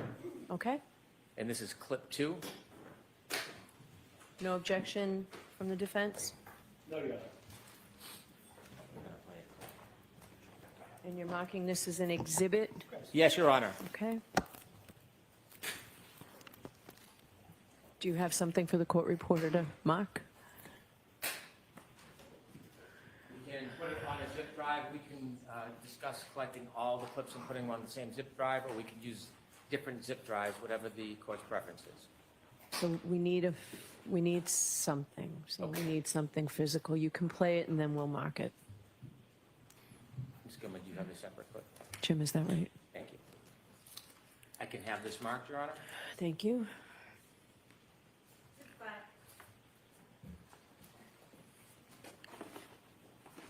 All right, Ms. Roberts, please.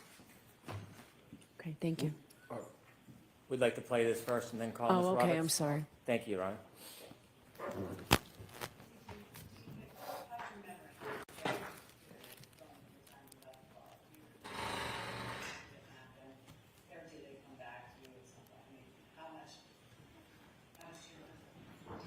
I remember it, but I question, do I remember it because it's been relived so much? I mean, when I see the video of me driving from the waterfall, like what I just described, tapping the brakes when I crossed the intersection, Washington over Sherman. Do I do that green light? No, I don't. You then question. I also want told to me that I must have said was, did I really say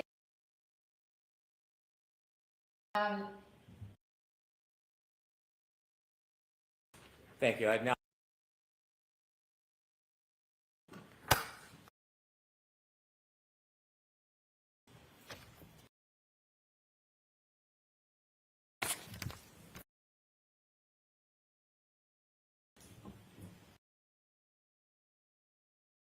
Let's give the court and jury. Thank you.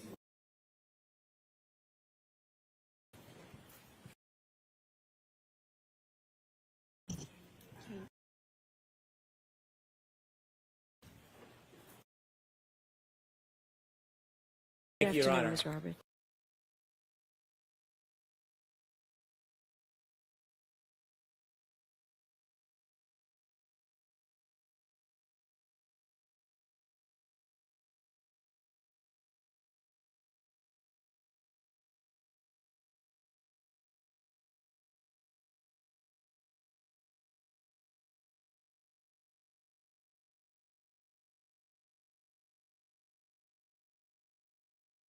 Please.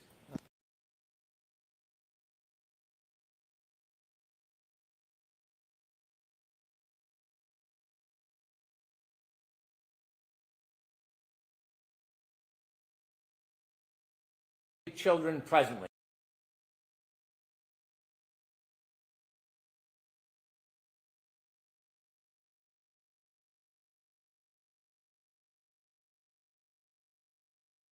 You could just move.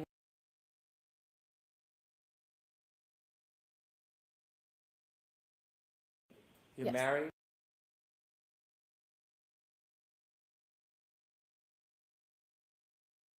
Know a person by the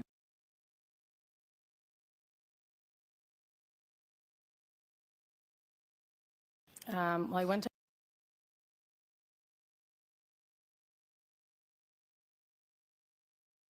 probably hung out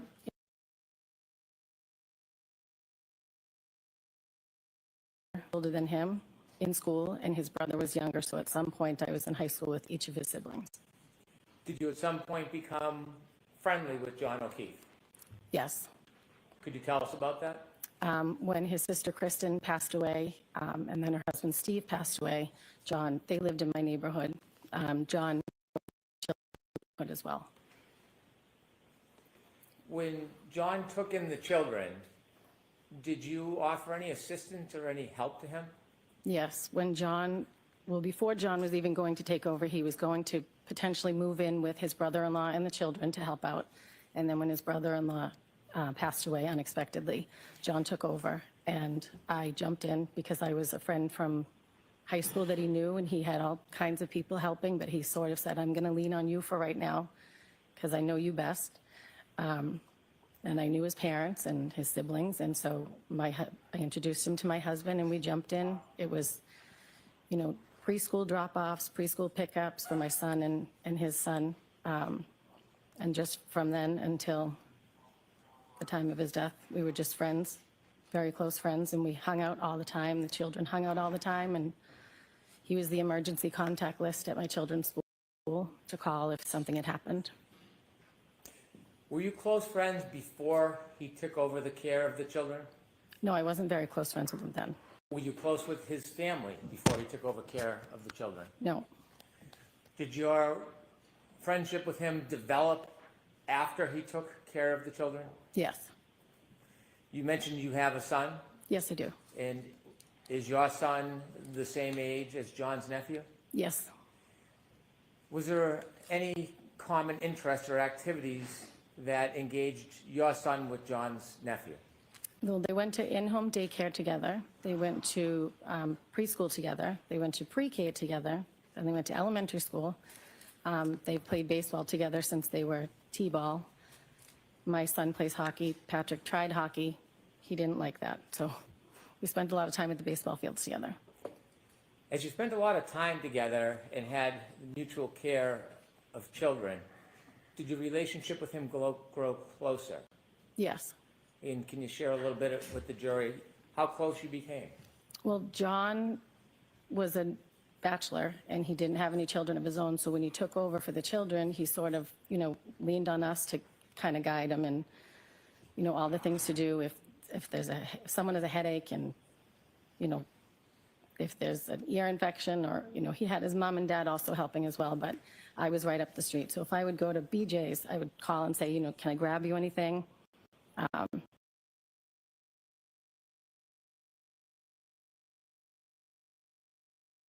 We just sort of all chipped in and helped. As your friendship grew, could you tell us a little bit about your relationship with John? John, we spoke on the phone and hung out. He became very close with my husband as well because he was right down the street.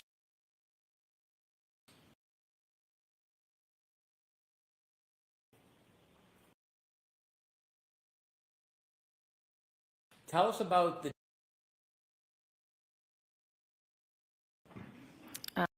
I don't remember when. I forget how many. Patrick, I think, was in 5th grade or 4th grade, and I would take him home with me on Wednesdays because John would be working. So it was more of a, if he was at my house and my daughter needed a ride the other side of town, he would take her with him. We were just very close friends. We did a lot together. We would do baseball tournaments together. We would have drinks together. We would, all the things friends do. As you grew closer to John and helped with the children, did you become closer with his family? Yes. And who specifically did you become closer with? Mrs. O'Keefe and Mr. O'Keefe, his parents. and Paul I would see from time to time, but not a lot. He doesn't live in Canton. But Mr. and Mrs. O'Keefe would be there all the time to help as well. And Mr. O'Keefe would take my son and Patrick, the nephew, out to Dunkin' Donuts all the time. Can you tell us a little more about the collective effort of other people, including his family, helping John raise these children? There was a lot of us that jumped in to help. It was not just me. There was a lot of Kaylee's friends' parents that jumped in and helped for Kaylee, his niece, and Patrick. There was a lot of us that helped out with Patrick. All of the community all came together to help him because there was this guy that just lost his sister and brother-in-law, and he stepped in to take care of these two kids, and he didn't really know what he was doing at first, but he got the hang of it pretty quickly. You have a son that shared a lot of interests with his nephew. Yes, He also had a niece. yes, Did you spend more time helping with his nephew or with his niece? with his nephew. Were there other people in the community you knew of who spent more time helping with his niece? Yes, And who was that? Jen McCabe. Did you know Jen McCabe? I had met her once. John got a discount at Reebok, so he would take the kids, well, he would take anyone with kids up with him to get shoes, like sneakers for back to school or whatever. So one day he did take Jen and I up to Reebok, but other than that, I never talked to her on the phone. I never saw her out. Her children are older than mine, so we never really crossed paths. As it relates to the night of January 29, 2022, how much earlier was it that John took you out with the children and Miss McCabe out with her children to get sneakers? How many years before that? Oh, years, like 6 or 7 maybe. And from that time you met Jen McCabe in the years past, did you ever spend time with her again before January 29th, 2022? No, I did not. I didn't know her. Were you friends with her? I was not. Did you speak on the phone with her? No, I did not. So other than that one meeting, you were strangers? Yep, that was the only time. I knew her. I knew of her. She has 4 girls, but I didn't know her. At some point, as you were part of John's life, did you learn that he was dating a person by the name of Karen Reed? Yes, I did. And do you see that person here in the courtroom today? Yes, I do. Could you point her out and describe an article of clothing that she's wearing? She has a black suit jacket seated at the front table. When did you first become familiar or know about Miss Reed? July, I think it was, of 2020. John, we were having people over, and so I invited him, and he said, I'm going to bring Karen over. And I was like, I don't know who that is, but okay. He assumed I knew because he had been dating her for a little bit, but it was COVID, so we didn't see him very often during that time. So Karen came over that night. And this is early 2020? I think it was summer, so I think it was around June or July. Briefly, just tell us a little bit about where and the circumstances of meeting John and Karen for the first time.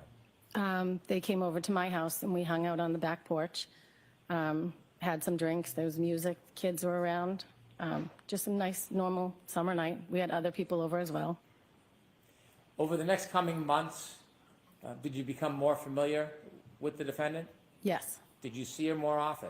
yes. And could you generally describe for the jury how you learned more of her and saw her more often? She would take care of the kids a lot, mainly, well, not mainly Patrick, but not mainly Kaylee either. She helped out a lot with the kids, so if we were at baseball, she would come to all the baseball games, or she would drop off or pick up my son or Patrick if they were going to the golf course or the driving range.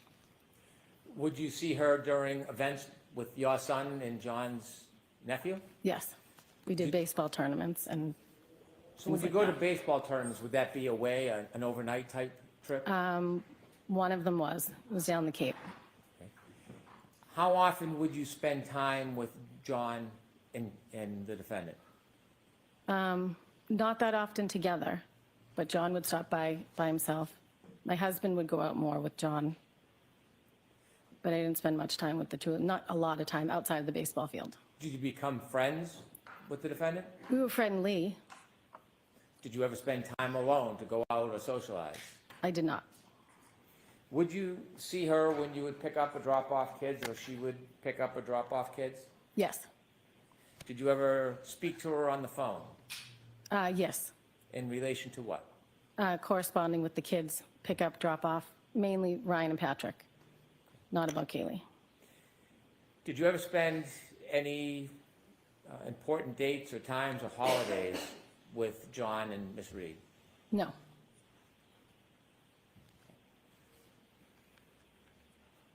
I want you to take us ahead to January 28th, 2022. Okay. On January 28th, 2022, do you remember that day? Yes. Generally, what do you remember about the day of January 28th, 2022? There was a blizzard coming, and it was my daughter's friend's birthday. So we were going to be going out celebrating that night, but we did it on the early side because there was a blizzard coming. What was your plan for that evening? We went bowling. We got dinner, then we went bowling, and then I came home because I wanted to be in before the snow started. Had you communicated in any way with John that day? Yes, he texted me. My son had had an issue at school. Patrick had been dismissed, I think, for a doctor's appointment. So he did text me to see how my son was doing. Did you simply text, or did you get a chance to speak to him that day? I believe we just texted. Did you go out that night after bowling? No, I did not. Was your husband home? Yes, Did he go out that night? he did. He went out with John. And do you know where he was planning on going? They went to McCarthy's, a bar in Canton Center. Had you been to McCarthy's before? Yes. Can you just briefly describe what McCarthy's is? It's a restaurant bar. There's a large bar in the middle, the seating on the left and the right. It's right in the center of town. Do you remember about what time your husband went out? I do not remember exactly. I don't know if I got home and then he went out, or if he was already gone when I got home. I don't remember. But it was he went out around the same time that I arrived home, which was on the earlier side. Had you been to John's home, would you say, over the past couple of years before this night? Oh, many. Many times? Many times. Were you familiar with the house and the driveway? Yes. May I approach you on? Yes.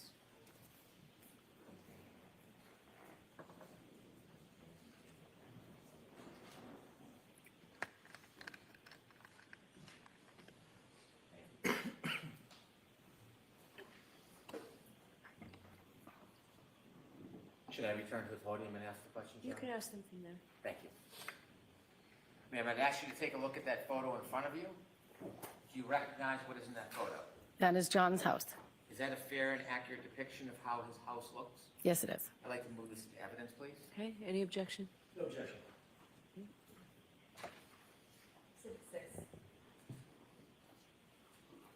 May I publish to the jury, Your Honor? Yes. Thank you.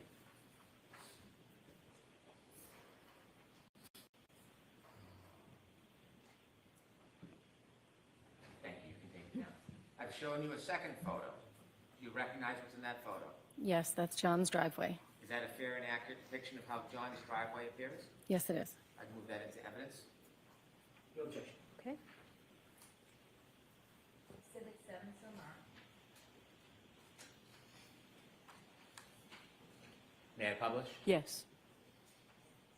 Could,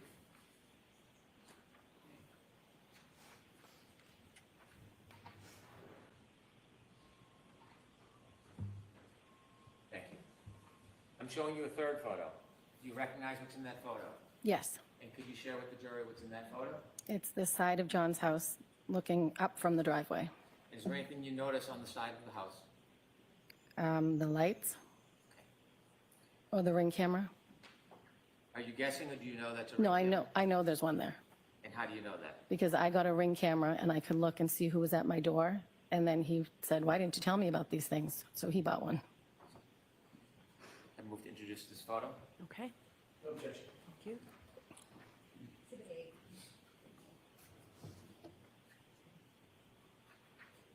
8. May I publish, Your Honor? Yes. Ms. Roberts, with the laser pointer, could you just point at the picture and show where the ring camera is? On this screen? Yes, please. Whichever one you can do. Okay. Why isn't it working? Nope. It's on.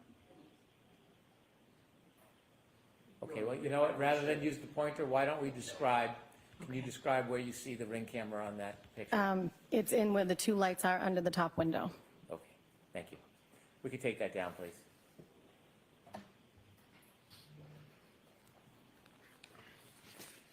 How many times would you guess you had been over to his house?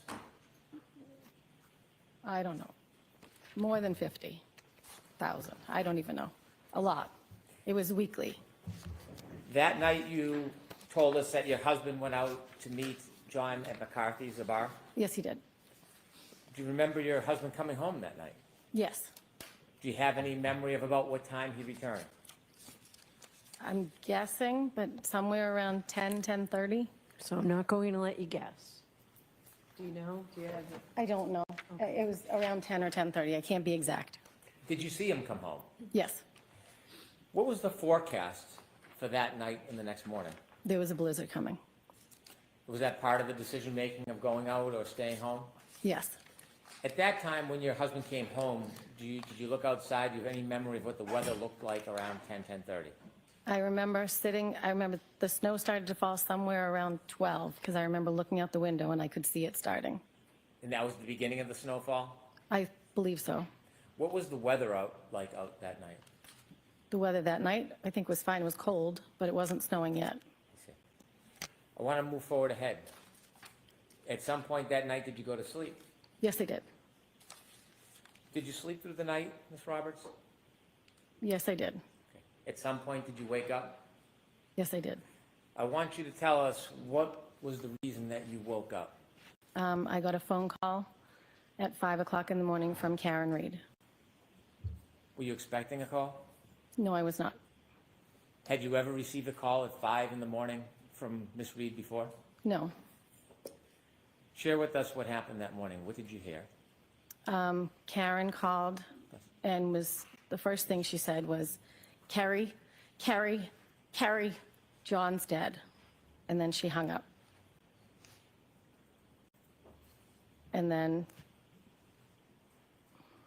When she said that, did you have a chance to have a conversation with her? no, I did not. Describe her demeanor when she said that. She was yelling loud enough, my name, I think it was 3 times, it might have been 2. She was yelling loud enough that she woke my husband. Your husband was sleeping next to you? Yes, he was. Was she loud, yelling, screaming? Yes, she was very loud. She was screaming. After she said, Carrie, John's dead, did you know what she meant? No, And did you say this was around 5:15? this was at 5. She called me at 5 on the dot. After she hung up, what did you do? I was half asleep still. I didn't know what was going on. So I started to get up and I think I tried to call her back. I know I tried to call her back, but I don't know exactly when because I was like, what? So my husband said, what was that? I said, I don't know. Something's going on. I don't know what's going on. That was Karen. And then I tried to call her back. I know I tried to call her back, but I don't know if she answered or if she called me back the next time I spoke to her. After she called you again, did you have another discussion or did you hear her say something else the second time you spoke to her? Yes, the second time she said, I think something happened to John. I think he got hit by a plow. He didn't come home last night. Haley was home. He would never leave her by herself, and I was not supposed to stay at the house last night. So I think something happened to him. Did she say anything about drinking? Yes, she said, we drank so much, I don't remember anything from last night. And I said, okay, where are you now? She said, I'm driving. And I said, you need to go home. Where's Kaylee? And she said,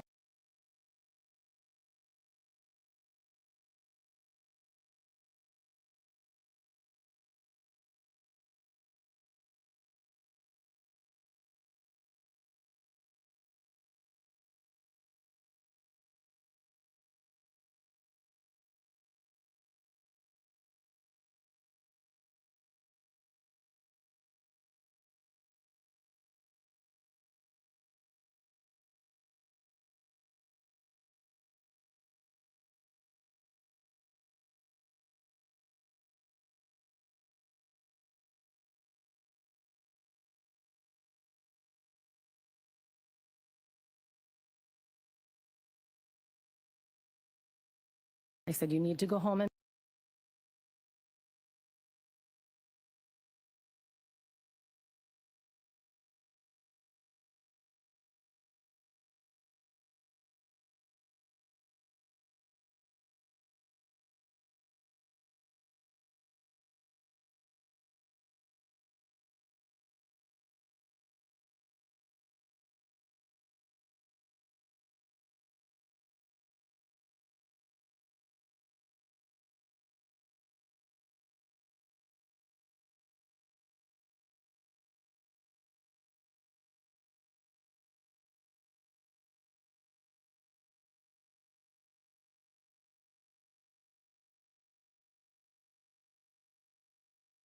You called John, did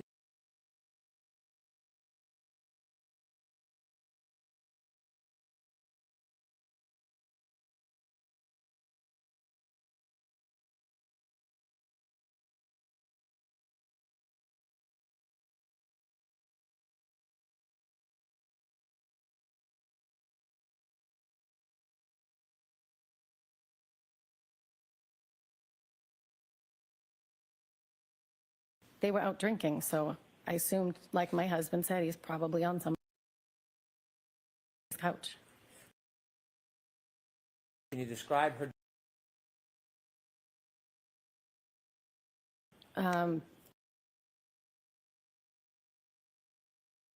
She was, How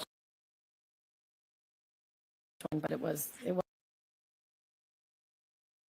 permission, I'd like to play.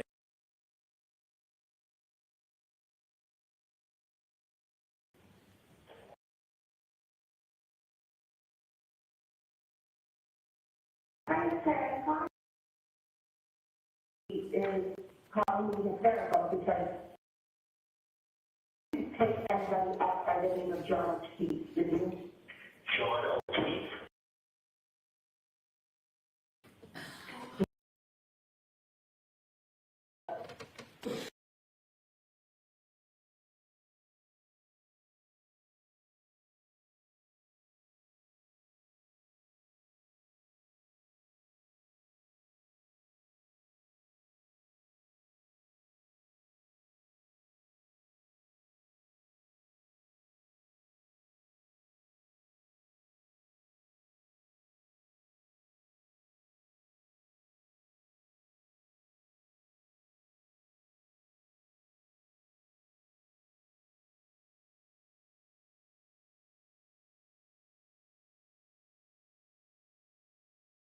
Passed away.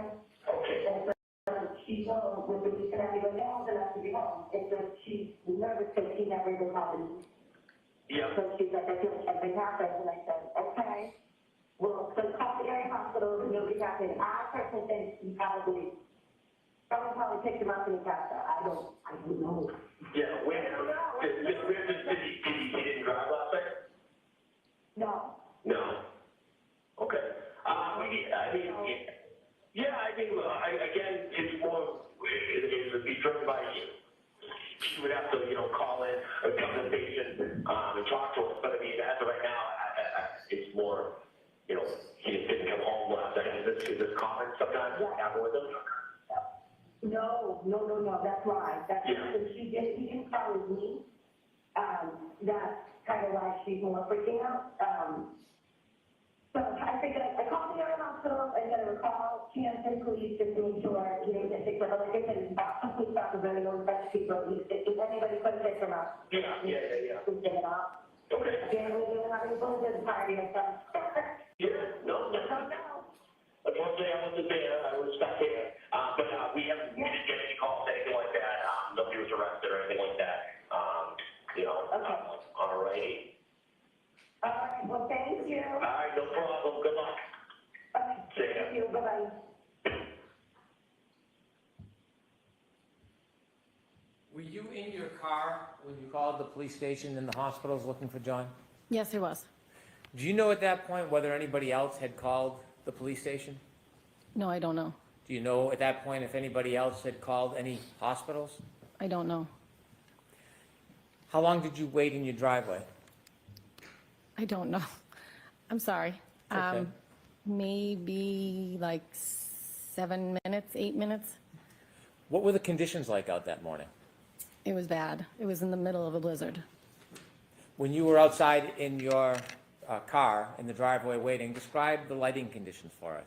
It was still dark out. It was 5 o'clock in the morning and it was snowing, so it was not great. How was the visibility? Not great. It was coming down really fast at that point. You said that night when you went to bed, the snow just started. Had snow accumulated at that point? No, I don't think so. It was just starting to stick.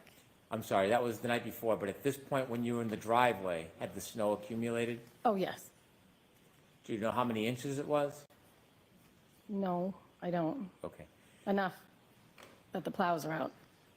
As you were waiting for the defendant, did she arrive at your house? She did not. What happened?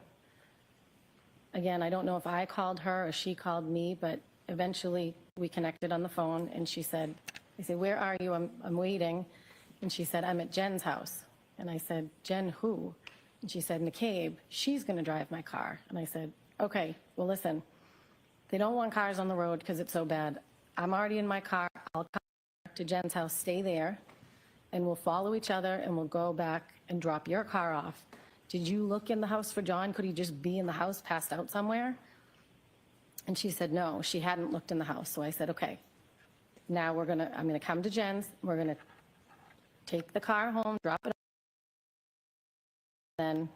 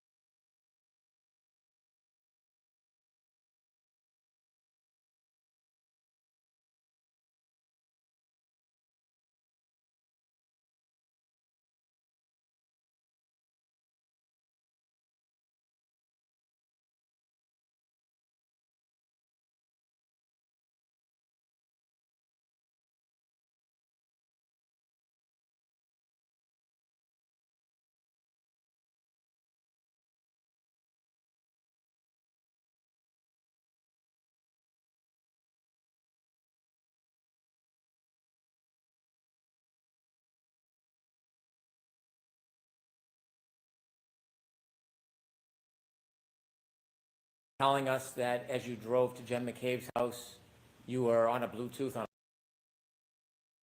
an open conversation with and Karen on the phone. the defendant was. You drove over to any conversations in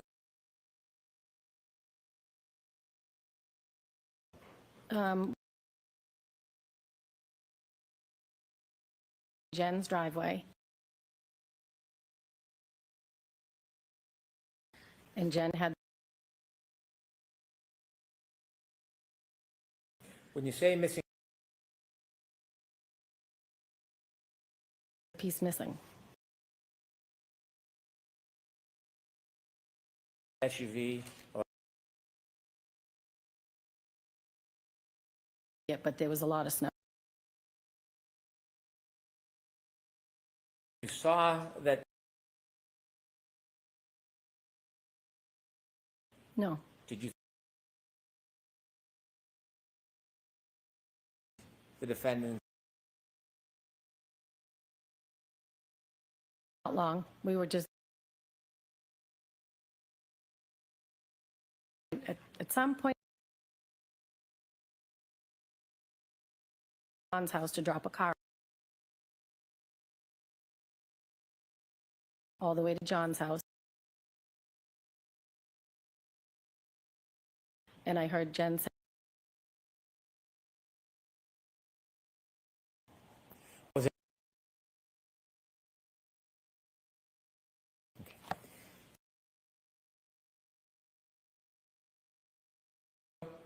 to John. When you arrived and what you home, you're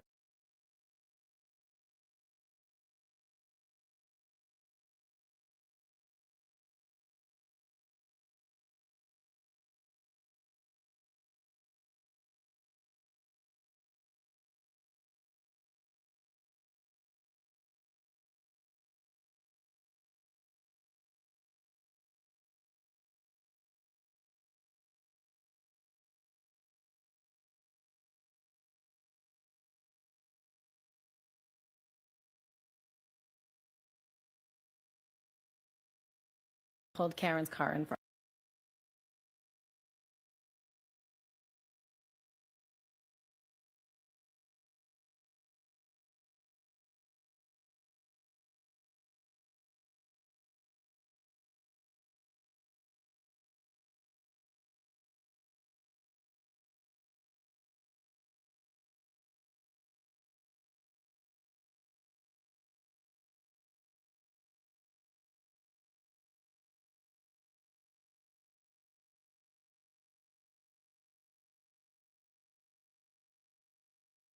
The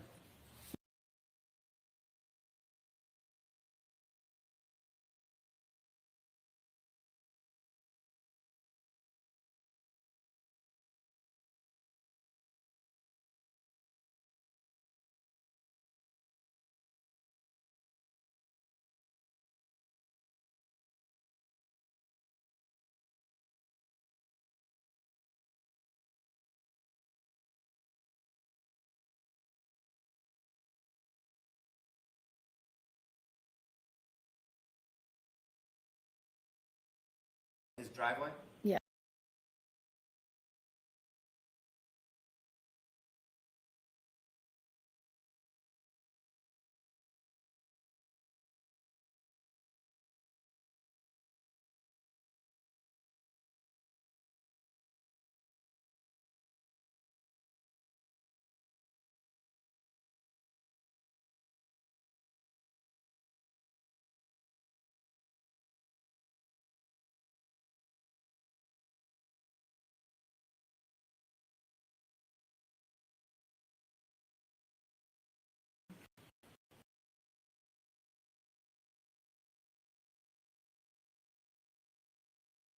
It's the back of Karen's car. Does fair and for cars that appeared that morning in the early morning hours to you? Yes. Do you notice anything that's distinguished in the photo?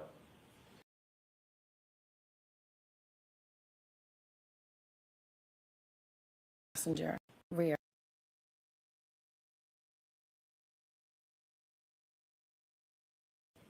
Although you don't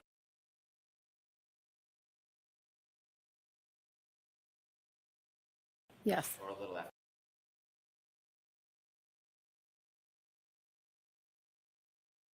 Would like to publish?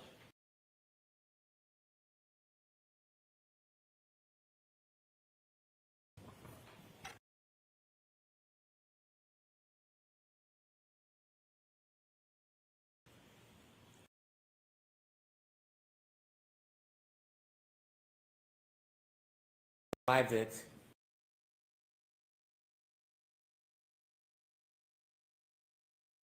You can see if he was passed.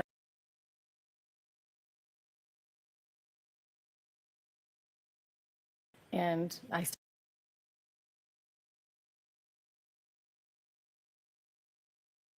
looking through the living room.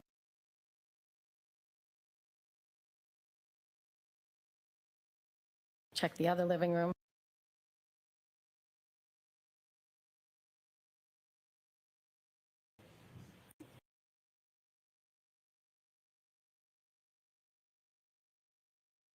you call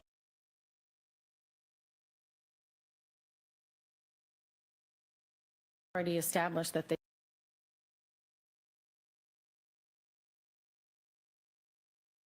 already let told me ask- hold on.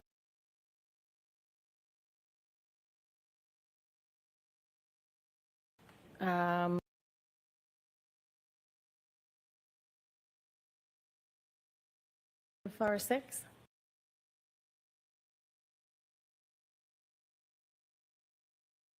Stairs.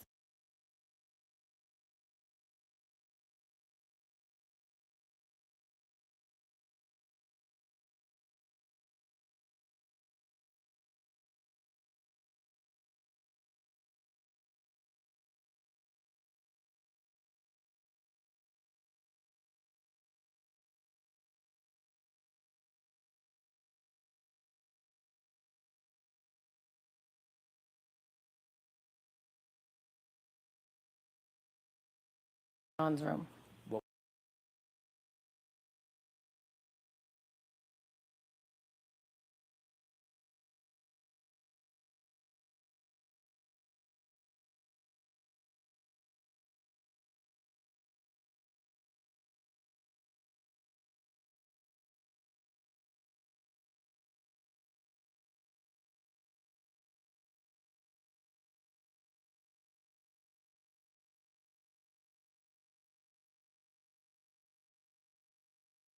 Brennan.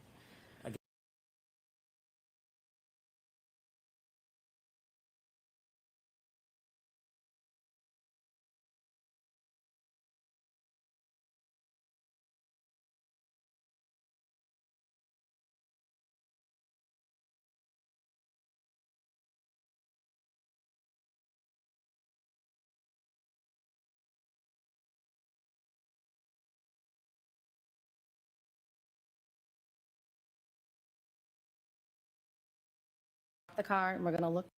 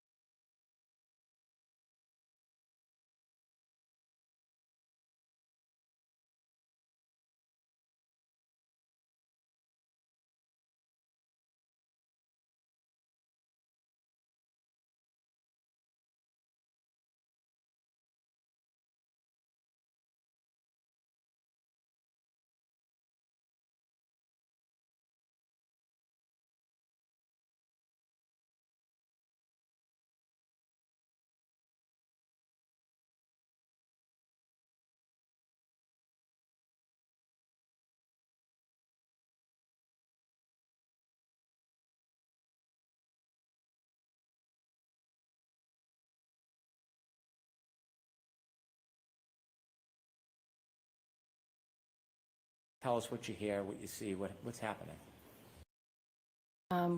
Jen- and it was really knuckling because her seatbelt back, but she was worried because we weren't finding John. Were you having words? Yes. Tell us.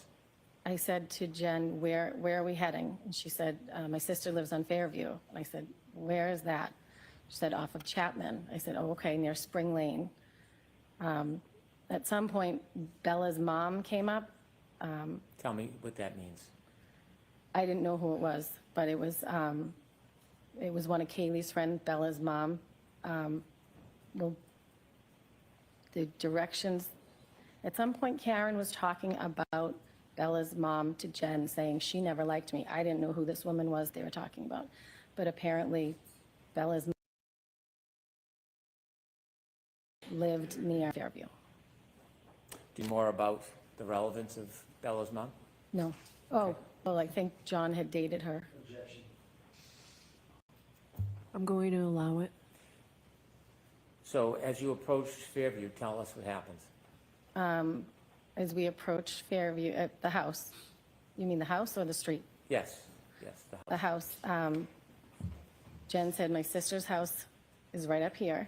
And I said, okay. And as we approached the house, Karen from the back seat is now screaming, there he is, let me the F out of this car. And she's out kicking the back door to get out. When you heard the defendant scream, there he is, and started kicking the car door, did you see anything? I did not. Did you see anybody? I did not. Did you look? I looked. Was there anything that impeded your ability to see far? No, it was just snow. Knowing there he is. How far could I see? Yes. I mean, the visibility wasn't great. Okay. Was she pointing or giving any direction? No, she just said, there he is. Okay. What happens next? And then I unlocked the car.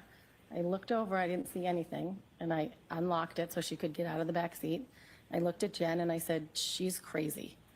And then I turned around and watched, and she ran over to a mound of snow. When she started running, before she got anywhere, did you see anything at that point? I did not. Were you looking? I was looking. She said, there he is, so I'm looking around to see where he is. And you could see nothing? I did not. Did you see her run around or directly? She ran right over to the mound of snow. Could you tell what the mound of snow was from the car? Once she got to it, yes, it was. Once she got to it, you could tell it was a mound of snow that was a body. Okay. All right, I'm going to stop you there, Mr. Brennan. I need to see counsel at sidebar for just a minute, please, regarding some.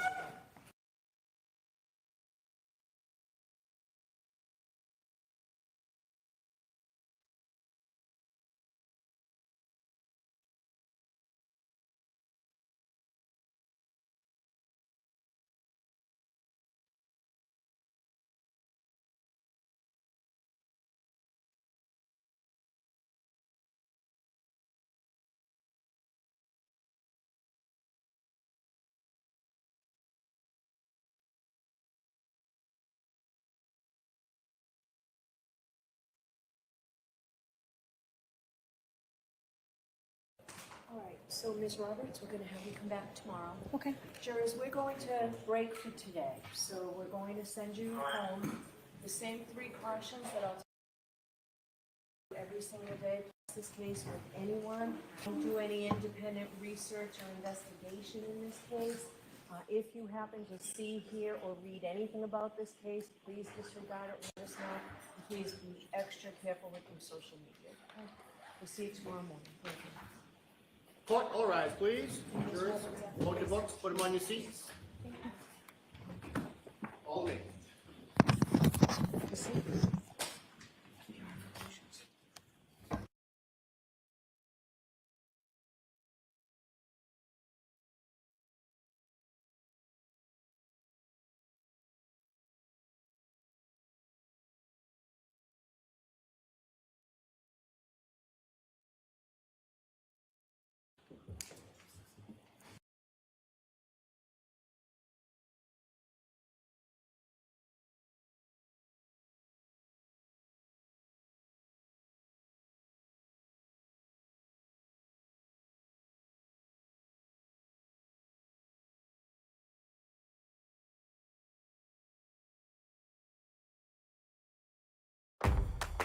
Introducing Gemini in Gmail, AI that thoughtfully summarizes conversations and helps craft professional responses so you can stay ahead of that never-ending inbox. Make emailing the easiest part of your day with Gemini for Google Workspace. Case, please disregard it, let us know. And please be extra careful with your social media. Okay? We'll see you tomorrow morning. Thank you. Court, all rise, please. Jurors, load your books, put them on your seats. All named.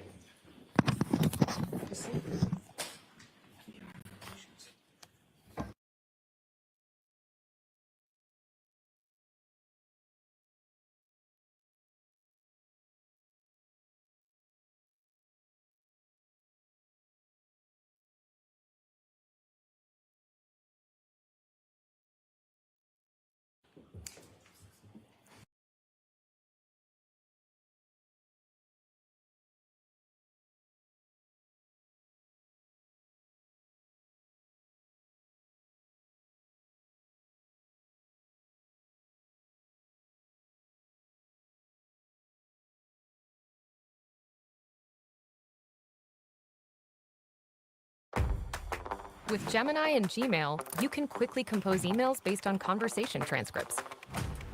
From just one prompt, AI can help summarize key points and improve communication with your customers. Case, please disregard it, let us know. And please be extra careful with your social media. We'll see you tomorrow morning. Thank you. Court, all rise, please. Jurors, load your books, put them on your seats. All named.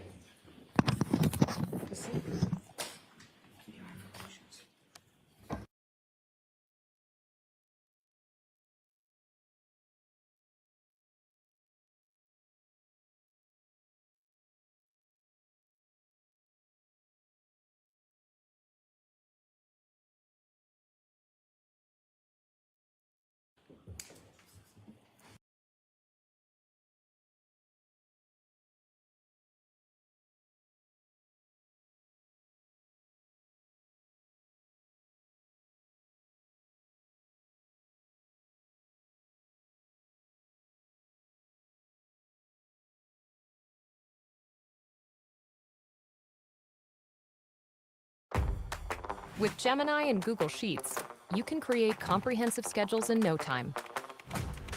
From just one prompt, AI can help your business get all of the details right, from headline to hashtag. Case, please disregard it, let us know. And please be extra careful with your social media. We'll see you tomorrow morning. Thank you. Court, all rise, please. Jurors, load your books, put them on your seats. All named.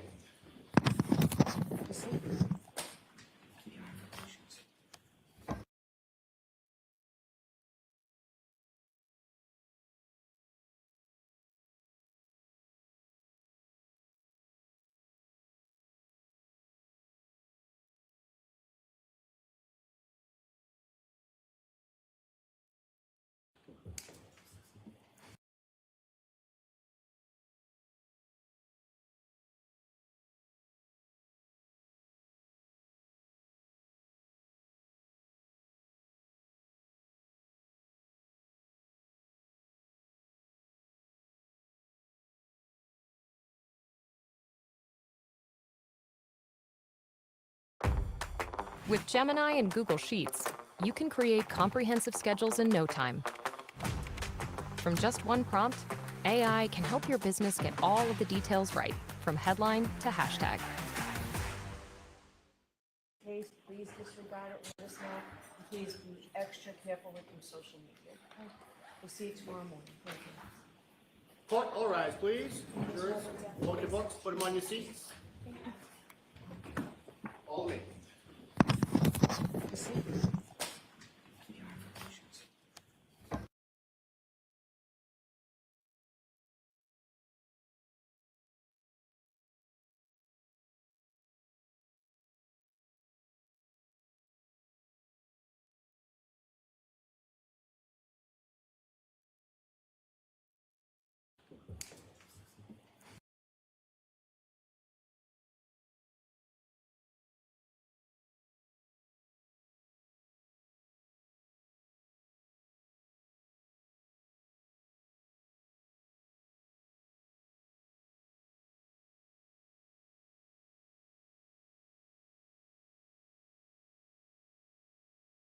With Gemini and Gmail, AI can help craft professional email replies based on the flow of your conversations. Take the effort out of email. That's Google Workspace with Gemini. Case, please disregard it, let us know. And please be extra careful with your social media. We'll see you tomorrow morning. Thank you. Court, all rise, please. Jurors, load your books, put them on your seats. All named.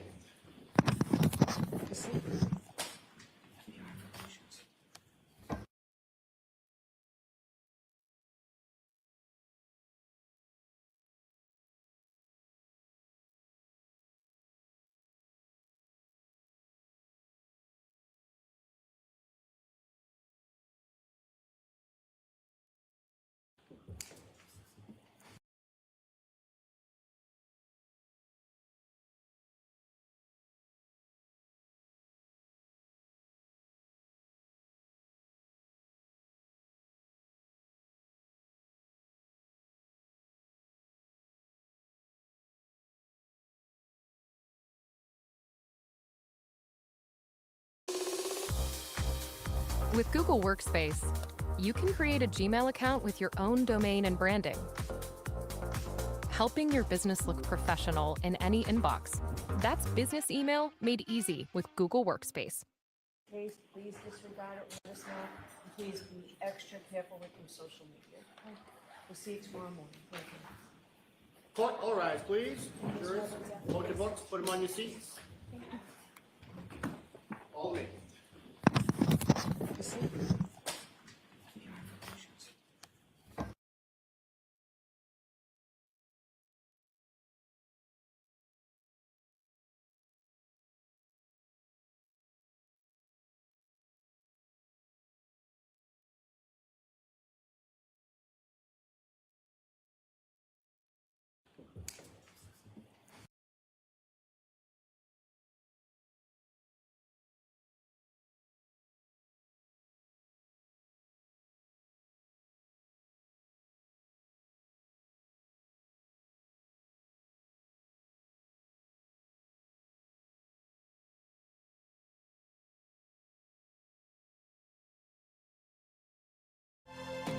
With drug discovery tools powered by Dell AI Factory with NVIDIA, you can analyze data in real time and turn research into reality faster. Case, please disregard it, let us know, and please be extra careful with your social media. We'll see you tomorrow morning. Thank you. Court, all rise, please. Jurors, hold your books, put them on your seats. All named.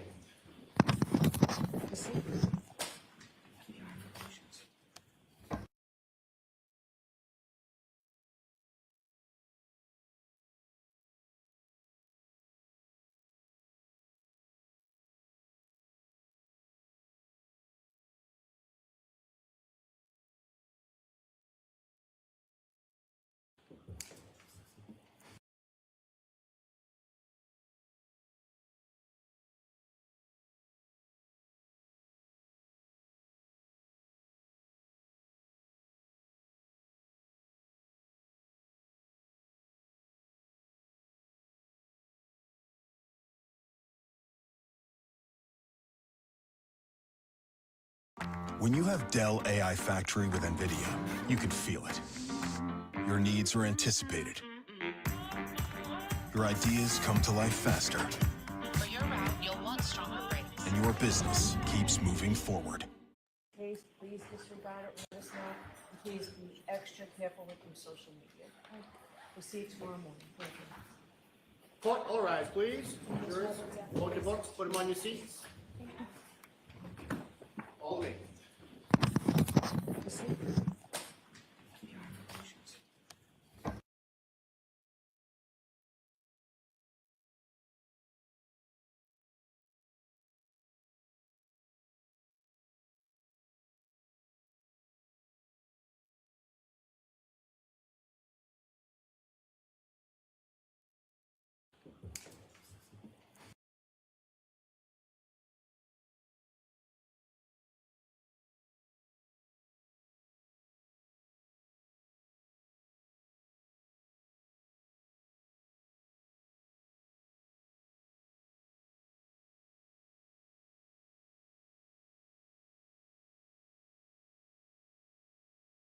When you have Dell AI Factory with NVIDIA, you can feel it. Your needs are anticipated. Your ideas come to life faster. For your route, you'll want stronger brakes. And your business keeps moving forward. Case, please disregard it, let us know, and please be extra careful with your social media. We'll see you tomorrow morning. Thank you. Court, all rise, please. Jurors, hold your books, put them on your seats. All named.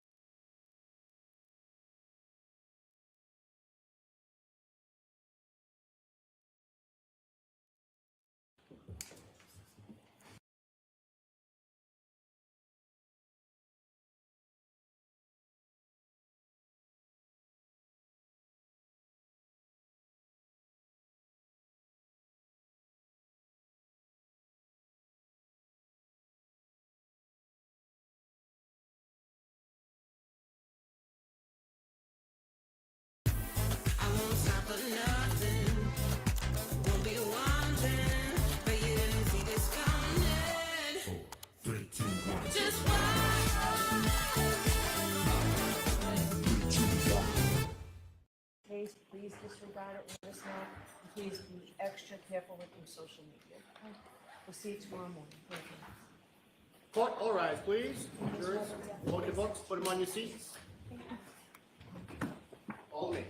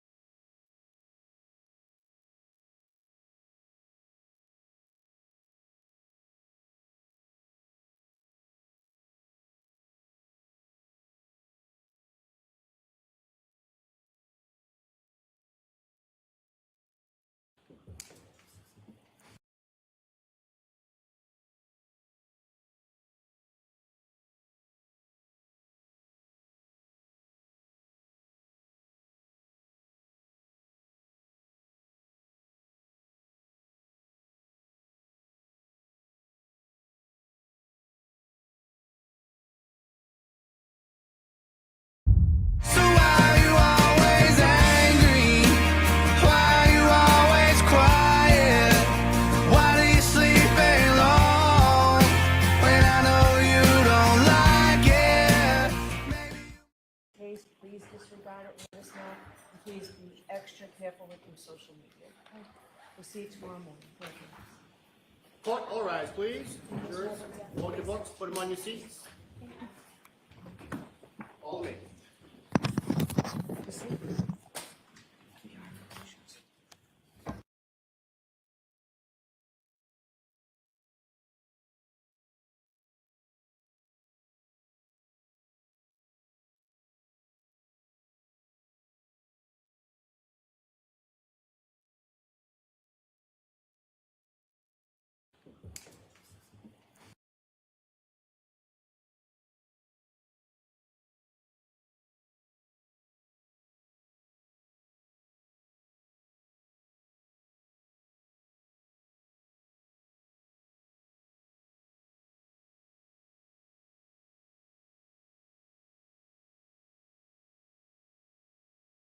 We all love hearing yes.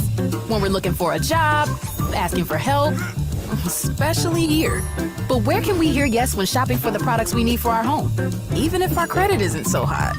At Aaron's, where they say yes to people that other places turn down. High approvals without great credit? Yep. Free delivery and setup? Mm-hmm. Name brand products? Of course. So say yes to Aaron's. Because they love saying yes back.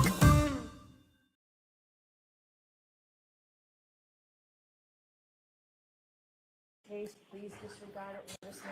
And please be extra careful with your social media. Okay? We'll see you tomorrow morning. Thank you.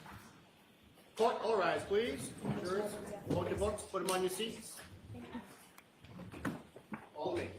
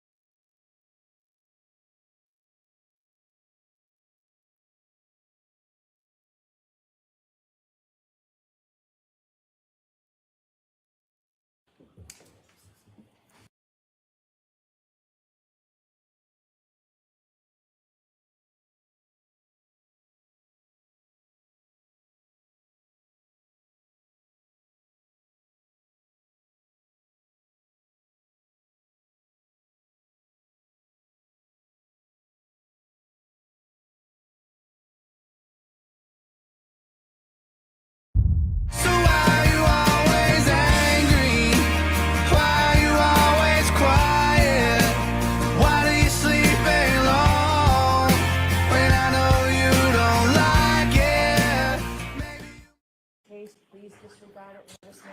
And please be extra careful with your social media. Okay? We'll see you tomorrow morning. Thank you. Court, all rise, please. Jurors, hold your books, put them on your seats. All named.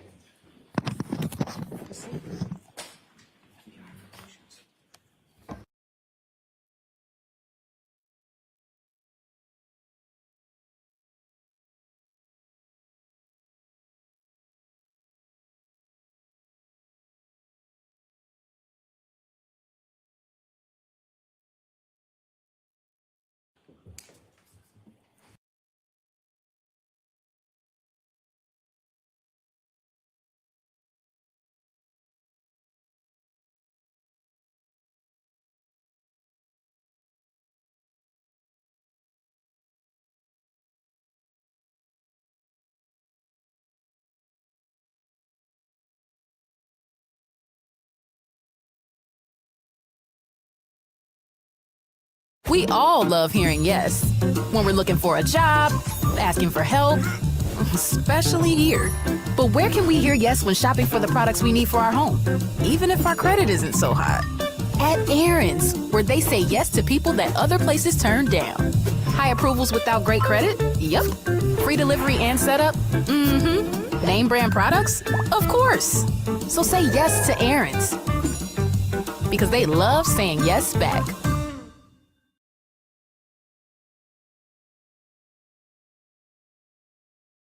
Case, please disregard it, let us know, and please be extra careful with your social media. We'll see you tomorrow morning. Thank you. Court, all rise, please. Jurors, load your books, put them on your seats. All named.